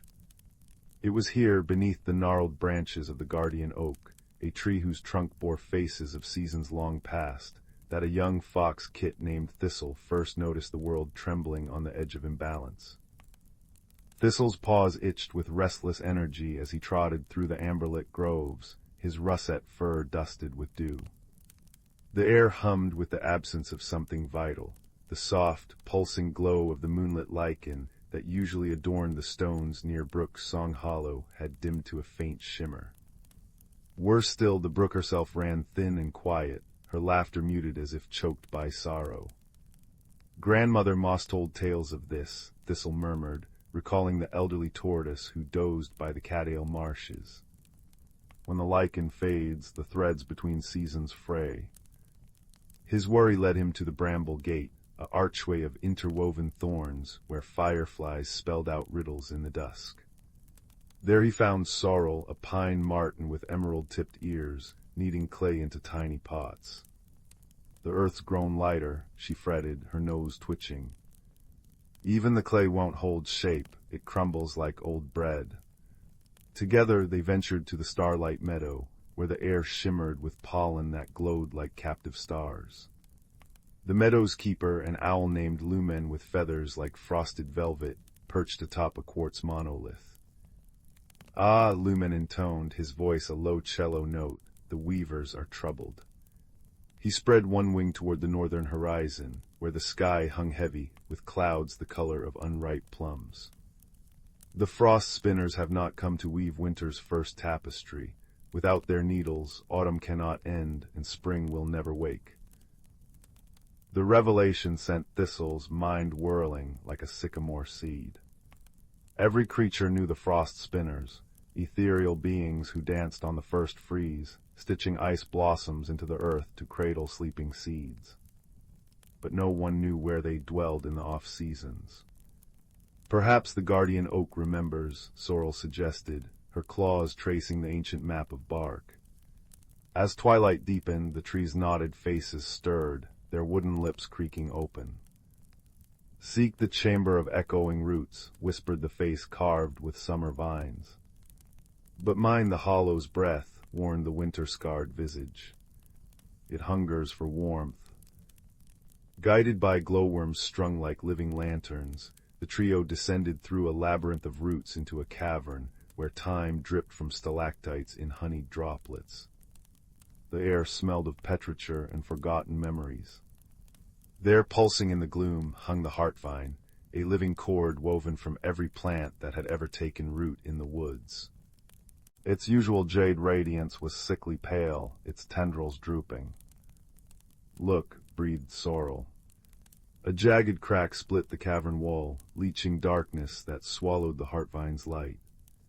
Thistle crept closer, ears flat.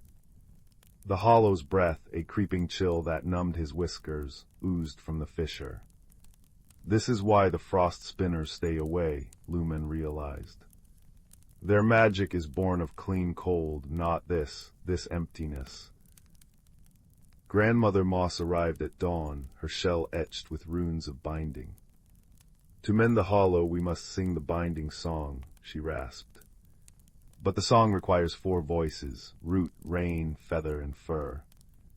Thistle trembled. How could a fox kit contribute to ancient magic?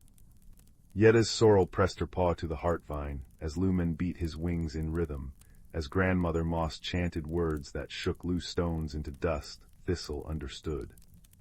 Closing his eyes, he poured his yearning for the forest's laughter into a wordless melody. The response was immediate. Moss bloomed over the crack, violets erupting through its edges as if stitching a wound.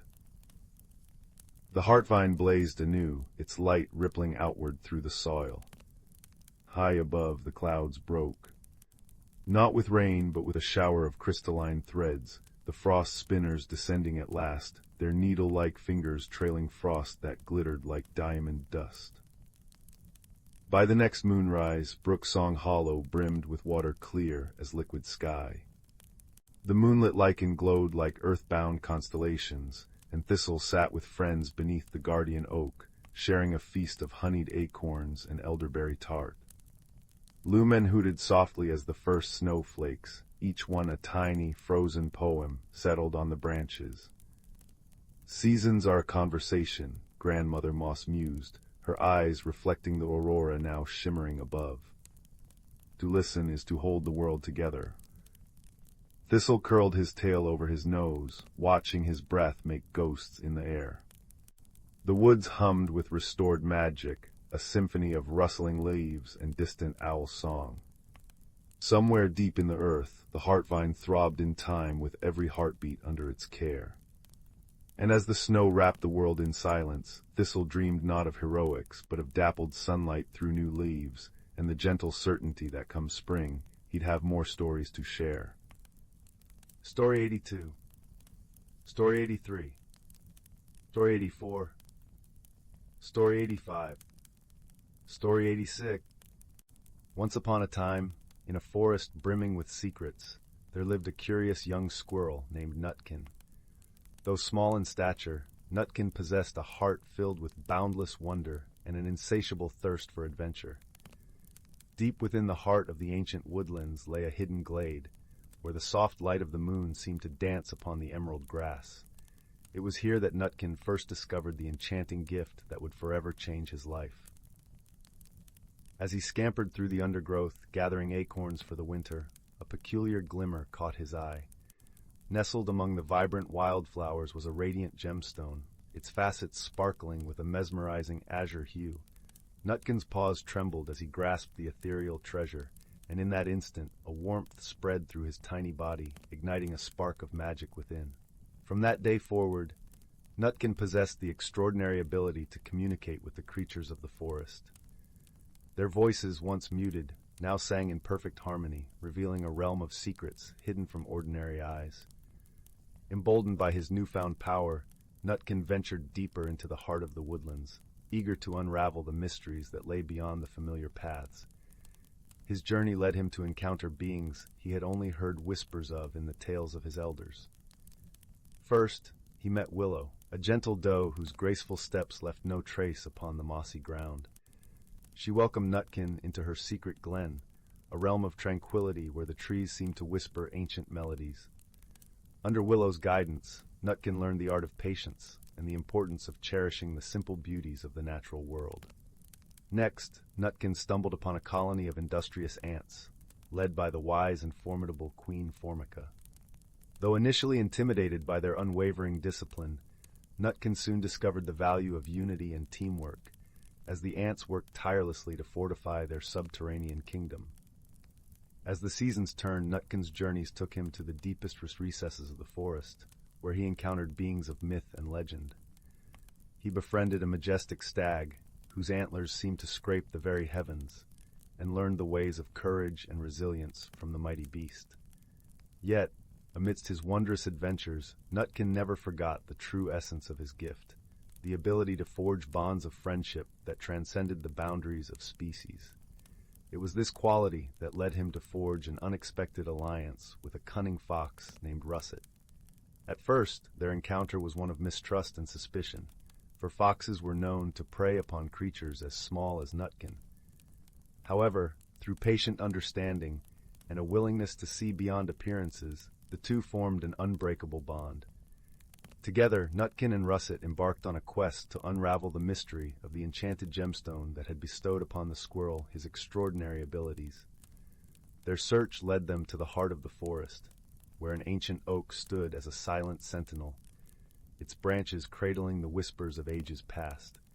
It was here that they encountered the wise old owl, Gaia, whose piercing gaze seemed to penetrate the very depths of their souls.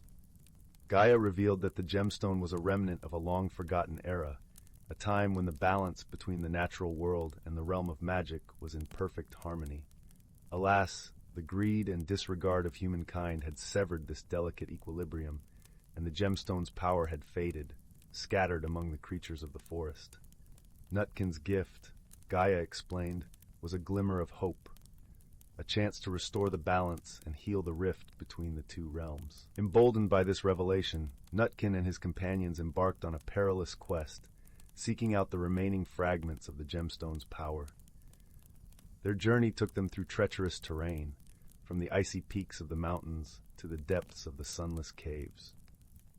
Along the way, they faced formidable foes and overcame daunting challenges, their bond of friendship growing ever stronger with each obstacle they conquered.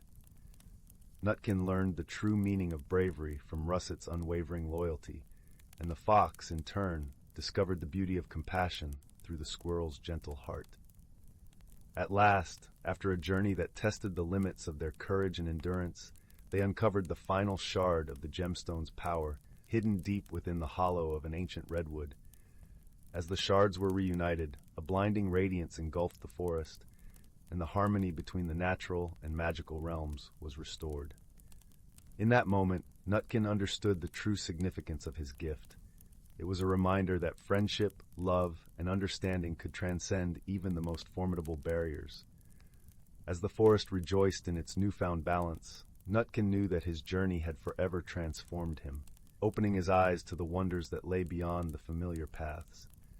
From that day forward, Nutkin became a guardian of the forest, using his ability to communicate with all creatures to foster understanding and preserve the delicate equilibrium. His tale was passed down through generations, a testament to the power of friendship, courage, and the indomitable spirit of exploration. And so as the moon casts its silvery glow upon the ancient woodlands, the whispers of Nutkin's legacy echo through the rustling leaves, reminding all who listen that true magic lies not in gemstones or enchantments, but in the bonds we forge and the journeys that shape our souls. Story 87. Story 88. Story 89. Story 90. Story 91. Beneath a sky the color of steeped chamomile tea, where twilight painted the clouds in lavender and apricot strokes, a girl named Lila discovered a path she'd never seen before. It wound behind the old willow tree at the edge of her village, its entrance hidden by cascading vines strung with bioluminescent berries that glowed like fallen stars.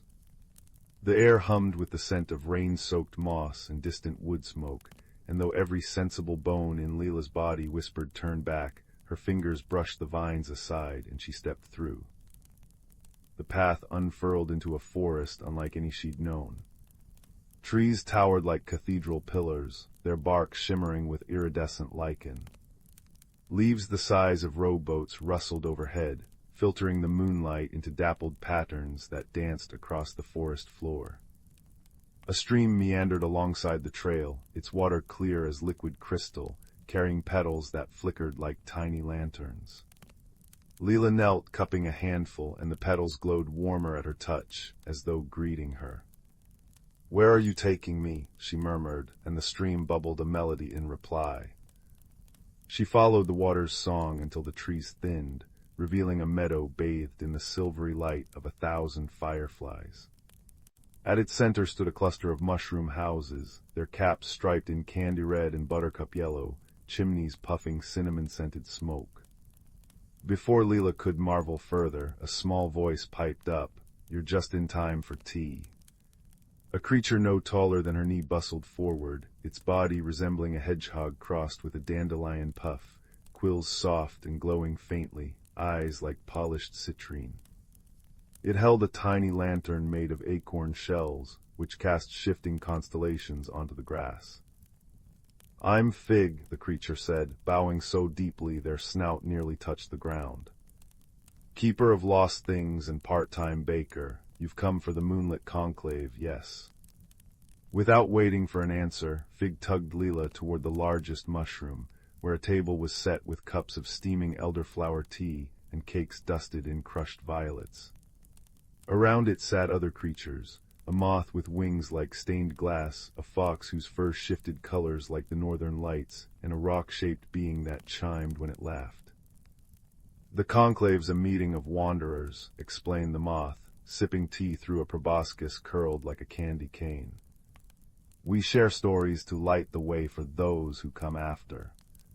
The fox nodded, pushing a plate of cakes toward Lila. "But first, you must give something to the Well of Whispers." They pointed a paw toward a stone well at the meadow's edge, its rim carved with runes that pulsed faintly. "It asks for courage, not coins," the fox added gently. Lila approached the well, peering into its depths. Instead of water, she saw swirling mist that whispered in voices like wind through reeds. "What do you carry that weighs heavy?" Her throat tightened. She thought of the fear she'd clutched since childhood, the dread of losing her way, of being too small in a vast world. Squeezing her eyes shut, she whispered, "I'm afraid of disappearing." The mist surged upward, wrapping her in a cool embrace, and when it faded, a weight she hadn't realized she'd carried was gone. Around her neck hung a pendant she hadn't arrived with, a teardrop of amber, inside which a firefly's light pulsed steadily. Fig clapped their paws. "Now you're ready." The conclave's stories unfolded like tapestries. The moth spoke of a valley where dreams took root and bloomed into flowers. The fox recounted outwitting a landslide by teaching it a lullaby. When Lila's turn came, her words stumbled at first, but the amber at her throat glowed brighter, and she found herself telling of the willow tree, the hidden path, the shimmering forest. "I thought I'd be lost," she admitted, "but I think being lost is just another way of finding something new." The Well of Whispers hummed approvingly. As dawn tinged the horizon, Fig pressed a paper-wrapped bundle into Lila's hands. "Mapleberry scones for the road," they said. "Mind the Bridge of Echoes on your way back. It likes to play tricks." The return journey led Lila to a gorge, where a bridge of woven moonlight arched over a rushing river. As she stepped onto it, the bridge shivered, and her own voice echoed around her. "You'll never be brave enough. You'll forget your way." Layla froze, her pulse a frantic drumbeat, until she remembered the stories. Kneeling, she touched the bridge and said, "I'd like to hear your story." The echoes stuttered, then shifted. The river's roar softened into a song about mountains it had carved and valleys it had nourished. The bridge steadied and Lila crossed, the pendant at her throat gleaming like a captured star. When she pushed through the willow's vines once more, dawn had broken over her village. The path behind her vanished, but the amber pendant remained, warm against her skin. That night, as she lay in bed, the fireflies' light flickered in time with her heartbeat, and she realized something. The world was vast, yes, but so was her place in it. Years later, villagers would speak of a woman who could find paths no one else could see, who carried a light that never dimmed. But Lila knew the secret. That courage was not the absence of fear, but the choice to whisper, yes, when the world invited you to wonder. And sometimes, if you listened closely, the stream in the forest still sang her name, a reminder that no journey ever truly ends. It simply becomes part of someone else's beginning. Story 92. Story 93. Story 94. Story 95. Story 96. Story 97. Story 98. Story 99. In a valley cradled between mountains that wore clouds like woolen caps, there lived a girl named Lila with hair the color of walnut shells and eyes that held the sparkle of creek water catching sunlight. Each evening she'd sit at her bedroom window watching fireflies trace secret messages above the meadow, little knowing how soon their flickering code would brush against her destiny. One crisp autumn afternoon, while hunting for crimson maple leaves to press in her grandmother's iron-bound book, Lila stumbled upon a curious sight beneath an ancient oak. A tarnished silver chain peeked through mossy stones, its pendant shaped like a teardrop moon, cradling a milky stone that pulsed faintly as her shadow fell upon it. When her fingers closed around the cool metal, the world rippled like a pond disturbed by a falling acorn. The forest breathed differently now, richer, deeper, as if the air had turned to honey. A red fox emerged from the ferns, its coat gleaming like polished copper.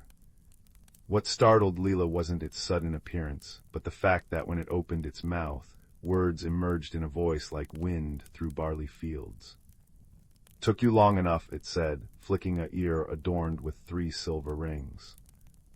Thus began Lila's tutelage under Ember, the fox who revealed that the whispering pendant allowed its bearer to cross the veil, the shimmering boundary between ordinary reality and the old wood where sentient creatures kept ancient rhythms. But all was not well in this hidden realm. The Everpool, source of the forest's magic, was silting over. Seasons tangled like mismatched yarn snowdrops blooming in autumn, maple keys sprouting mid-flight. Their quest to restore balance led them first to the moonlit market, where hedgehog vendors sold dewdrop elixirs in acorn cups and badgers in embroidered waistcoats debated philosophy over clover tea. There a silver-whiskered owl named Thurea gifted them a vial of starlight with instructions to follow the sorrow where roots drink deep. The clue guided them to the caves of echoing moss, where underground rivers sang forgotten ballads and luminous fungi mapped constellations on cavern ceilings. In those dripping chambers, they discovered the source of decay, a wounded earth spirit, its rocky hide cracked where greedy hands had tried to mine its crystalline heart. Lila's pendant glowed as she pressed it against the fracture, pouring forth memories of children's laughter, morning birdsong, and the quiet strength of oaks enduring storms. The spirit rumbled to life, quartz veins knitting together as it bowed its great head. "Your compassion mends what force could not," it intoned, gifting them a seed wrapped in bioluminescent moss. Their journey wove onward across rivers where water nymphs wove liquid melodies, through valleys where willows played harpist with their trailing branches, and up slopes where mountain spirits rolled thunder like children bowling stone hoops. Each challenge demanded not strength but attentive kindness, untangling a wood sprite's knotted hair, mediating a dispute between quarrelsome sparrows, composing lullabies for a restless wind. The final test came at the Everpool itself, now choked with ghostly pale weeds. As Lila lowered the glowing seed into murky waters, the pendant grew warm against her chest. Visions flooded her mind not just of the forest's past glory, but of its fragile connections to the human world. She understood then that the magic wasn't dying but waiting for hearts willing to listen rather than take. When the seed took root, shooting forth a tree that bloomed summer blossoms and winter berries simultaneously, Lila felt the change ripple through both worlds. Back in her village, elders marveled at suddenly abundant orchards, while children giggled at unusually bold deer nibbling apple cores from open palms. On the last night of her adventure, Ember walked her to the boundary stone. "The pendant chooses keepers who feel the threads between all living things," he said, nuzzling her hand. Though the silver chain dissolved into moonlight as she crossed back, Lila knew the true magic remained in the fox tracks beside her garden wall, the owl feather on her windowsill, and the quiet understanding that wonder walks softly where respect blooms. Years later, when a wide-eyed child showed Lila a peculiar stone found by the brook, she simply smiled and said, "Let me tell you about a fox who speaks in riddles." The fire crackled its accompaniment as snow fell gently beyond the frosted window panes, wrapping the world in hushed anticipation of stories yet to unfold. Once upon a time, nestled deep within the heart of a vast and ancient forest, there lay a village unlike any other. This village, known as Luminara, was a place where the air was always sweet, with the scent of blooming wildflowers, and the gentle rustle of leaves whispered secrets of old to anyone who cared to listen.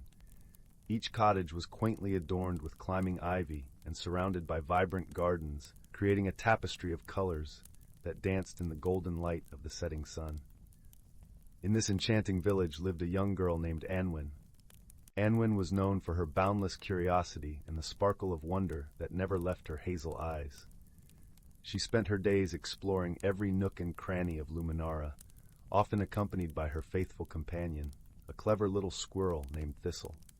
Together, they would venture into the heart of the forest, where the sunlight filtered through the canopy like streams of liquid gold, and the ground was a plush carpet of moss and fallen leaves. One crisp autumn morning, as the world was painted in hues of amber and rust, Anwen and Thistle embarked on a journey to the farthest edge of the forest, where the trees grew tall and wise, their branches reaching out like ancient arms. It was said among the villagers that beyond those trees lay a hidden world, a place where magic was as natural as the air they breathed. Anwen's heart danced with excitement at the thought of discovering this realm. As they wandered deeper into the forest, Anwen noticed a peculiar glimmer beneath a pile of freshly fallen leaves. With a gentle brush of her hand, she uncovered an exquisite pendant, its surface shimmering with an iridescent light that seemed to pulse with a life of its own. The pendant was shaped like a teardrop, and within it swirled a myriad of colors, like the northern lights captured in a single drop of dew.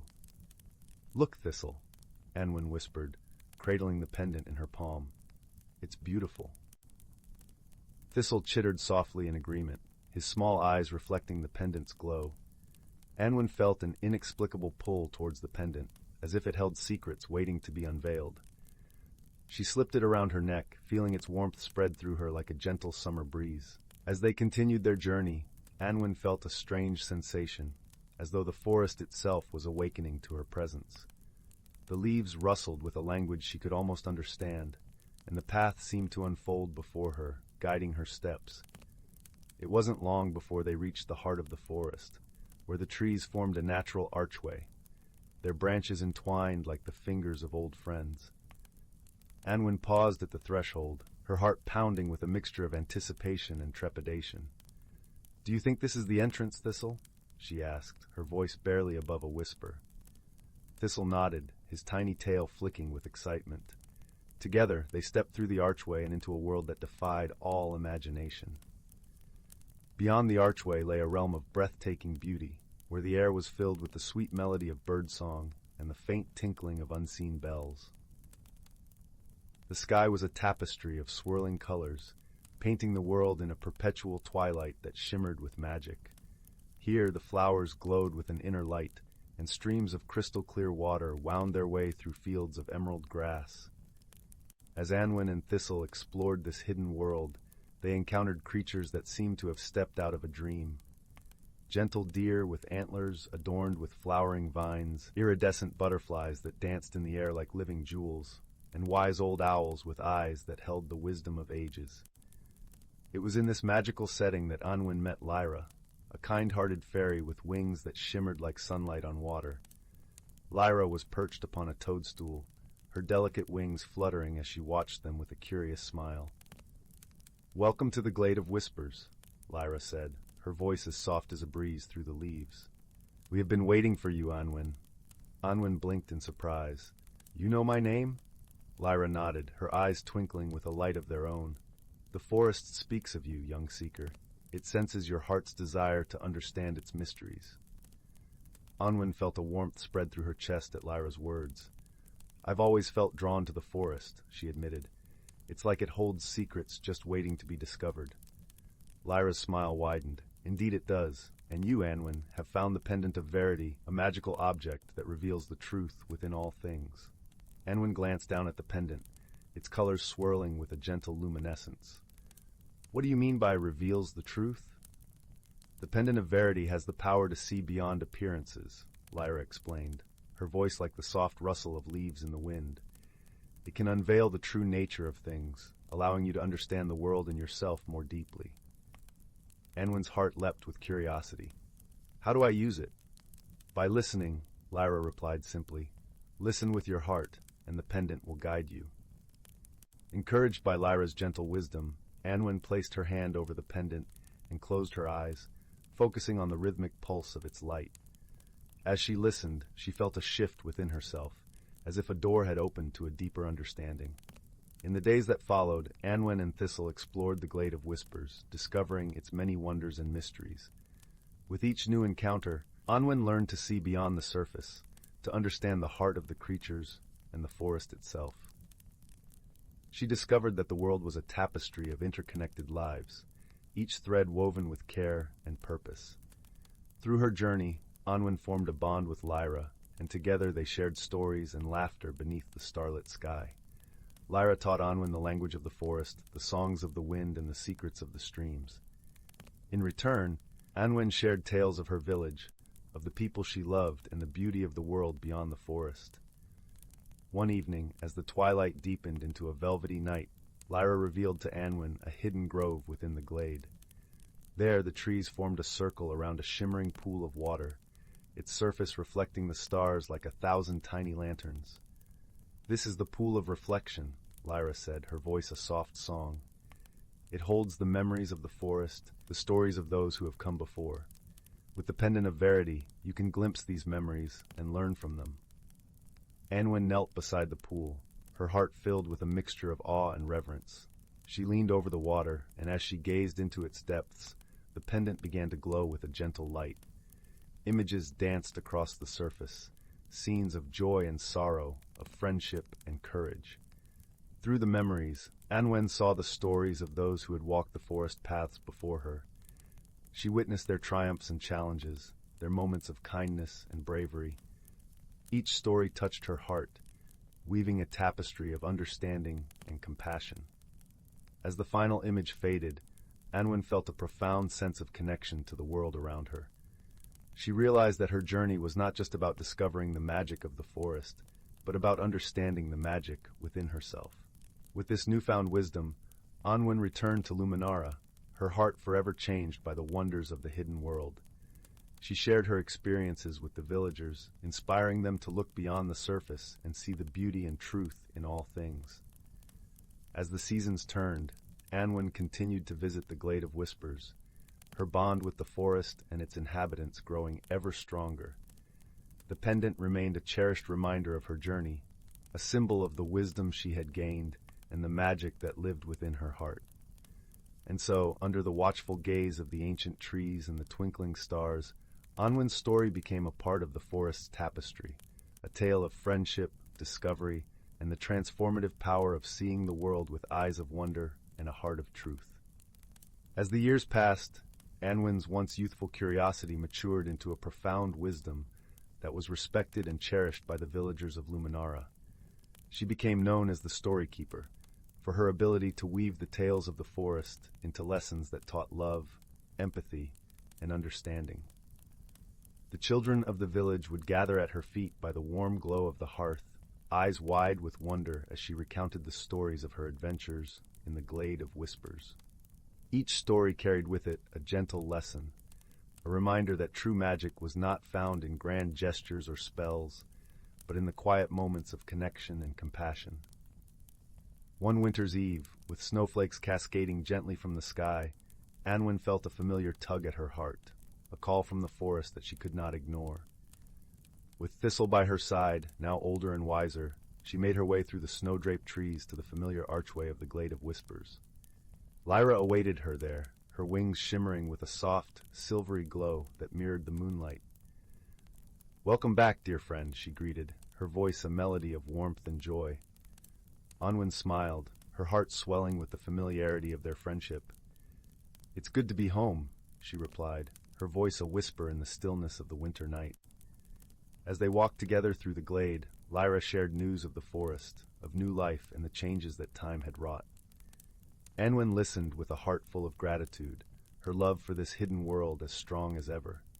"Anwen," Lyra said softly, pausing beneath a towering oak, "the forest has a gift for you, a token of gratitude for all that you have given to us." Curious, Anwen followed Lyra to the pool of reflection, where the water lay still and silent beneath a blanket of snow.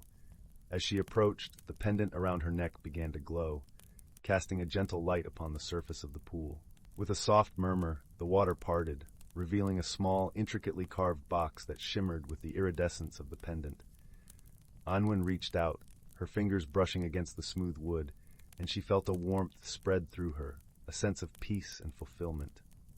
"This is the box of echoes," Lyra explained, her voice filled with reverence. "It holds the echoes of your heart, the memories and wisdom you have gathered on your journey. It is a reminder that your story is woven into the very fabric of the forest." Tears of gratitude filled Anwen's eyes as she accepted the box, feeling the weight of its significance. She knew that her journey had come full circle, that the magic of the forest was now a part of her, as she was a part of it. With the box in hand, Anwen returned to Luminara, her heart filled with a sense of purpose and belonging. She continued to share her stories, her wisdom growing with each passing season, her love for the village and the forest as enduring as the stars in the night sky. And so, the tale of Anwen and the Glade of Whispers became a cherished part of Luminara's history, a story passed down through generations, reminding all who heard it that magic was not just something to be found, but something to be lived, in every act of kindness, every moment of understanding, and every thread of connection that bound their hearts to the world around them. As the years turned to decades, Anwen's legacy endured, her stories becoming a source of inspiration and guidance for the villagers of Luminara. Her presence was felt in the gentle rustle of leaves, the whisper of the wind, and the songs of the forest creatures that continued to thrive in the hidden world she had discovered. The villagers often spoke of the storykeeper with fondness and admiration, recounting her tales by the fireside during long winter nights and beneath the starry sky on warm summer evenings. Anwen's stories became a bridge between generations, a reminder of the power of love, friendship, and the indomitable spirit of exploration. Children who had grown up listening to Anwen's stories would often venture into the forest themselves, guided by the lessons she had imparted. They would seek the archway to the Glade of Whispers, their hearts filled with the same wonder and curiosity that had once guided Anwen on her journey. Although the forest remained a place of mystery and magic, Anwen's wisdom had taught the villagers to respect and cherish its secrets, to walk its paths with reverence and gratitude. The bond between the village and the forest grew stronger with each passing year, a testament to the enduring legacy of the young girl who had once listened to the whispers of the trees. Anwen herself continued to visit the Glade of Whispers, her friendship with Lyra deepening with each encounter. Together, they would sit by the pool of reflection, sharing stories and laughter as the stars twinkled above them like 1,000 tiny lanterns. One evening, as the forest was bathed in the silver light of the moon, Lyra placed a gentle hand on Anwen's shoulder. "You have given so much to the forest, dear friend," she said, her voice filled with warmth and gratitude. "Your heart has touched the lives of all who dwell here." Anwen smiled, her eyes reflecting the stars above. "The forest has given me more than I could ever repay," she replied softly. "It has taught me to see the beauty and magic in every moment, to cherish the connections that bind us all." Lyra nodded, her wings shimmering in the moonlight. "Your story is woven into the very fabric of the forest, Anwen. It will continue to inspire and guide those who come after you." With a heart full of gratitude, Anwen returned to Luminara, her spirit forever intertwined with the magic of the forest. The pendant around her neck, the box of echoes in her hand, were cherished reminders of her journey, symbols of the wisdom and love that had shaped her life.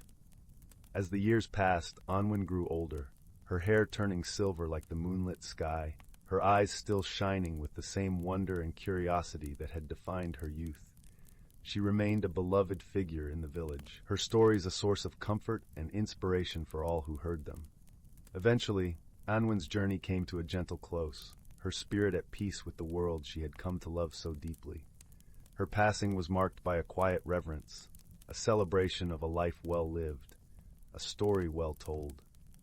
The villagers of Luminara gathered by the hearth, their hearts filled with gratitude for the storykeeper who had shared her wisdom and love with them. They spoke of Anwen's legacy, of the magic and beauty she had brought into their lives, and the lessons she had imparted. As the years turned to centuries, Anwen's story continued to be told, a timeless tale of friendship, discovery, and the transformative power of seeing the world with eyes of wonder and a heart of truth. And somewhere deep within the heart of the ancient forest, the Glade of Whispers remained, a hidden world where magic was as natural as the air they breathed, a place where the spirit of Anwen lived on, in the gentle rustle of leaves, the whisper of the wind, and the songs of the forest creatures that continued to thrive in its embrace. In the heart of a sleepy little village, nestled between rolling hills and whispering forests, there lived a curious young soul named Finn. Finn had a spectacular imagination and a heart full of wonder, always eager to discover what lay beyond the familiar cobblestone paths and the cozy thatched roofs of his home. One crisp autumn morning, when the sun was just beginning to cast its golden light over the dew-kissed fields, Finn decided to follow the path less traveled, a narrow trail that wound its way into the dense, mysterious woodlands at the edge of the village. The villagers often spoke of this forest with hushed voices, as if it were a place of secrets and stories waiting to be unveiled. As Finn stepped into the woods, the world transformed around him. The air was cool and fragrant with the scent of pine and damp earth.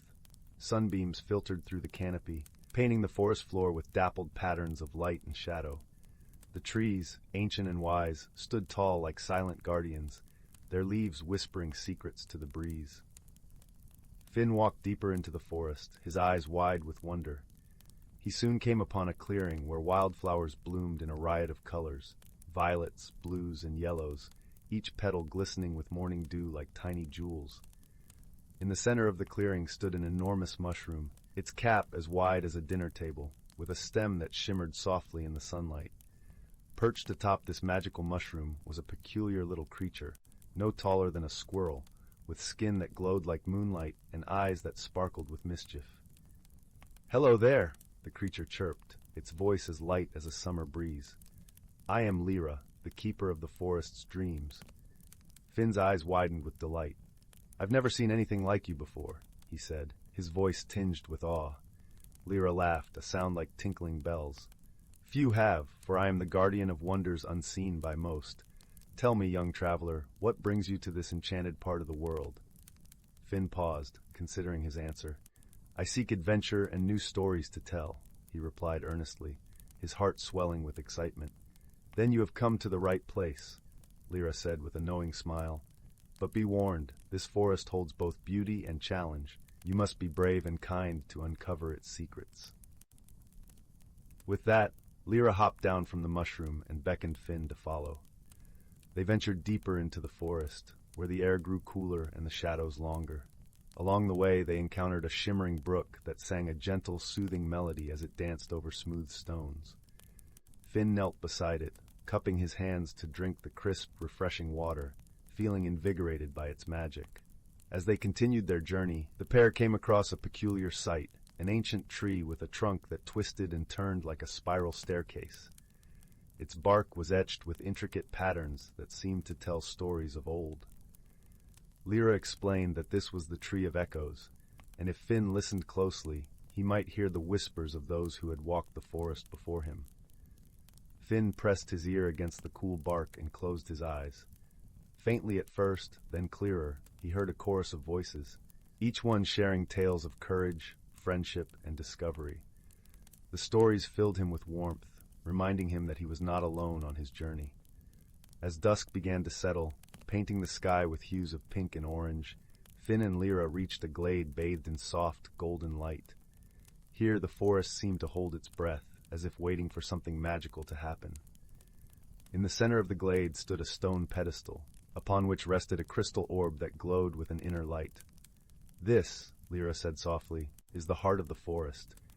It holds the dreams and hopes of all who enter these woods. It is said that those who touch it with pure intent will find the courage they seek." Finn stepped forward, his heart beating with anticipation.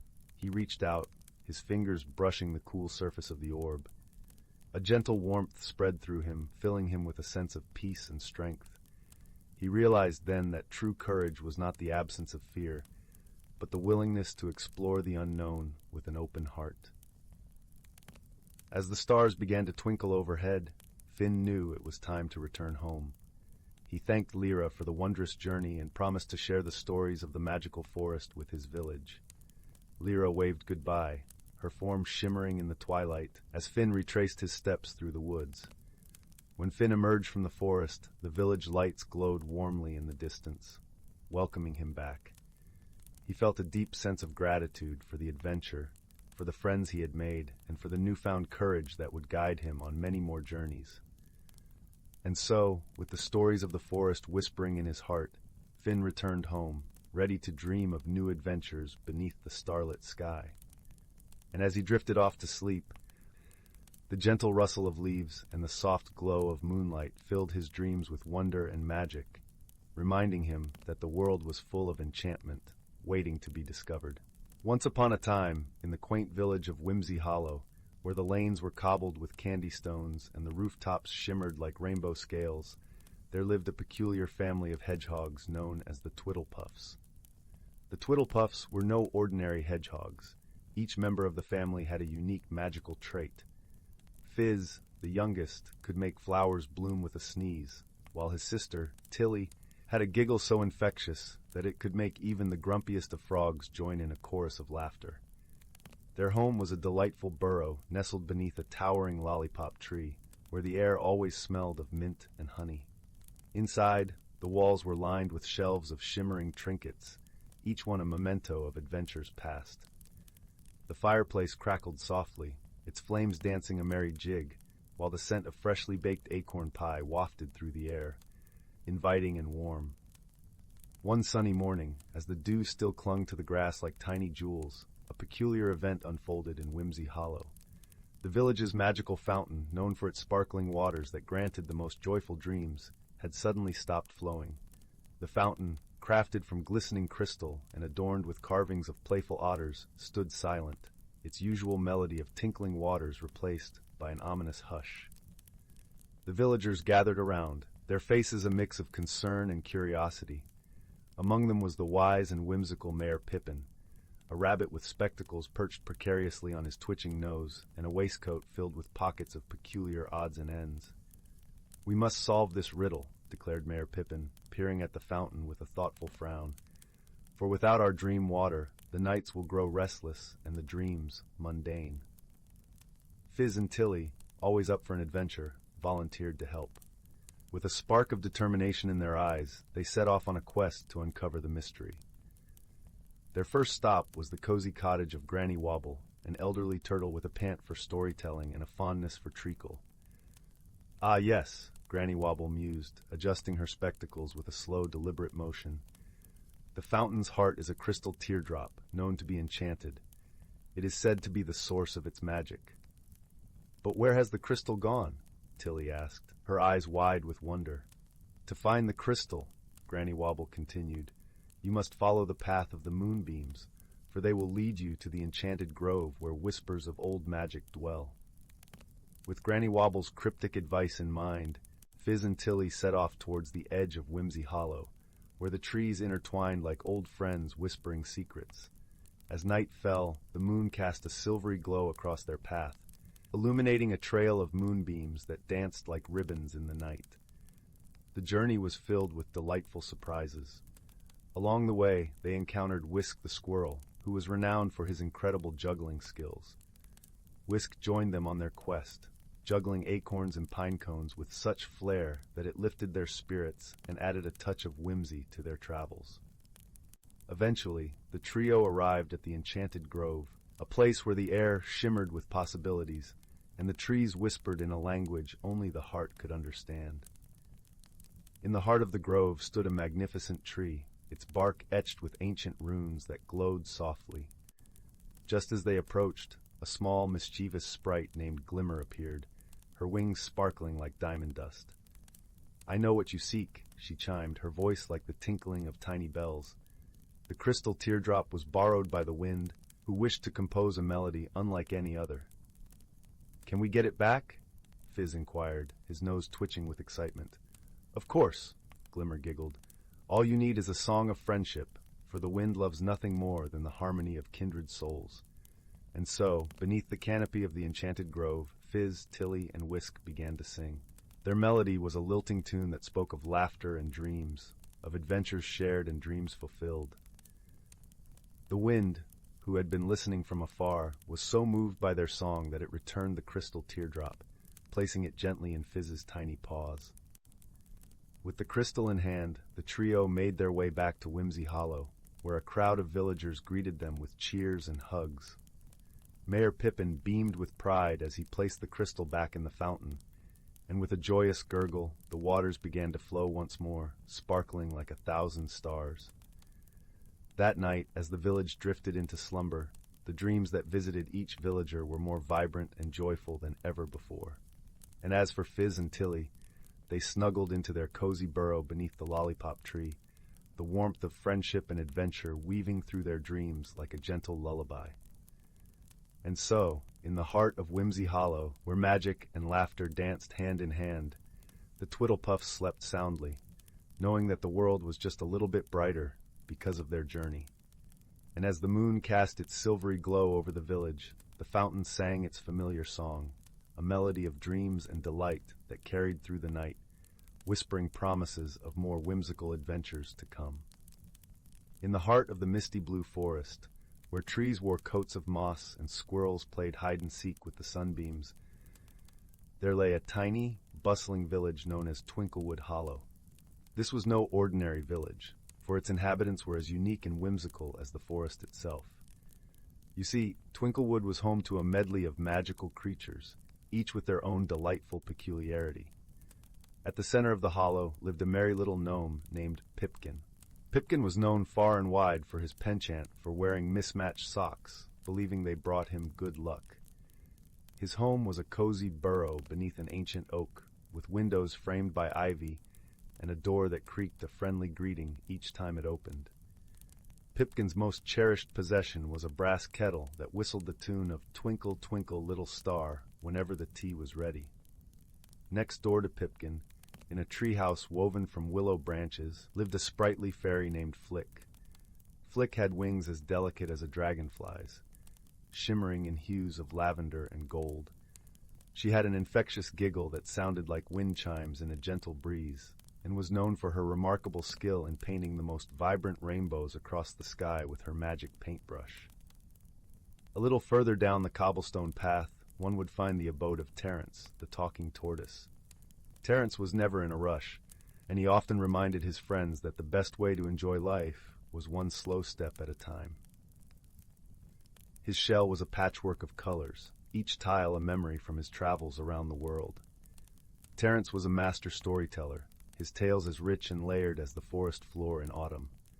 One sunny morning, as the dew sparkled on the meadow like 1,000 tiny diamonds, Pipkin, Flick, and Terence gathered at the village square. They were joined by a lively crowd of other villagers, including the melodic-voiced songbirds, the mischievous squirrel twins, and the wise old owl Hootsworth, who always wore spectacles perched precariously on his beak. The occasion was the annual Twinklewood Festival, a day filled with laughter, games, and feasting. But this year, something peculiar was afoot. As the festivities began, a curious occurrence unfolded. The air shimmered with a peculiar iridescent glow, and suddenly, every sound in the village turned into a melody. The rustling leaves sang a gentle lullaby, the bubbling brook played a merry jig, and even the clattering of dishes at the feast was transformed into a cheerful tune. At first, the villagers found this quite amusing. They danced to the melody of their chores and chuckled at the serenading sounds all around them. However, as the day wore on, it became apparent that this magical melody was more than just a harmless enchantment. Every spoken word was now a song, and trying to communicate became a comical opera of misunderstandings. "We need to solve this musical mystery," declared Pipkin, his words tumbling out in a lively aria that made the crowd giggle. Flick fluttered her wings excitedly, her voice a playful soprano. "Let's head to the Whispering Glade. Perhaps the trees can tell us what's causing this tuneful trouble." The villagers agreed, and off they went, a parade of singing, humming, and whistling creatures, weaving their way through the forest to the Whispering Glade. The glade was a special place where the oldest trees in the forest stood, their branches entwined like the fingers of old friends. It was said that these trees could speak if you listened closely enough. As they reached the glade, the villagers quieted, their melodic chatter turning into a harmonious hum. Pipkin stepped forward, his mismatched socks peeking out from beneath his trousers, and addressed the trees in a gentle ballad. "O wise trees, what is this magical melody that fills our village? Can you help us find a way to bring back our normal voices?" For a moment the glade was silent, save for the rustling leaves. Then, a deep, resonant voice emerged from the largest tree, its bark as gnarled and wise as time itself. "Long ago, a playful sprite named Melody cast a spell upon these woods, leaving behind a treasure of musical enchantments. It seems you have stumbled upon one of her playful charms." Terence, in his slow and deliberate baritone, asked, "Is there a way to undo the spell, dear trees?" The elder tree responded with a gentle rustle. "Ah, yes. To return your voices, you must find Melody's forgotten flute, hidden deep within the enchanted grove. Play a tune of friendship, and the spell shall be undone." With newfound determination, Pipkin, Flick, and Terence set out towards the enchanted grove, a place known for its magical wonders and delightful surprises. The path was lined with flowers that opened and closed like little music boxes, and birds that flew in synchronized patterns, creating an aerial symphony. As they reached the grove, they were greeted by a sight that took their breath away. The trees here were not ordinary.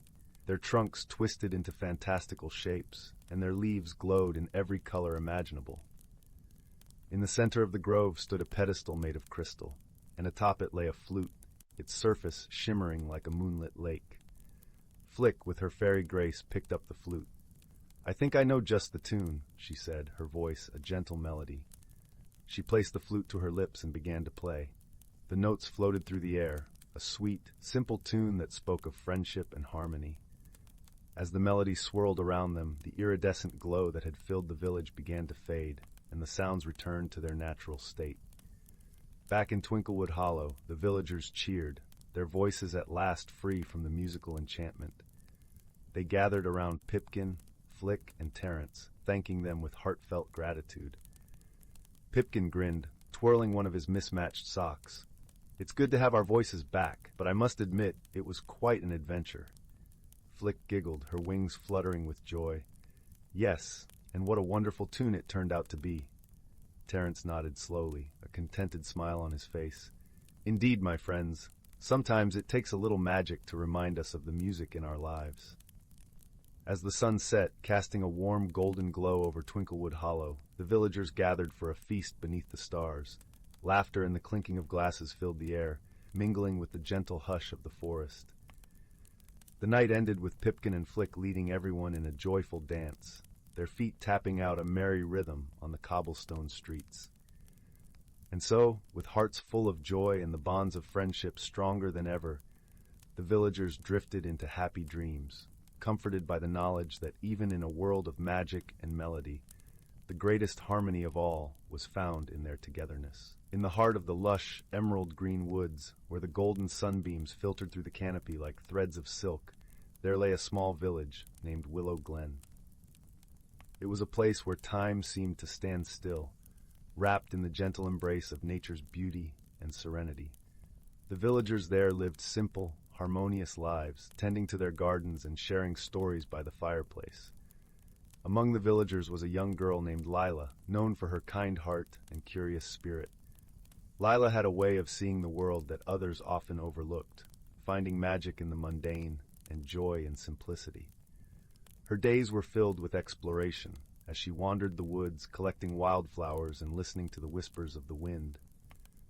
One day, while following a particularly curious-looking butterfly with wings the color of a late afternoon sky, Lila stumbled upon something extraordinary. Nestled beneath the roots of an ancient oak tree was a small, intricately carved wooden box. It was adorned with swirling patterns, reminiscent of the dancing leaves in autumn. As she carefully picked it up, she noticed it felt warm to the touch and seemed to hum with a life of its own. Lila's heart raced with excitement as she opened the box. Inside was a shimmering, iridescent stone, unlike anything she had ever seen. It glowed softly, casting a gentle light that danced in her eyes. As she held it, a comforting warmth spread through her, as if the stone itself was whispering secrets of forgotten times. Intrigued by her discovery, Lila hurried back to the village to show her best friend Finn. Finn was a gentle soul with a mind as sharp as a fox's and a heart as vast as the ocean. Together they had shared countless adventures, each one more thrilling than the last. "Lila, where have you been?" Finn called out as she approached, his eyes lighting up with curiosity. "Finn, you won't believe what I found!" Lila exclaimed, holding out the stone for him to see. As Finn took the stone in his hands, his eyes widened in awe.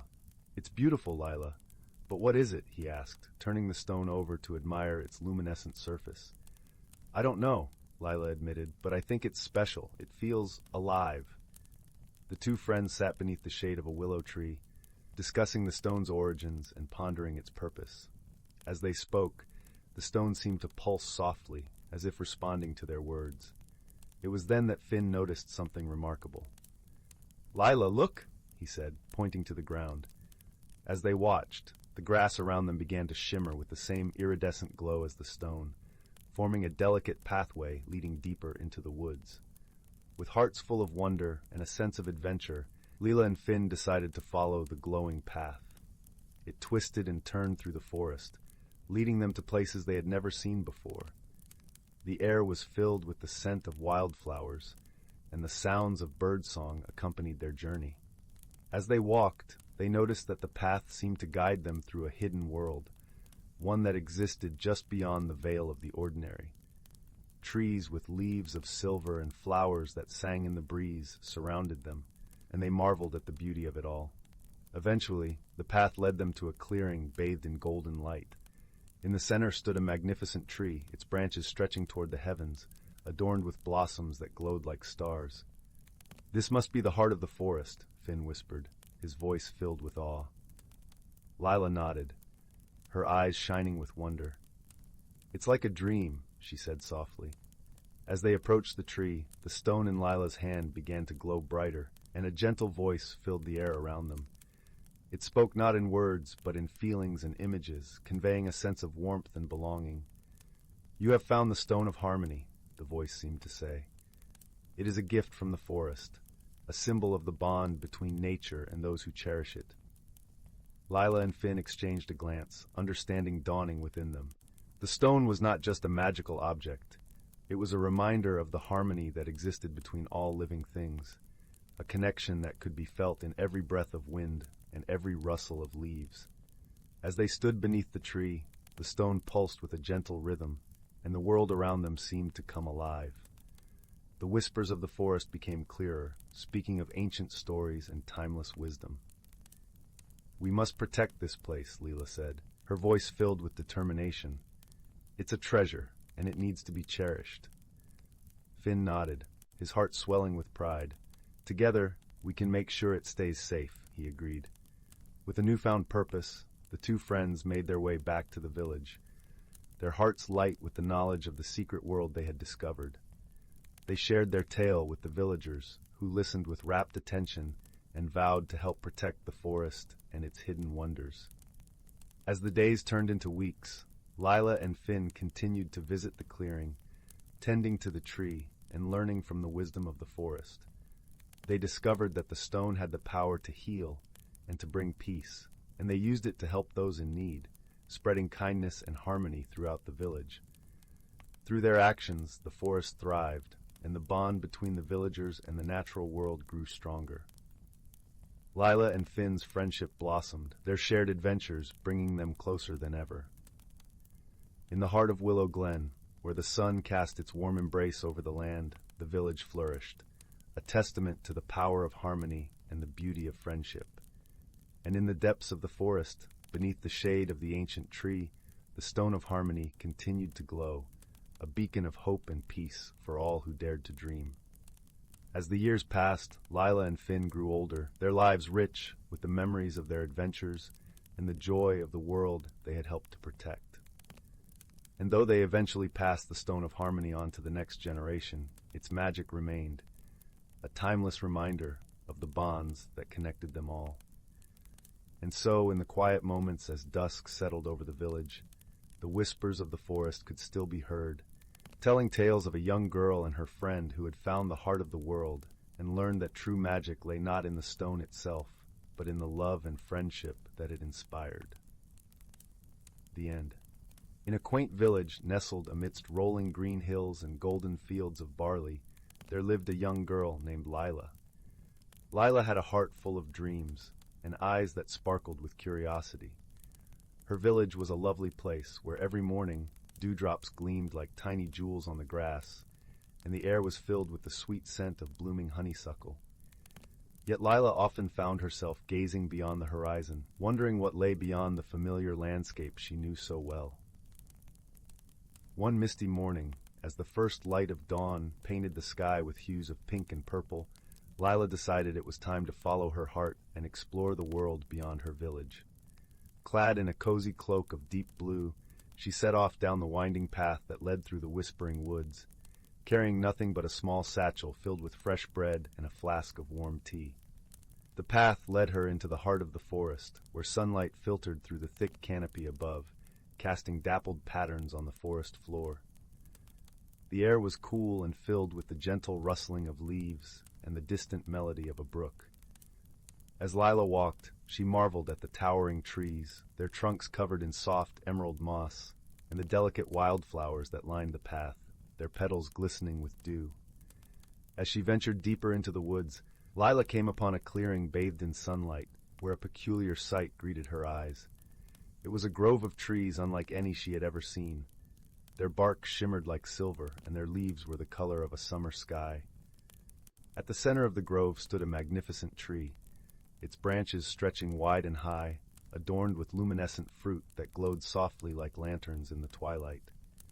Drawn by an irresistible curiosity, Lila approached the tree. As she neared, she noticed a small, gentle creature nestled among the roots. It was a creature of wonder, with soft, iridescent fur that shifted colors like a rainbow, and eyes as bright as stars. It looked up at Lila with a friendly smile and spoke in a voice as soothing as a lullaby. "Welcome, dear traveler," the creature said. "I am the keeper of the grove, and these trees have stood here since time began. Few have ventured here, and fewer still have returned with tales of their journey." Lila felt a sense of peace wash over her as she listened to the creature's words. She sat beside it, sharing her bread and tea, and told it of her village and her longing to explore the world. The keeper listened intently, nodding with understanding. "You have a brave heart, Lila," it said kindly. "To seek the unknown is to embrace the beauty of life itself. This grove holds many secrets and wonders, and I sense it has much to teach you." Encouraged by the keeper's words, Lila decided to explore the grove further. As she wandered among the silver-barked trees, she discovered a stream flowing with shimmering water that sang softly as it danced over smooth stones.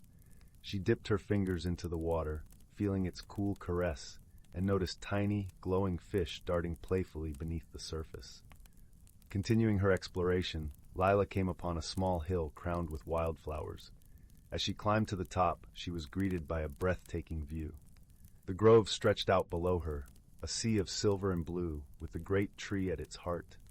Beyond the grove, the forest continued, a tapestry of greens and browns, and in the distance she glimpsed the peaks of mist-shrouded mountains. Feeling a newfound sense of courage and wonder, Lila descended the hill and returned to the keeper. She found it waiting with a gentle smile, its eyes filled with warmth and wisdom. "You have discovered much today, Lila," the keeper said. "But remember, the true journey is not in what you see, but in what you learn and how you grow."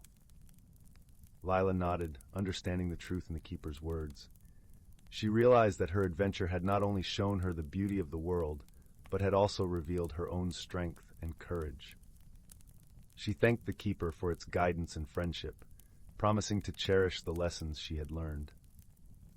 As the sun began to set, casting a golden glow over the grove, Lila knew it was time to return home. She walked back through the whispering woods, her heart light and her spirit filled with joy. She carried with her the memory of the enchanting grove and the kindness of its gentle keeper, knowing that she would forever be a part of its magic. When Lila finally returned to her village, the stars were twinkling in the night sky. She was greeted by the familiar sight of warm lights glowing in the windows of her home and the comforting sounds of her family's laughter. As she settled into her cozy bed, she felt a deep sense of peace and contentment, knowing that her world was now a little bit larger and her heart a little bit braver. And so, Lila drifted into a gentle, restful sleep, dreaming of silver trees and glowing fruit, of shimmering streams and starry-eyed creatures, and of all the adventures yet to come. For she knew that the world was full of wonders, and she was ready to explore them all, one step at a time. Once upon a time, in a land where the sun painted the skies with hues of pink and gold, there lay the enchanting village of Whimsy Hollow. The village was nestled between rolling hills of lavender and fields of fluttering daisies, where the air was always filled with the gentle hum of laughter and the sweet scent of honeysuckle. In Whimsy Hollow, every creature was unique, and each had a special charm of their own. There was Pipkin, the pint-sized fox with a tail that sparkled like 1,000 fireflies, and Mary, the mouse who wore a tiny top hat and played delightful tunes on his miniature violin. Then there was Lark, a wise old tortoise with a shell that changed colors with the seasons, and who always had a kind word or two to share. Life in Whimsy Hollow was always filled with wonder and joy, but one sunny morning, a peculiar event occurred that sent ripples of excitement through the village. The great bubble tree, a magical tree that stood at the heart of the village square, began to produce bubbles that were far too large and bouncy. Normally, the tree's bubbles were just the right size to float gently around, spreading giggles to anyone they touched. But now, they were so immense that they bounced off rooftops and sent chickens clucking in surprise. The villagers gathered around the great bubble tree, scratching their heads in bewilderment. "I do declare," said Pipkin, his eyes wide with amazement, "these bubbles are as big as pumpkins and as bouncy as a bed of marshmallows." Mary twirled his hat and played a cheerful note. "Perhaps there's a bit of magic gone awry," he mused. "Or maybe the tree is simply in a jolly mood." Lark nodded thoughtfully, his shell glistening in the sunlight. "It seems to me," he said in his deep, soothing voice, "that we must discover the cause and find a way to help our dear tree return to its usual self." The villagers agreed, and so began their whimsical adventure. Pipkin, Mary, and Lark decided to seek the advice of the village's resident enchantress, a whimsical old woman named Flora, who lived at the edge of the village in a cottage made entirely of gingerbread. As they made their way through the fields, the air was filled with the fragrance of freshly baked cookies, and the sound of Flora's laughter danced on the breeze. Her garden was a riot of colors, with flowers that sang when tickled by the wind and trees that swayed in rhythm to the songs. Flora greeted them with a warm smile and a twinkle in her eye. "Ah, my dear friends," she chuckled, "I hear the great bubble tree has been getting a bit carried away with its bubbles." Pipkin nodded, his tail twinkling with excitement. "Yes, indeed. We were hoping you might have a potion or a spell to help." Flora clapped her hands with delight. Oh, I do love a good magical mystery. Let us see what we can brew together. In Flora's cozy kitchen, the scent of cinnamon and vanilla filled the air as they mixed ingredients from her collection of jars and bottles. There were giggleberries, which always brought a smile, and whispering petals, known to share secrets with those who listened closely. They added a sprinkle of moonbeam dust, just for a touch of sparkle. As they stirred the concoction, Mary played a joyful tune, and Lark shared an old tale of a turtle who once danced with the stars. The potion bubbled and glowed, casting a warm light around the room. With the potion ready, the friends hurried back to the great bubble tree. The villagers watched with anticipation as Flora sprinkled the potion over the roots of the tree. For a moment, nothing happened, and then the tree shivered with delight, and the bubbles began to shrink to their usual delightful size. The villagers cheered, and the air was filled with laughter and hugs. The great bubble tree twinkled in the sunlight, grateful to be back to its bubbly self. Pipkin, Mary, and Lark beamed with pride, knowing they had helped their village with creativity and friendship. Flora smiled, her heart warmed by the joy she saw around her. "Remember, my dear friends," she said, "that the magic of Whimsy Hollow lies not just in spells and potions, but in the kindness and laughter we share." And so life in Whimsy Hollow returned to its happy rhythm, with bubbles that danced gently on the breeze and hearts that sang with joy. The village continued to be a place of wonder and whimsy, where every day was a new adventure, and where friendship was the most magical gift of all. As the sun set, painting the sky with colors as vibrant as the village itself, the villagers gathered around the great bubble tree once more. This time, they weren't there to solve a mystery, but to celebrate the joy of their community. Pipkin, Mary, and Lark stood proudly, knowing that their teamwork had brought the village back to its delightful self. Flora joined them, bringing a basket filled with her homemade ginger snap cookies, each one shaped like a star. As they nibbled on the sweet treats, the bubbles floated gently overhead, casting rainbows in the fading light. The air was filled with the soft sounds of Mary's violin, his tunes weaving a melody of peace and happiness. "Do you suppose the tree will ever get carried away again?" Pipkin asked, a playful glint in his eyes. "Perhaps," Flora replied with a wink, "but that's the beauty of magic, isn't it? It's full of surprises and wonder, much like life itself." Lark nodded in agreement, his wise old eyes sparkling with wisdom. "And when it does, we'll be ready with our wits and laughter," he said, his shell reflecting the gentle glow of the bubbles. The villagers continued to celebrate, sharing stories and dreams as the stars began to twinkle in the night sky. They knew that whatever challenges they might face, they would always have each other, and that was the greatest magic of all. As the night deepened, the villagers slowly made their way to their cozy homes, their hearts warm with the comfort of friendship and community. The great bubble tree stood tall and proud, a symbol of the joy and unity that defined Whimsy Hollow. And so, under the watchful gaze of the moon and stars, Whimsy Hollow drifted into a peaceful slumber, dreaming of the adventures yet to come and the laughter that would always fill their days. In the quiet hush of the night, the gentle rustle of leaves and the soft murmur of bubbles filled the air, a lullaby of magic and love. And as the first light of dawn began to peek over the hills, Whimsy Hollow awoke once more, ready to embrace the new day with open hearts and cheerful spirits. For in Whimsy Hollow, every day was a celebration of life, a testament to the power of friendship, and a reminder that with kindness and creativity, any problem could be solved. And that, dear listener, is the true magic of Whimsy Hollow, a place where dreams come to life and every heart finds its song. In the little village of Willowbrook, nestled among rolling hills and whispering streams, there was a quaint, old bookstore known as Whimsy and Wonder. Its shelves stretched from floor to ceiling, filled with books of every kind imaginable. The air inside was always warm, filled with the comforting scent of aged paper and polished wood. It was here that a young girl named Clara found herself spending most of her afternoons, losing herself in the pages of adventure and mystery. One particularly drizzly afternoon, as raindrops stitched a delicate pattern on the windows, Clara stumbled upon a dusty, leather-bound book tucked away in a shadowed corner. Its cover was embossed with faded gold letters that read, "The Book of Whispers." Intrigued, Clara carefully opened it, and to her surprise, the pages were blank.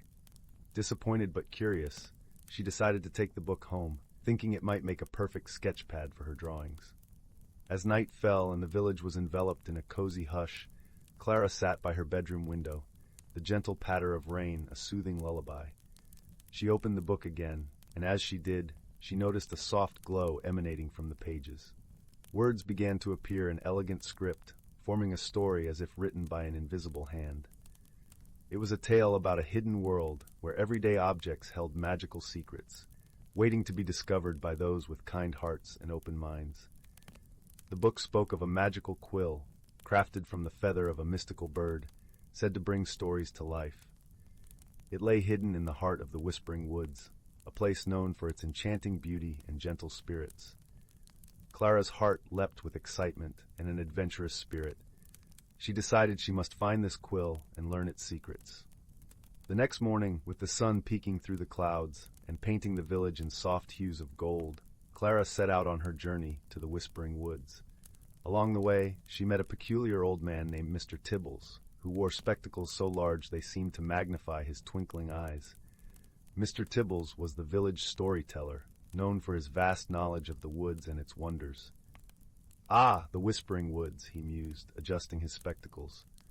"A place of great beauty and mystery. But remember, dear Clara, it is not strength or speed that will guide you to the quill, but wisdom and kindness." With Mr. Tibble's words in her heart, Clara ventured into the woods. The air was crisp, filled with the earthy scent of moss and pine. Sunlight danced through the leaves, casting playful shadows on the forest floor. As she walked deeper, she felt a gentle sense of calm, as if the woods themselves were whispering secrets of ancient times. It wasn't long before Clara encountered a small, timid squirrel named Oliver, who was frantically searching for his lost acorns. With a kind smile, Clara offered to help, and together they found the acorns nestled beneath a pile of autumn leaves. Grateful, Oliver decided to accompany Clara on her quest, chattering cheerfully and offering bits of wisdom about the forest. Further along, they came across a wise old turtle named Gertrude. Her shell was etched with patterns that told stories of the forest's past. "To find the quill," Gertrude said in a slow, gentle voice, "you must first listen to the whispers of the forest. They will guide you." Clara closed her eyes, allowing the forest sounds to envelop her. The rustle of leaves, the chirping of birds, and the soft murmurs of the wind seemed to form a melody, leading her deeper into the woods. After what felt like hours, Clara and her newfound friends reached a clearing bathed in golden light. In the center stood an ancient oak tree, its branches stretching towards the sky. Nestled within the roots was the quill, glowing softly with a magical light. As Clara reached out to take the quill, a gentle voice filled the air. "The quill chooses those who write with their hearts," it said. Clara understood that the quill's true magic lay not in the stories it could write, but in the intentions of the storyteller. With the quill in hand, Clara returned to the village, her heart filled with gratitude and wonder. She realized that the true journey had been one of self-discovery, learning the value of kindness, friendship, and wisdom. Back at Whimsy and Wonder, Clara began writing stories with the magical quill, sharing tales of her adventures and the lessons she had learned. The bookstore became a haven of warmth and imagination, drawing people from near and far who came to listen to Clara's enchanting stories. And so, in the gentle glow of the bookstore's lanterns, with the rain softly tapping on the windows, Clara's stories lived on, whispering secrets of magic and wonder to all who would listen. And in the heart of Willowbrook, where ordinary objects held extraordinary secrets, the spirit of adventure and kindness thrived, gently guiding all who ventured into the realms of imagination. In the amber-hued village of Willowmere, where chimney smoke curled into shapes of sleeping cats and bakery windows glowed like honeycomb cells, something peculiar began unfolding as the autumn moon waxed full. Each night at precisely 8 bells, every lantern in the town square would blink out simultaneously, leaving townsfolk fumbling with tinderboxes while the warm scent of spiced cider hung unfinished in the crisp air. 12-year-old Tansy noticed it first while collecting chestnuts beneath the old sentinel oak. Her boots crunched rhythmically through fallen leaves, until the familiar pop of extinguished flames made her turn. Through the twilight she watched as the lamplighter's pole slipped from old Mr. Burrow's grasp, his whiskery face upturned as dozens of lantern flames detached like glowing dandelion seeds, swirling westward toward the mist-shrouded bramblewood. "They're not going out," she whispered to her prickly companion, a hedgehog named Nettle who rode in her apron pocket. "They're being called." The next evening found Tansy perched on a frost-kissed bench, a woolen scarf knitted by her grandmother wrapped thrice around her neck. In her lap sat a jam jar filled with luminous moss and 3 raisins, Nettle's idea of emergency provisions. As the church bell tolled its 8th sonorous note, she held her breath. Lantern flames stretched into golden threads, slipping through iron filigree to dance above the cobblestones. "Quickly," she urged, jogging after the luminous procession. Nettle's tiny claws gripped her collar as they followed the trail past the murmuring mill wheel, through a thicket where silver birch bark gleamed like ancient parchment. The flames congregated above a crumbling stone well long claimed by ivy, spiraling downward into darkness. Tansy's courage faltered until a voice like wind through sun-warmed grass spoke behind her. "They seek to mend what was fractured." A badger stood on hind legs, spectacles balanced precariously on his black-striped nose. In his paws lay an astrolabe crusted with stardust, its brass rings humming faintly. "Professor Thistledown," he introduced himself with a bow. "Keeper of sideways moments and lost luminescence. You've excellent timing, child, the moon's in the house of mending." As Tansy helped the badger polish a viewing lens the size of a soup plate, he explained the well wasn't a well at all, but a temporalis fissure, a fold between moments. "Long ago, fire sprites lit these woods," he murmured. But frightened villagers built lanterns to replace them, wounding the old pact between flame and forest. Deep below, the gathered lantern lights pulsed in distress. Through the lens, Tansy glimpsed fragmented memories. A sapling's first sunrise, a fox-kit's startled laughter, the village founder shaking hands with a glowing creature made of crackling twigs. "The sprite's memories are fading," Thistledown sighed. "Without them, your lanterns will gutter forever by winter solstice." Dawn found them in the badger's burrow library, shelves carved between tree roots and lined with crystallized dewdrops containing historical scents. Tansy sneezed twice. 1776 smelled strongly of burnt toast, while Nettle organized acorn caps of herbal tea. "We need something that carries both human warmth and wild light," Tansy mused, watching steam rise from her cup. Her mittened finger traced the knit stitches of her scarf, each loop a tiny vessel. Like Nana's stories. She sat upright, scattering chestnut shells.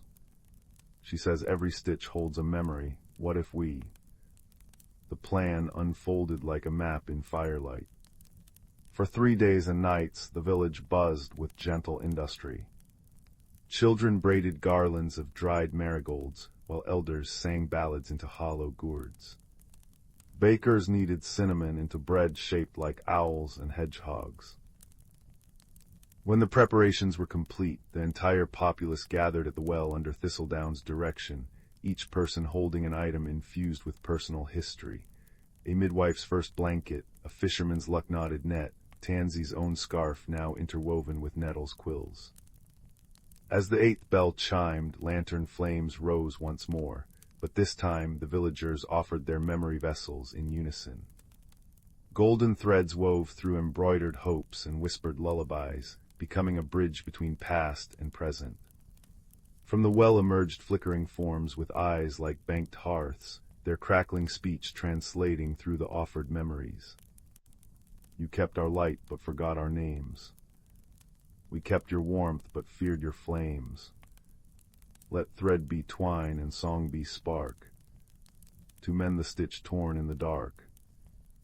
The fire sprites and lantern flames merged into constellations above the square.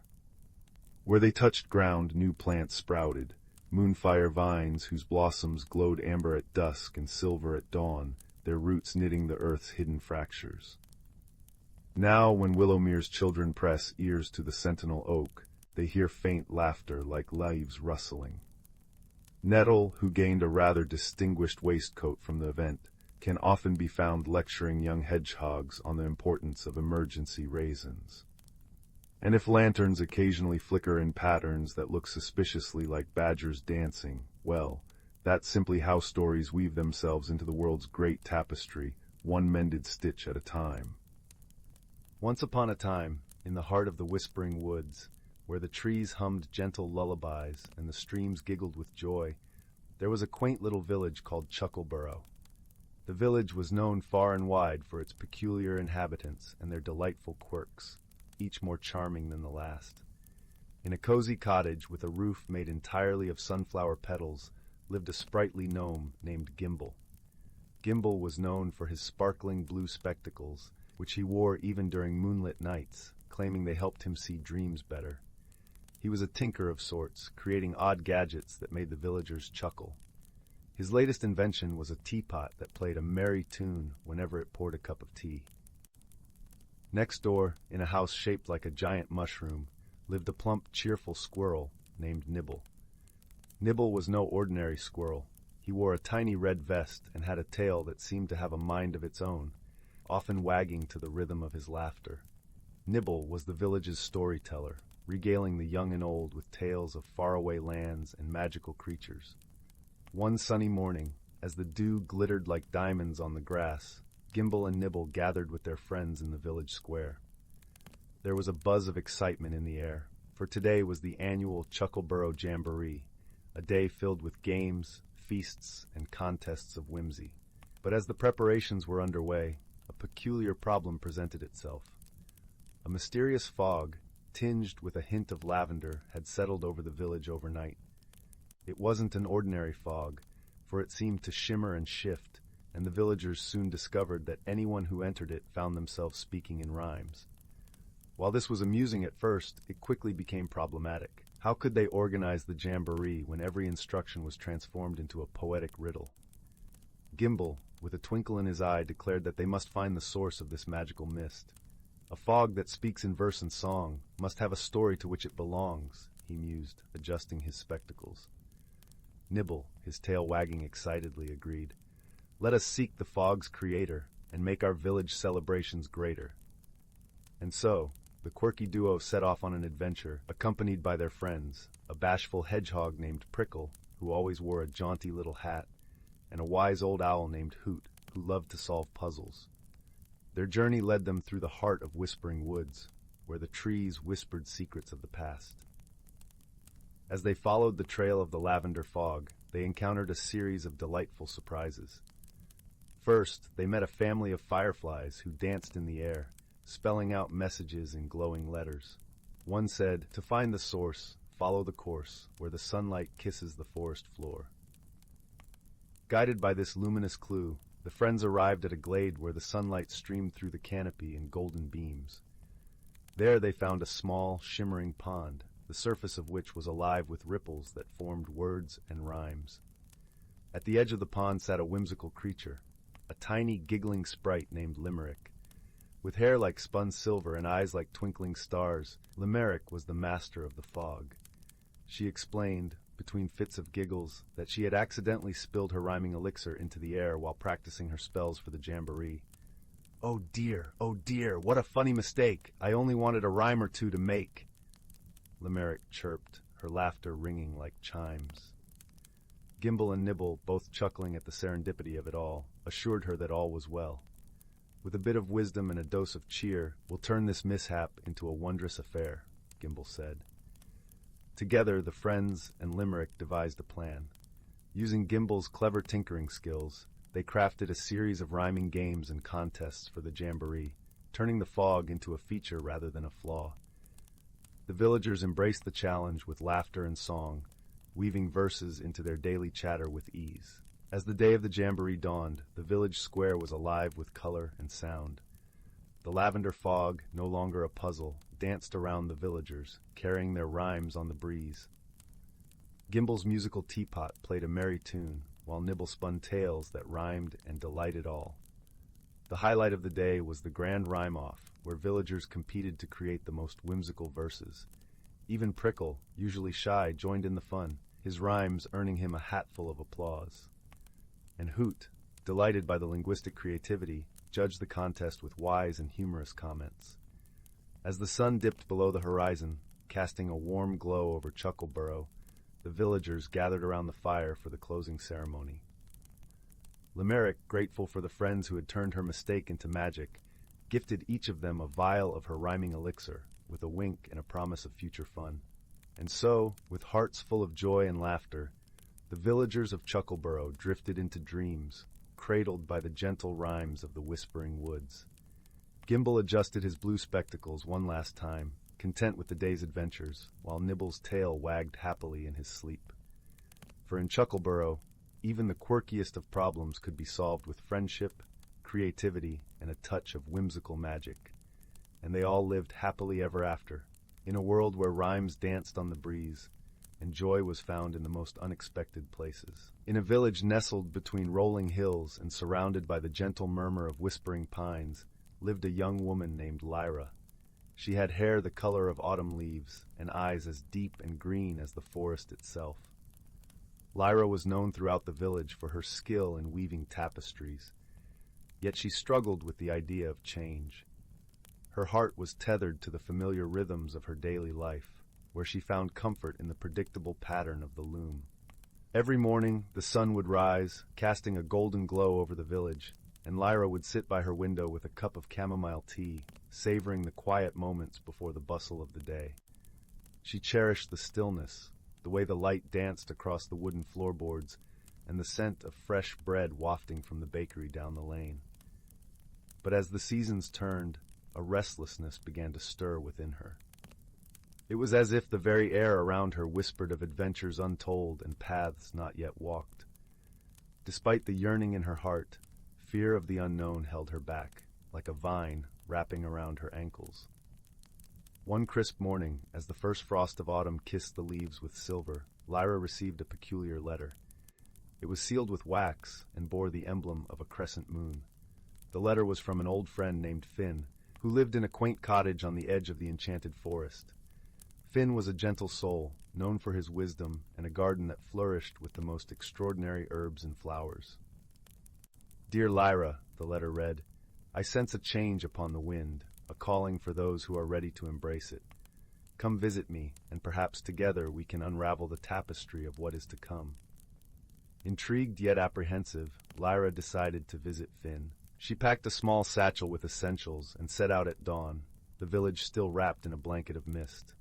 As she walked, the path wound through fields bathed in the soft glow of early morning, the dewdrops sparkling like tiny crystals. The forest soon enveloped her, its ancient trees standing like sentinels. The air was cool and fragrant with pine and earth. As Lyra ventured deeper, she noticed the forest seemed to hum with a quiet magic. The leaves rustled gently, and rays of sunlight filtered through the canopy, creating patterns that danced upon the ground.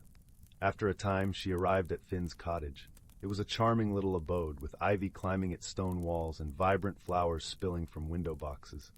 Finn greeted her with a warm smile, his eyes twinkling with the wisdom of countless lifetimes. Welcome, dear Lyra, he said, ushering her inside. The cottage was cozy, with a fire crackling in the hearth and the aroma of herbs hanging in the air. Books and trinkets lined the shelves, each holding a story of its own. Over tea, they spoke of many things, of dreams, of fears, and the subtle dance between them. Finn listened with the patience of an old oak, and then shared a tale of his own, of a seed that dared to grow beyond the confines of its small garden.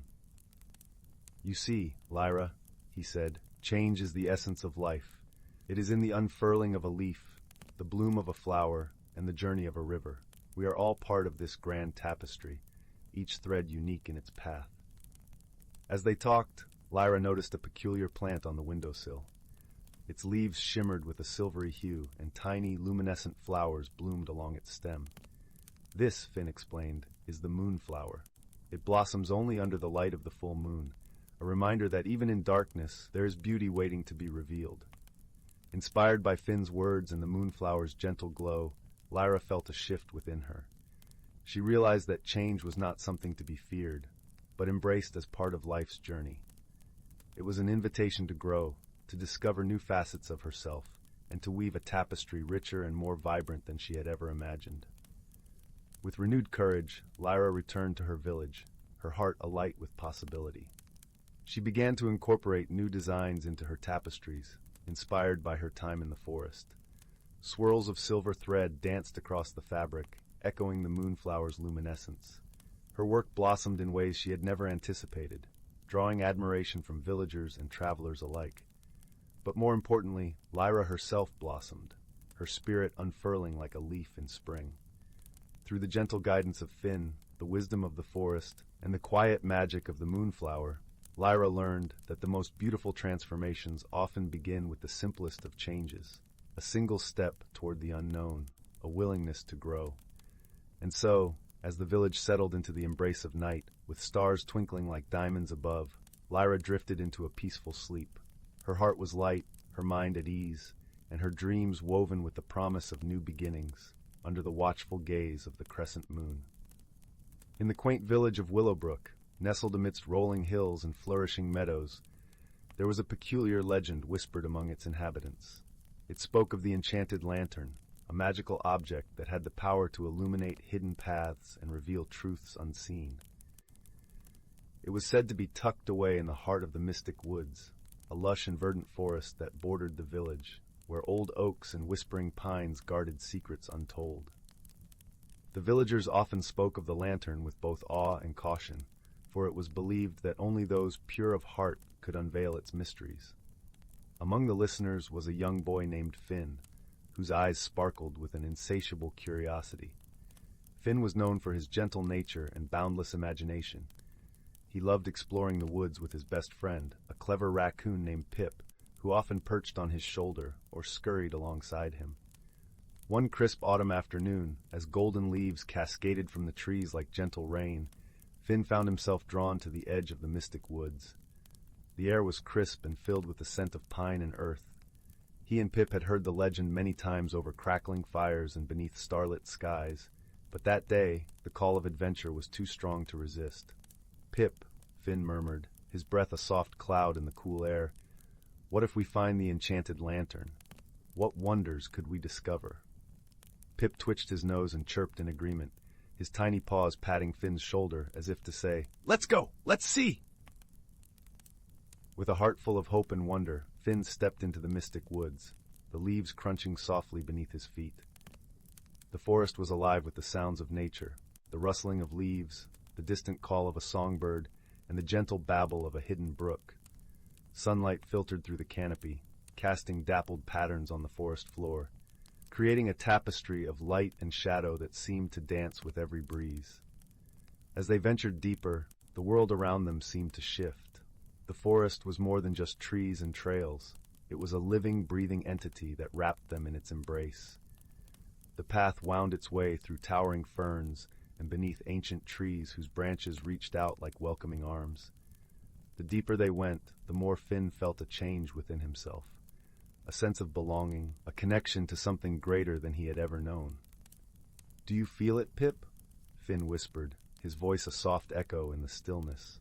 Pip nodded, his eyes wide with wonder as they peered into the depths of the forest, where shadows played and light danced. Hours passed like minutes as they wandered, until they came upon a clearing bathed in a gentle golden glow. In the center stood an old stone pedestal, and upon it rested the enchanted lantern. Its glass was etched with intricate patterns that seemed to shift and shimmer, reflecting the colors of the forest around it. Finn approached with reverence, his heart pounding with a mix of excitement and trepidation. He reached out a tentative hand, and as his fingers brushed the cool metal, a warm light blossomed from within the lantern, casting a soft radiance that filled the clearing. In that moment, Finn felt a warmth spread through him, a gentle reassurance that whispered of possibilities and dreams yet to be realized. The world seemed to hold its breath, and the forest hushed as if in anticipation. Pip chirped softly, his eyes reflecting the light of the lantern as he watched his friend with unwavering trust. With the lantern in hand, Finn turned to the path ahead, which now glowed with a luminescent trail that beckoned them onward. It was a path that wove through the heart of the forest, revealing vistas of breathtaking beauty, hidden groves where flowers bloomed in riotous colors, and crystal-clear streams that sang as they danced over stones. As they walked, the lantern's light revealed more than just the path. It illuminated memories and dreams, hopes and fears, all woven together in the tapestry of Finn's heart. He saw moments of kindness and courage, laughter shared with friends, and the quiet strength that came from knowing he was never truly alone. The journey was not without its challenges, but Finn faced them with a newfound wisdom and the steadfast companionship of Pip. They crossed rickety bridges that swayed over deep chasms, clambered over rocky outcrops that tested their resolve, and weathered sudden storms that sought to turn them back. Yet through it all, the lantern's light never wavered, guiding them with unwavering certainty. As they ventured further, they discovered a hidden world within the forest, a place where the magic of nature thrived in harmony. They met creatures of all shapes and sizes, each with stories of their own. There was Luna, the wise old owl who spoke of the stars and the secrets they kept, and Thistle, the mischievous squirrel who shared tales of acorn feasts and daring escapades. In this hidden world, Finn and Pip forged friendships that defied expectations. They learned that true friendship knew no bounds, that it was a bond that transcended differences and celebrated the unique gifts each brought to the world. Through their journey, they came to understand that the greatest magic lay not in the lantern itself, but in the connections they made along the way. The days turned into weeks, and the forest became a second home, a place of peace and discovery. Yet, as all journeys do, theirs too had to find its end. One evening, as the sun dipped below the horizon and painted the sky in hues of lavender and gold, Finn and Pip found themselves back at the edge of the mystic woods. The enchanted lantern, now a part of their story, rested gently in Finn's hands. He knew that its light was meant to be shared, that it was a gift for all who sought its wisdom. With a heart full of gratitude, he placed the lantern back upon its pedestal, where it would await the next seeker of dreams. As they made their way home, the village welcomed them with open arms, the warmth of familiarity and love wrapping around them like a cozy blanket. Finn's journey had changed him in ways he could not have imagined. He carried with him the lessons of the forest, the importance of friendship, the courage to face the unknown, and the magic that dwells within every heart. And so, with Pip by his side, Finn returned to the world he knew, forever changed by the journey he had taken. The enchanted lantern remained in the heart of the mystic woods, a beacon of hope and wonder, its light waiting to guide those with the courage to seek it. In the quiet of the night, beneath a sky strewn with stars, Finn and Pip lay in the warmth of their home, knowing that the magic of their adventure would live on in their hearts and in the stories they would share. And as they drifted into a peaceful slumber, the gentle glow of the lantern lit the path for the dreams yet to come, promising new adventures, new friendships, and the enduring magic of a kind heart. In the heart of the whispering woods, where the trees hummed soft lullabies with every breeze, there lay a quaint village called Willowbrook. Nestled amidst blooming wildflowers and the gentle laughter of babbling brooks, Willowbrook was a place where time seemed to slow, and the world's worries melted away like morning mist. Every evening, as the sun dipped beneath the horizon, painting the sky in hues of lavender and rose, the villagers would gather around the great old oak in the village square. It was here that stories were shared, laughter echoed, and the bonds of community grew ever stronger. One such evening, as the villagers settled beneath the oak's sprawling branches, a peculiar thing happened. A series of soft, shimmering lights began to dance above them, weaving intricate patterns in the air. At first, they thought it might be fireflies, but these lights were different, more vibrant, more alive. Among the villagers was a gentle soul named Mira. With her chestnut curls and warm hazel eyes, Mira was known for her kindness and her curiosity. She watched the lights with fascination, noticing how they flickered and swirled as if they were trying to communicate something. Intrigued by the mysterious display, Mira decided to investigate. The next morning, she set out into the woods, where the lights seemed to have originated. The air was crisp and carried the scent of pine and earth. Birds sang cheerful tunes as she walked along the winding paths, their melodies mingling with the rustling leaves. As Mira wandered deeper into the forest, she stumbled upon a clearing she had never seen before. In the center stood a small, shimmering pond, its surface glistening like 1,000 diamonds in the sunlight. Surrounding the pond were delicate lilac flowers that swayed gently, as if dancing to a silent song. "Hello, young seeker," came a soft voice, as warm and inviting as a summer breeze. Startled, Mira turned to see a creature unlike any she had encountered. It was a luminal, a rare and magical being with wings that sparkled like the night sky. Its eyes were deep pools of wisdom, and its presence exuded a comforting aura.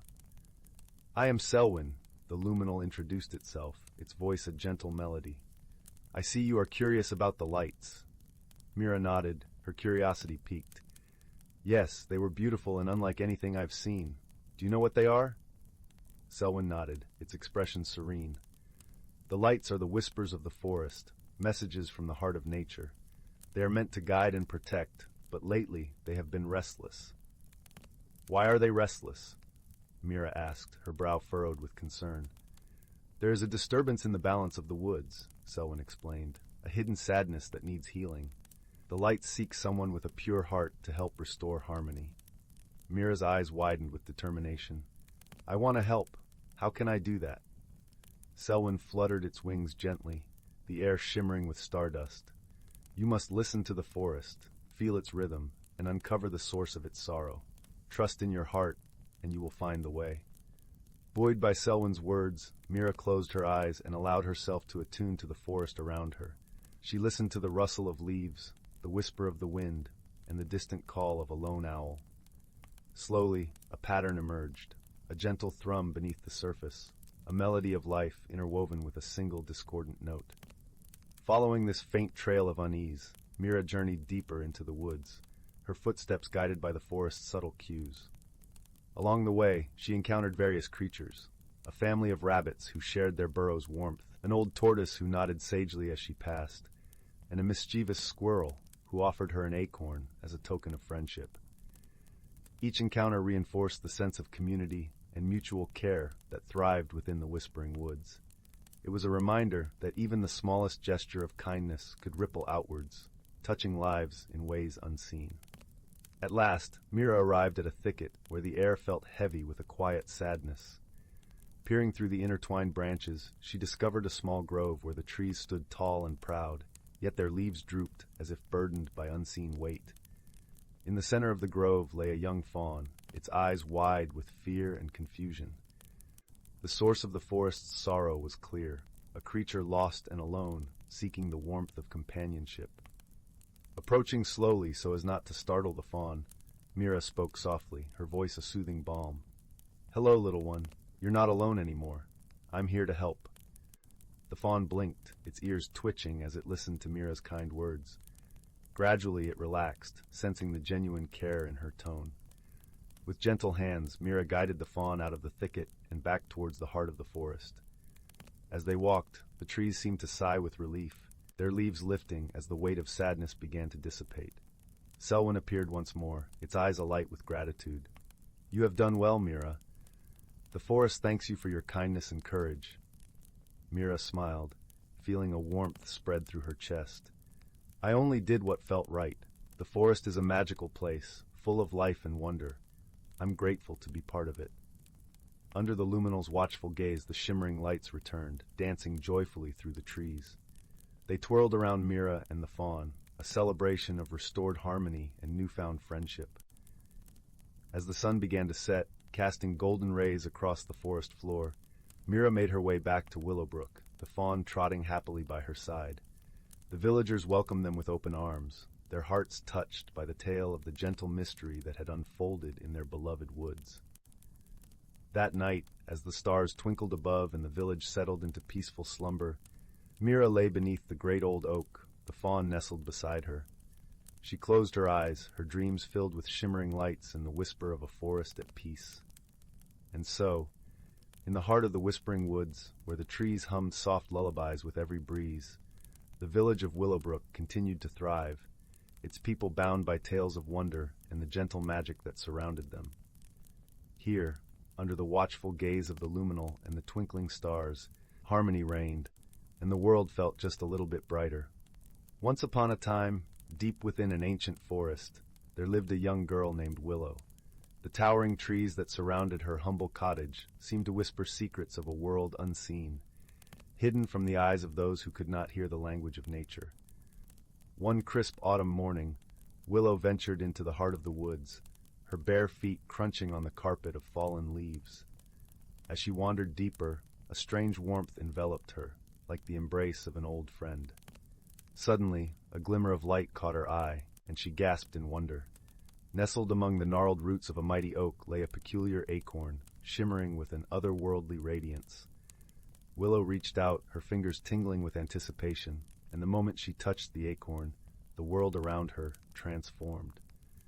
The trees stretched skyward, their branches intertwining to form a verdant canopy. Streams of sunlight filtered through, casting dappled patterns on the mossy ground. Willow spun in awe, her eyes wide with delight, for she had stumbled upon the hidden realm of the forest spirits. A gentle voice beckoned her forward, and she followed the melodic sound to a clearing where a magnificent oak tree stood tall and proud. At its base sat a wizened old woman, her face carved with lines that spoke of centuries of wisdom. "Welcome, dear child," the woman said, her eyes twinkling like stars. "You have been chosen to bear witness to the wonders of this ancient realm." Willow listened, entranced, as the woman revealed the secrets of the acorn's magic. It was a conduit, a gateway to a world where the boundaries between dreams and reality blurred, where the very essence of nature danced in harmony with the rhythms of life. From that day forth, Willow became the guardian of the acorn, tasked with protecting the delicate balance between the seen and unseen worlds. With each adventure, she learned invaluable lessons about courage, compassion, and the profound beauty that thrived in even the smallest of things. One day, as Willow wandered through the enchanted forest, she stumbled upon a peculiar sight. A tiny creature with wings like gossamer, fluttering helplessly on the ground. As she drew closer, she recognized the creature as a sprite, one of the mischievous but kind-hearted beings that inhabited the realm. "Please help me," the sprite cried, its voice like the tinkling of silver bells. "I've lost my way, and without my wings, I cannot return home." Willow's heart ached for the little sprite, and she vowed to aid her newfound friend. Together, they embarked on a journey through the twisting paths and secret glades, encountering wondrous beings and unraveling riddles that tested their courage and wit. Along the way, they forged an unbreakable bond, defying the expectations of those who believed sprites and humans could never be true friends. Willow learned the value of empathy and the strength that lies in unity, while the sprite discovered the boundless potential of unwavering loyalty. Their quest led them to the heart of a mysterious glade, where a crystalline pool shimmered under the dappled light. As the sprite dipped her weary wings into the enchanted waters, a miraculous transformation took place. Her gossamer wings unfurled, shimmering with renewed vigor, and she took to the skies once more, her laughter like a gentle rain upon the leaves. With a heavy heart, Willow bid farewell to her friend, but the sprite made her promise to return, for their destinies were intertwined forevermore. And so, Willow continued her journey as the guardian of the acorn, her steps lighter and her heart fuller, forever changed by the power of friendship and the magic that dwelled within the hidden realm. Years passed, and Willow grew into a wise and gentle woman, her eyes reflecting the depths of the ancient forest. One fateful day, as she wandered the familiar paths, she stumbled upon a clearing she had never seen before, its existence a mystery even to her. In the center of the glade stood a towering oak, its branches reaching skyward like gnarled fingers grasping at the heavens. Willow felt an inexplicable pull toward the tree, as if answering a call that echoed through the very fibers of her being. As she approached, she noticed a peculiar sight, a door carved into the trunk, its intricate patterns whispering of secrets long forgotten. Without hesitation, Willow reached out and turned the knob, her heart pounding with anticipation. What greeted her on the other side was a sight beyond her wildest dreams. A vast underground cavern stretched before her, its walls adorned with glowing crystals, that cast ethereal radiance upon the scene. In the center, a magnificent waterfall cascaded into a crystal-clear pool, its waters shimmering with otherworldly hues. Willow ventured forth, her footsteps echoing in the cavernous space, and as she drew nearer to the pool, she felt a profound sense of peace wash over her. It was as if the very essence of the hidden realm had been distilled into this sacred place, a convergence of all the magic and wonder she had witnessed throughout her life. Overcome with reverence, Willow knelt at the water's edge and gazed into the depths of the pool. What she saw reflected back at her was not her own face, but a kaleidoscope of images, memories of her adventures, the friends she had made, and the lessons she had learned along the way. In that moment, Willow understood the true nature of her journey. The acorn had been a catalyst, a key that unlocked the hidden realms within herself, enabling her to grow and transform in ways she could never have imagined. As she rose to her feet, Willow felt a profound sense of purpose, a calling to share the wisdom and magic she had discovered with others. From that day forth, she became a beacon of hope and wonder, guiding those who sought solace and understanding toward the hidden realms that existed within their own hearts and souls. And so, the tale of Willow and the enchanted acorn became a cherished legend, passed down through generations. It was a story of friendship, courage, and the transformative power of embracing the magic that lies within us all, a reminder that even in the darkest of times, there is always light to be found in the most unexpected of places. Once in a village hugged by hills that turned amber at sunset, there lived a girl with a cloak the color of moss after rain. Her name was Lila, and she carried curiosity in her pockets like pebbles, always collecting questions, often wandering beyond the cobblestone paths to seek answers. One evening, as she watched the last light bleed into twilight, she noticed something peculiar, a trail of silver fireflies darting into the forest where the trees grew so close together, their branches knitted like clasped hands. The fireflies pulsed in a rhythm as though breathing. Lila's boots crunched over fallen pine needles as she followed, her breath making little clouds in the chill air. Soon the ordinary oaks and birches gave way to trees she'd never seen, slim trunks glowing faintly blue, leaves that chimed like wind chimes when brushed. The fireflies led her to an archway of ivy, where roots curled into the shape of a doorway, and beyond it lay the whispering woods. Here the air smelled of caramelized maple and distant thunderstorms. Moss cushioned every step, and bioluminescent flowers bloomed in teacup-sized hollows, casting pools of violet and gold. But the true marvel was the sound the trees hummed. Not with wind, but with actual melodies, low, resonant notes that made Lila's bones feel warm. A stream zigzagged through the clearing, its water sparkling as though liquid starlight had been poured into it. "You've arrived just in time," said a voice like rustling parchment. Lila turned to find a hedgehog sitting upright on a toadstool, spectacles balanced on its snout. It held a tiny ledger in one paw. "The midnight market closes when the moon touches the western pines. Best hurry, dear." Before she could ask what a midnight market was, the hedgehog gestured with a quill toward a path lined with floating lanterns shaped like lilies. Lila hurried forward, her cloak snagging on brambles that unraveled politely to let her pass. The trees parted and she gasped. Spread before her was a clearing bustling with creatures and stalls. A badger in a waistcoat sold jars of moonlight jam. A family of rabbits peddled cloaks woven from dandelion fluff. Fireflies strung between branches formed glowing banners that read, "Barter with wonder, pay with kindness." The market thrummed with soft laughter and the clink of teacups, and everywhere the scent of cinnamon and fresh rain hung in the air. But as Lila wandered, marveling at baskets of cloudberries and mirrors that showed your reflection as a child, she noticed the lanterns dimming. The moon slid lower. The hedgehog had warned her, the market was vanishing. Stalls dissolved into mist, creatures tipped their hats and faded into the trees. Panic fluttered in Lila's chest. How would she find her way back? Lost, little one. A tortoise emerged from the shadows, its shell etched with constellations. Its eyes gleamed like twin moons. The woods shift when the market ends. To leave, you must follow the river's song, but beware the hollow fog. It drinks courage. The river. Lila knelt. But there are dozens of streams here. The tortoise blinked slowly.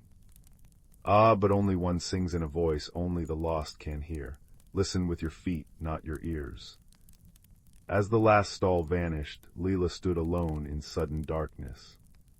The friendly bioluminescence had died. Now the woods felt velvet black and immense. She closed her eyes, trembling. The tortoise's riddle echoed, "Listen with your feet." She stepped forward, boots sinking into cool moss. Another step. Then another. A faint vibration traveled up her soles, a hum deeper than the tree's melodies. There. She inched toward it, arms outstretched, until her fingers brushed cold, singing water. The river. But as she waded in, silver currents tugging her knees, a fog rolled in, thick and iridescent like oil on water. It whispered in her mind, "What if you're wrong? What if the river drowns you? What if the path never ends?" Her breath quickened. The water seemed deeper suddenly, the current fierce. Then she remembered the market's banner, "Barter with wonder, pay with kindness." "I'll trade you a story," she said aloud, voice shaking. "For safe passage." The fog rippled. Whether from curiosity or amusement, it slowed. So Lila told it about the village baker who'd once mistaken salt for sugar and invented pretzel cakes.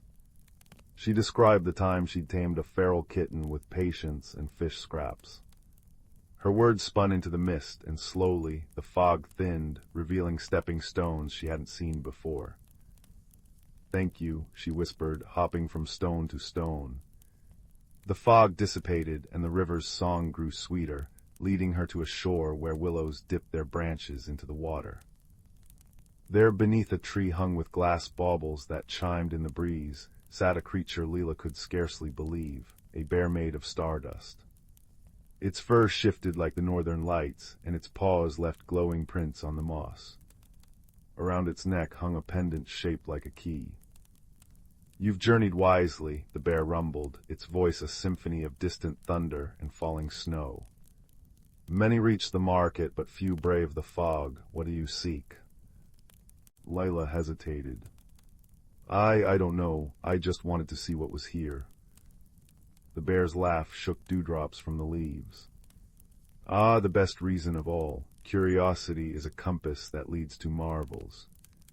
It plucked the pendant from its neck and placed it in her palm. The key shimmered, warm as a heartbeat. "This is for remembering." Remembering what? But the bear was already walking away, dissolving into a swirl of stardust. "That courage isn't the absence of fear," its voice echoed. "It's the choice to wonder louder than you worry." The key pulsed gently. Lila clutched it, turned, and found herself standing at the forest's edge, dawn pinkening the sky. The ordinary trees looked different now. She could have sworn she saw a blue glow in their roots. When she returned home, villagers asked where she'd been. "Exploring," she said simply. That night, she placed the key on her windowsill. Moonlight struck it, casting constellations onto her walls, a map of the whispering woods, the river's winding path, and one tiny, glowing bear. Years later, when children begged for stories, Lila told them of a market that trades in kindness, fog that fears laughter, and a bear who taught her that the bravest hearts are those that stay tender enough to marvel. She showed them the key, now strung on a ribbon around her neck. "But does it unlock anything?" a child always asked. Lila would smile. "Oh yes, but not chests or doors. It unlocks the part of you that knows how to wander and how to come home." And if on certain nights you peeked through her cottage window, you'd see her gazing at the forest, the key glowing softly, as if answering a call only it could hear. The woods never looked the same to her again.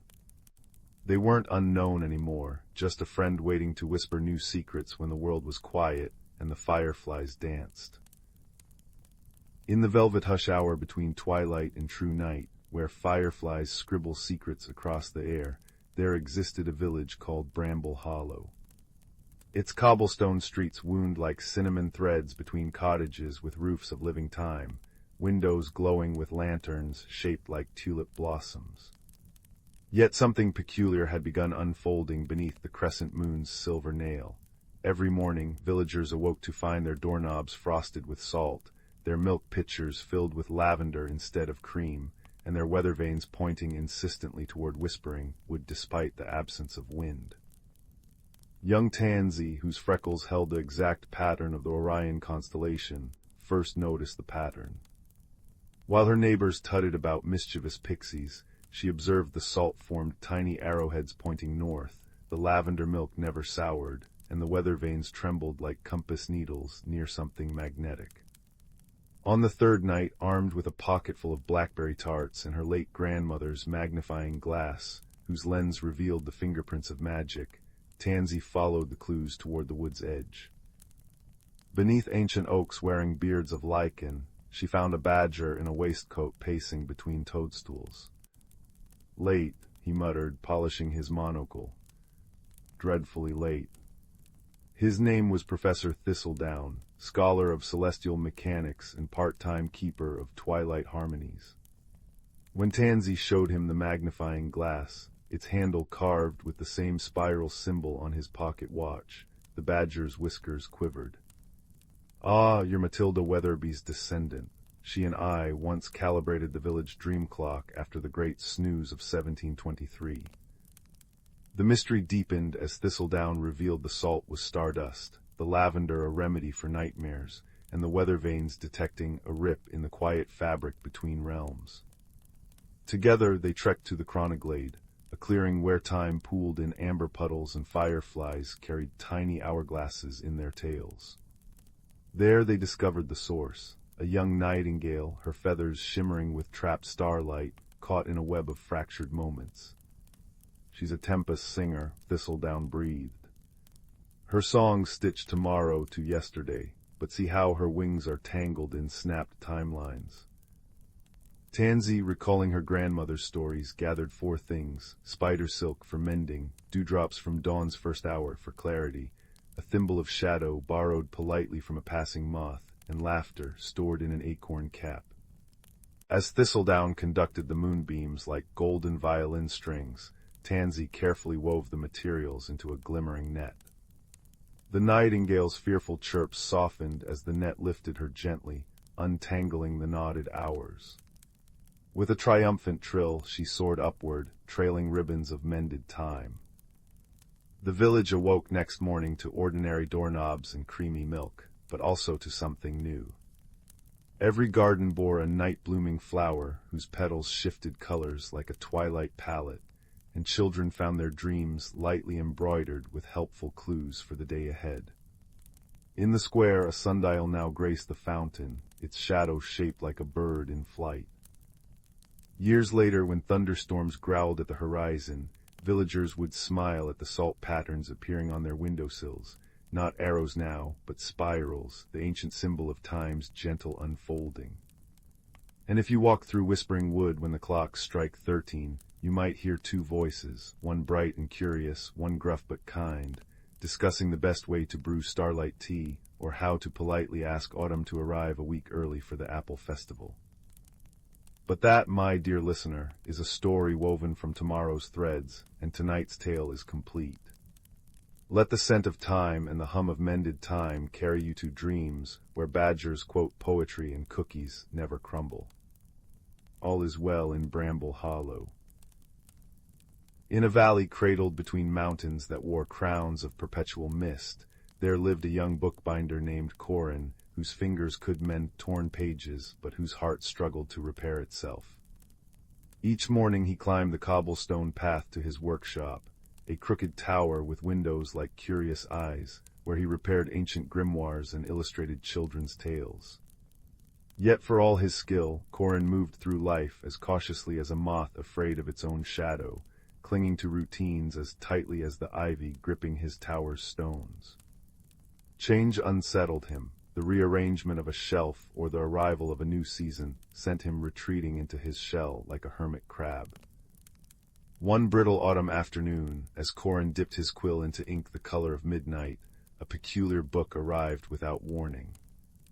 It lay on his work table, bound in covers that shifted from deep cobalt to silvery green depending on the light, as if woven from twilight itself.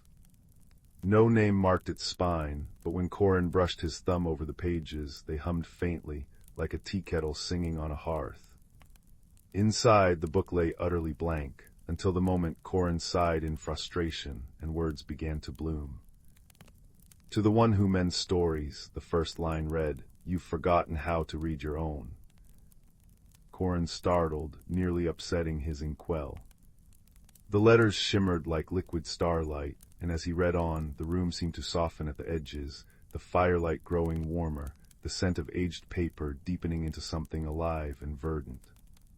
The book spoke of a forgotten garden hidden in the heart of the valley, where a tree with crystalline leaves grew, a tree said to reflect the truest self of whoever stood beneath its branches. Legend claimed it had withered long ago, its magic locked away by a guardian who feared the vulnerability of truth. "Nonsense," Corin muttered, though his hands trembled as he turned the page. Yet that night dreams of the tree haunted him, roots like braided moonlight, leaves chiming like bells in a breeze, and a voice, soft as a spider's thread, whispering, "What are you afraid to see?" The next morning, Corin found a sparrow perched on his windowsill, its feathers the exact shifting blue of the mysterious book. It dropped a single seed into his palm, a seed that pulsed with a faint, rosy glow before darting away. Compelled by a curiosity he couldn't name, Corin tucked the seed into his pocket and set out, the book tucked under his arm like a nervous heartbeat. His journey led him beyond the village, past fields where pumpkins slumbered under frost-kissed vines, into a forest where trees whispered secrets in a language just beyond human hearing. Here he met Tansy, a woman who tended a cottage overrun with murmuring plants. Her hair was a storm cloud of curls, her apron pockets brimming with seeds that glimmered like trapped fireflies. "Ah," she said, eyeing the book in Corin's arms, "so you've met the Mirror Gardener's diary." Before he could ask, she pressed a steaming mug of spiced chai into his hands. "The garden's been waiting for someone like you, someone who's all mended edges but hasn't yet dared to grow." Over days that blurred like watercolor, Tansy became his guide. She taught him to listen to the root song of plants, a melody felt in the soles of the feet, and showed him how the forest thrived on change. "See how the maples shed their pride each fall," she said, catching a scarlet leaf. "They don't mourn the loss, they dream of what they'll become." Yet when Corin planted the glowing seed at the forest's heart, nothing happened. Days passed. He fretted, pacing until his boots wore paths in the moss. "Perhaps it's dead," he groaned. Tansy chuckled, stirring a pot of soup that smelled of earthy sage. "Or perhaps it's waiting for you to stop holding your breath." That night Corin sat alone by the planting site, the mysterious book open in his lap. Moonlight pooled around him, and for the first time he voiced the fear that had coiled in his chest for years. What if I'm not enough? What if I grow and it's not good? As tears fell, watering the soil, the seed finally stirred. A sprout unfurled, not toward the sky but downward, its roots diving deep into the earth, glowing like veins of molten amber. The tree grew rapidly, yet not as Corin expected. Its trunk twisted like a question mark, branches spiraling in patterns that made his head spin. When he touched the bark, visions flickered, himself as a child, hiding in closets during thunderstorms, as a teen, burning his first failed manuscript, as a man, turning down a journey to distant libraries for fear of the unknown. The tree mirrored every self-doubt, every clipped wing of his spirit. "It's ugly," Corin whispered, throat tight. "Is it?" Tansy appeared beside him, cradling a bioluminescent squash. Or is it honest? She pressed her palm to the trunk, and the tree shuddered, its gnarls smoothing slightly. Strength isn't in being unbroken, Corin. It's in accepting that growth requires breaking. Watch. She sang a note so low it vibrated in the bones, and the tree shivered. A crack split its trunk, and from the fissure spilled not sap, but liquid light. Where it touched the ground, flowers erupted, indigo blooms that chimed when the wind stirred them. The tree's once tangled branches straightened just enough to reveal their pattern, a spiral, not a cage. Corin wept. Then tentatively, he added his own voice to Tansy's song. As their harmonies wove through the air, the tree's crystalline leaves burst forth, each one reflecting not his face, but moments of courage he'd never acknowledged, staying up to comfort a sick friend, patiently teaching a girl to bind her first book, daring to plant this very seed. By dawn, the garden had awakened fully, a labyrinth of luminescent flora where shadows danced like contented cats. The tree stood at its center, still crooked, still bearing the scars of Corin's fears, but now radiant with a beauty that made passers-by catch their breath.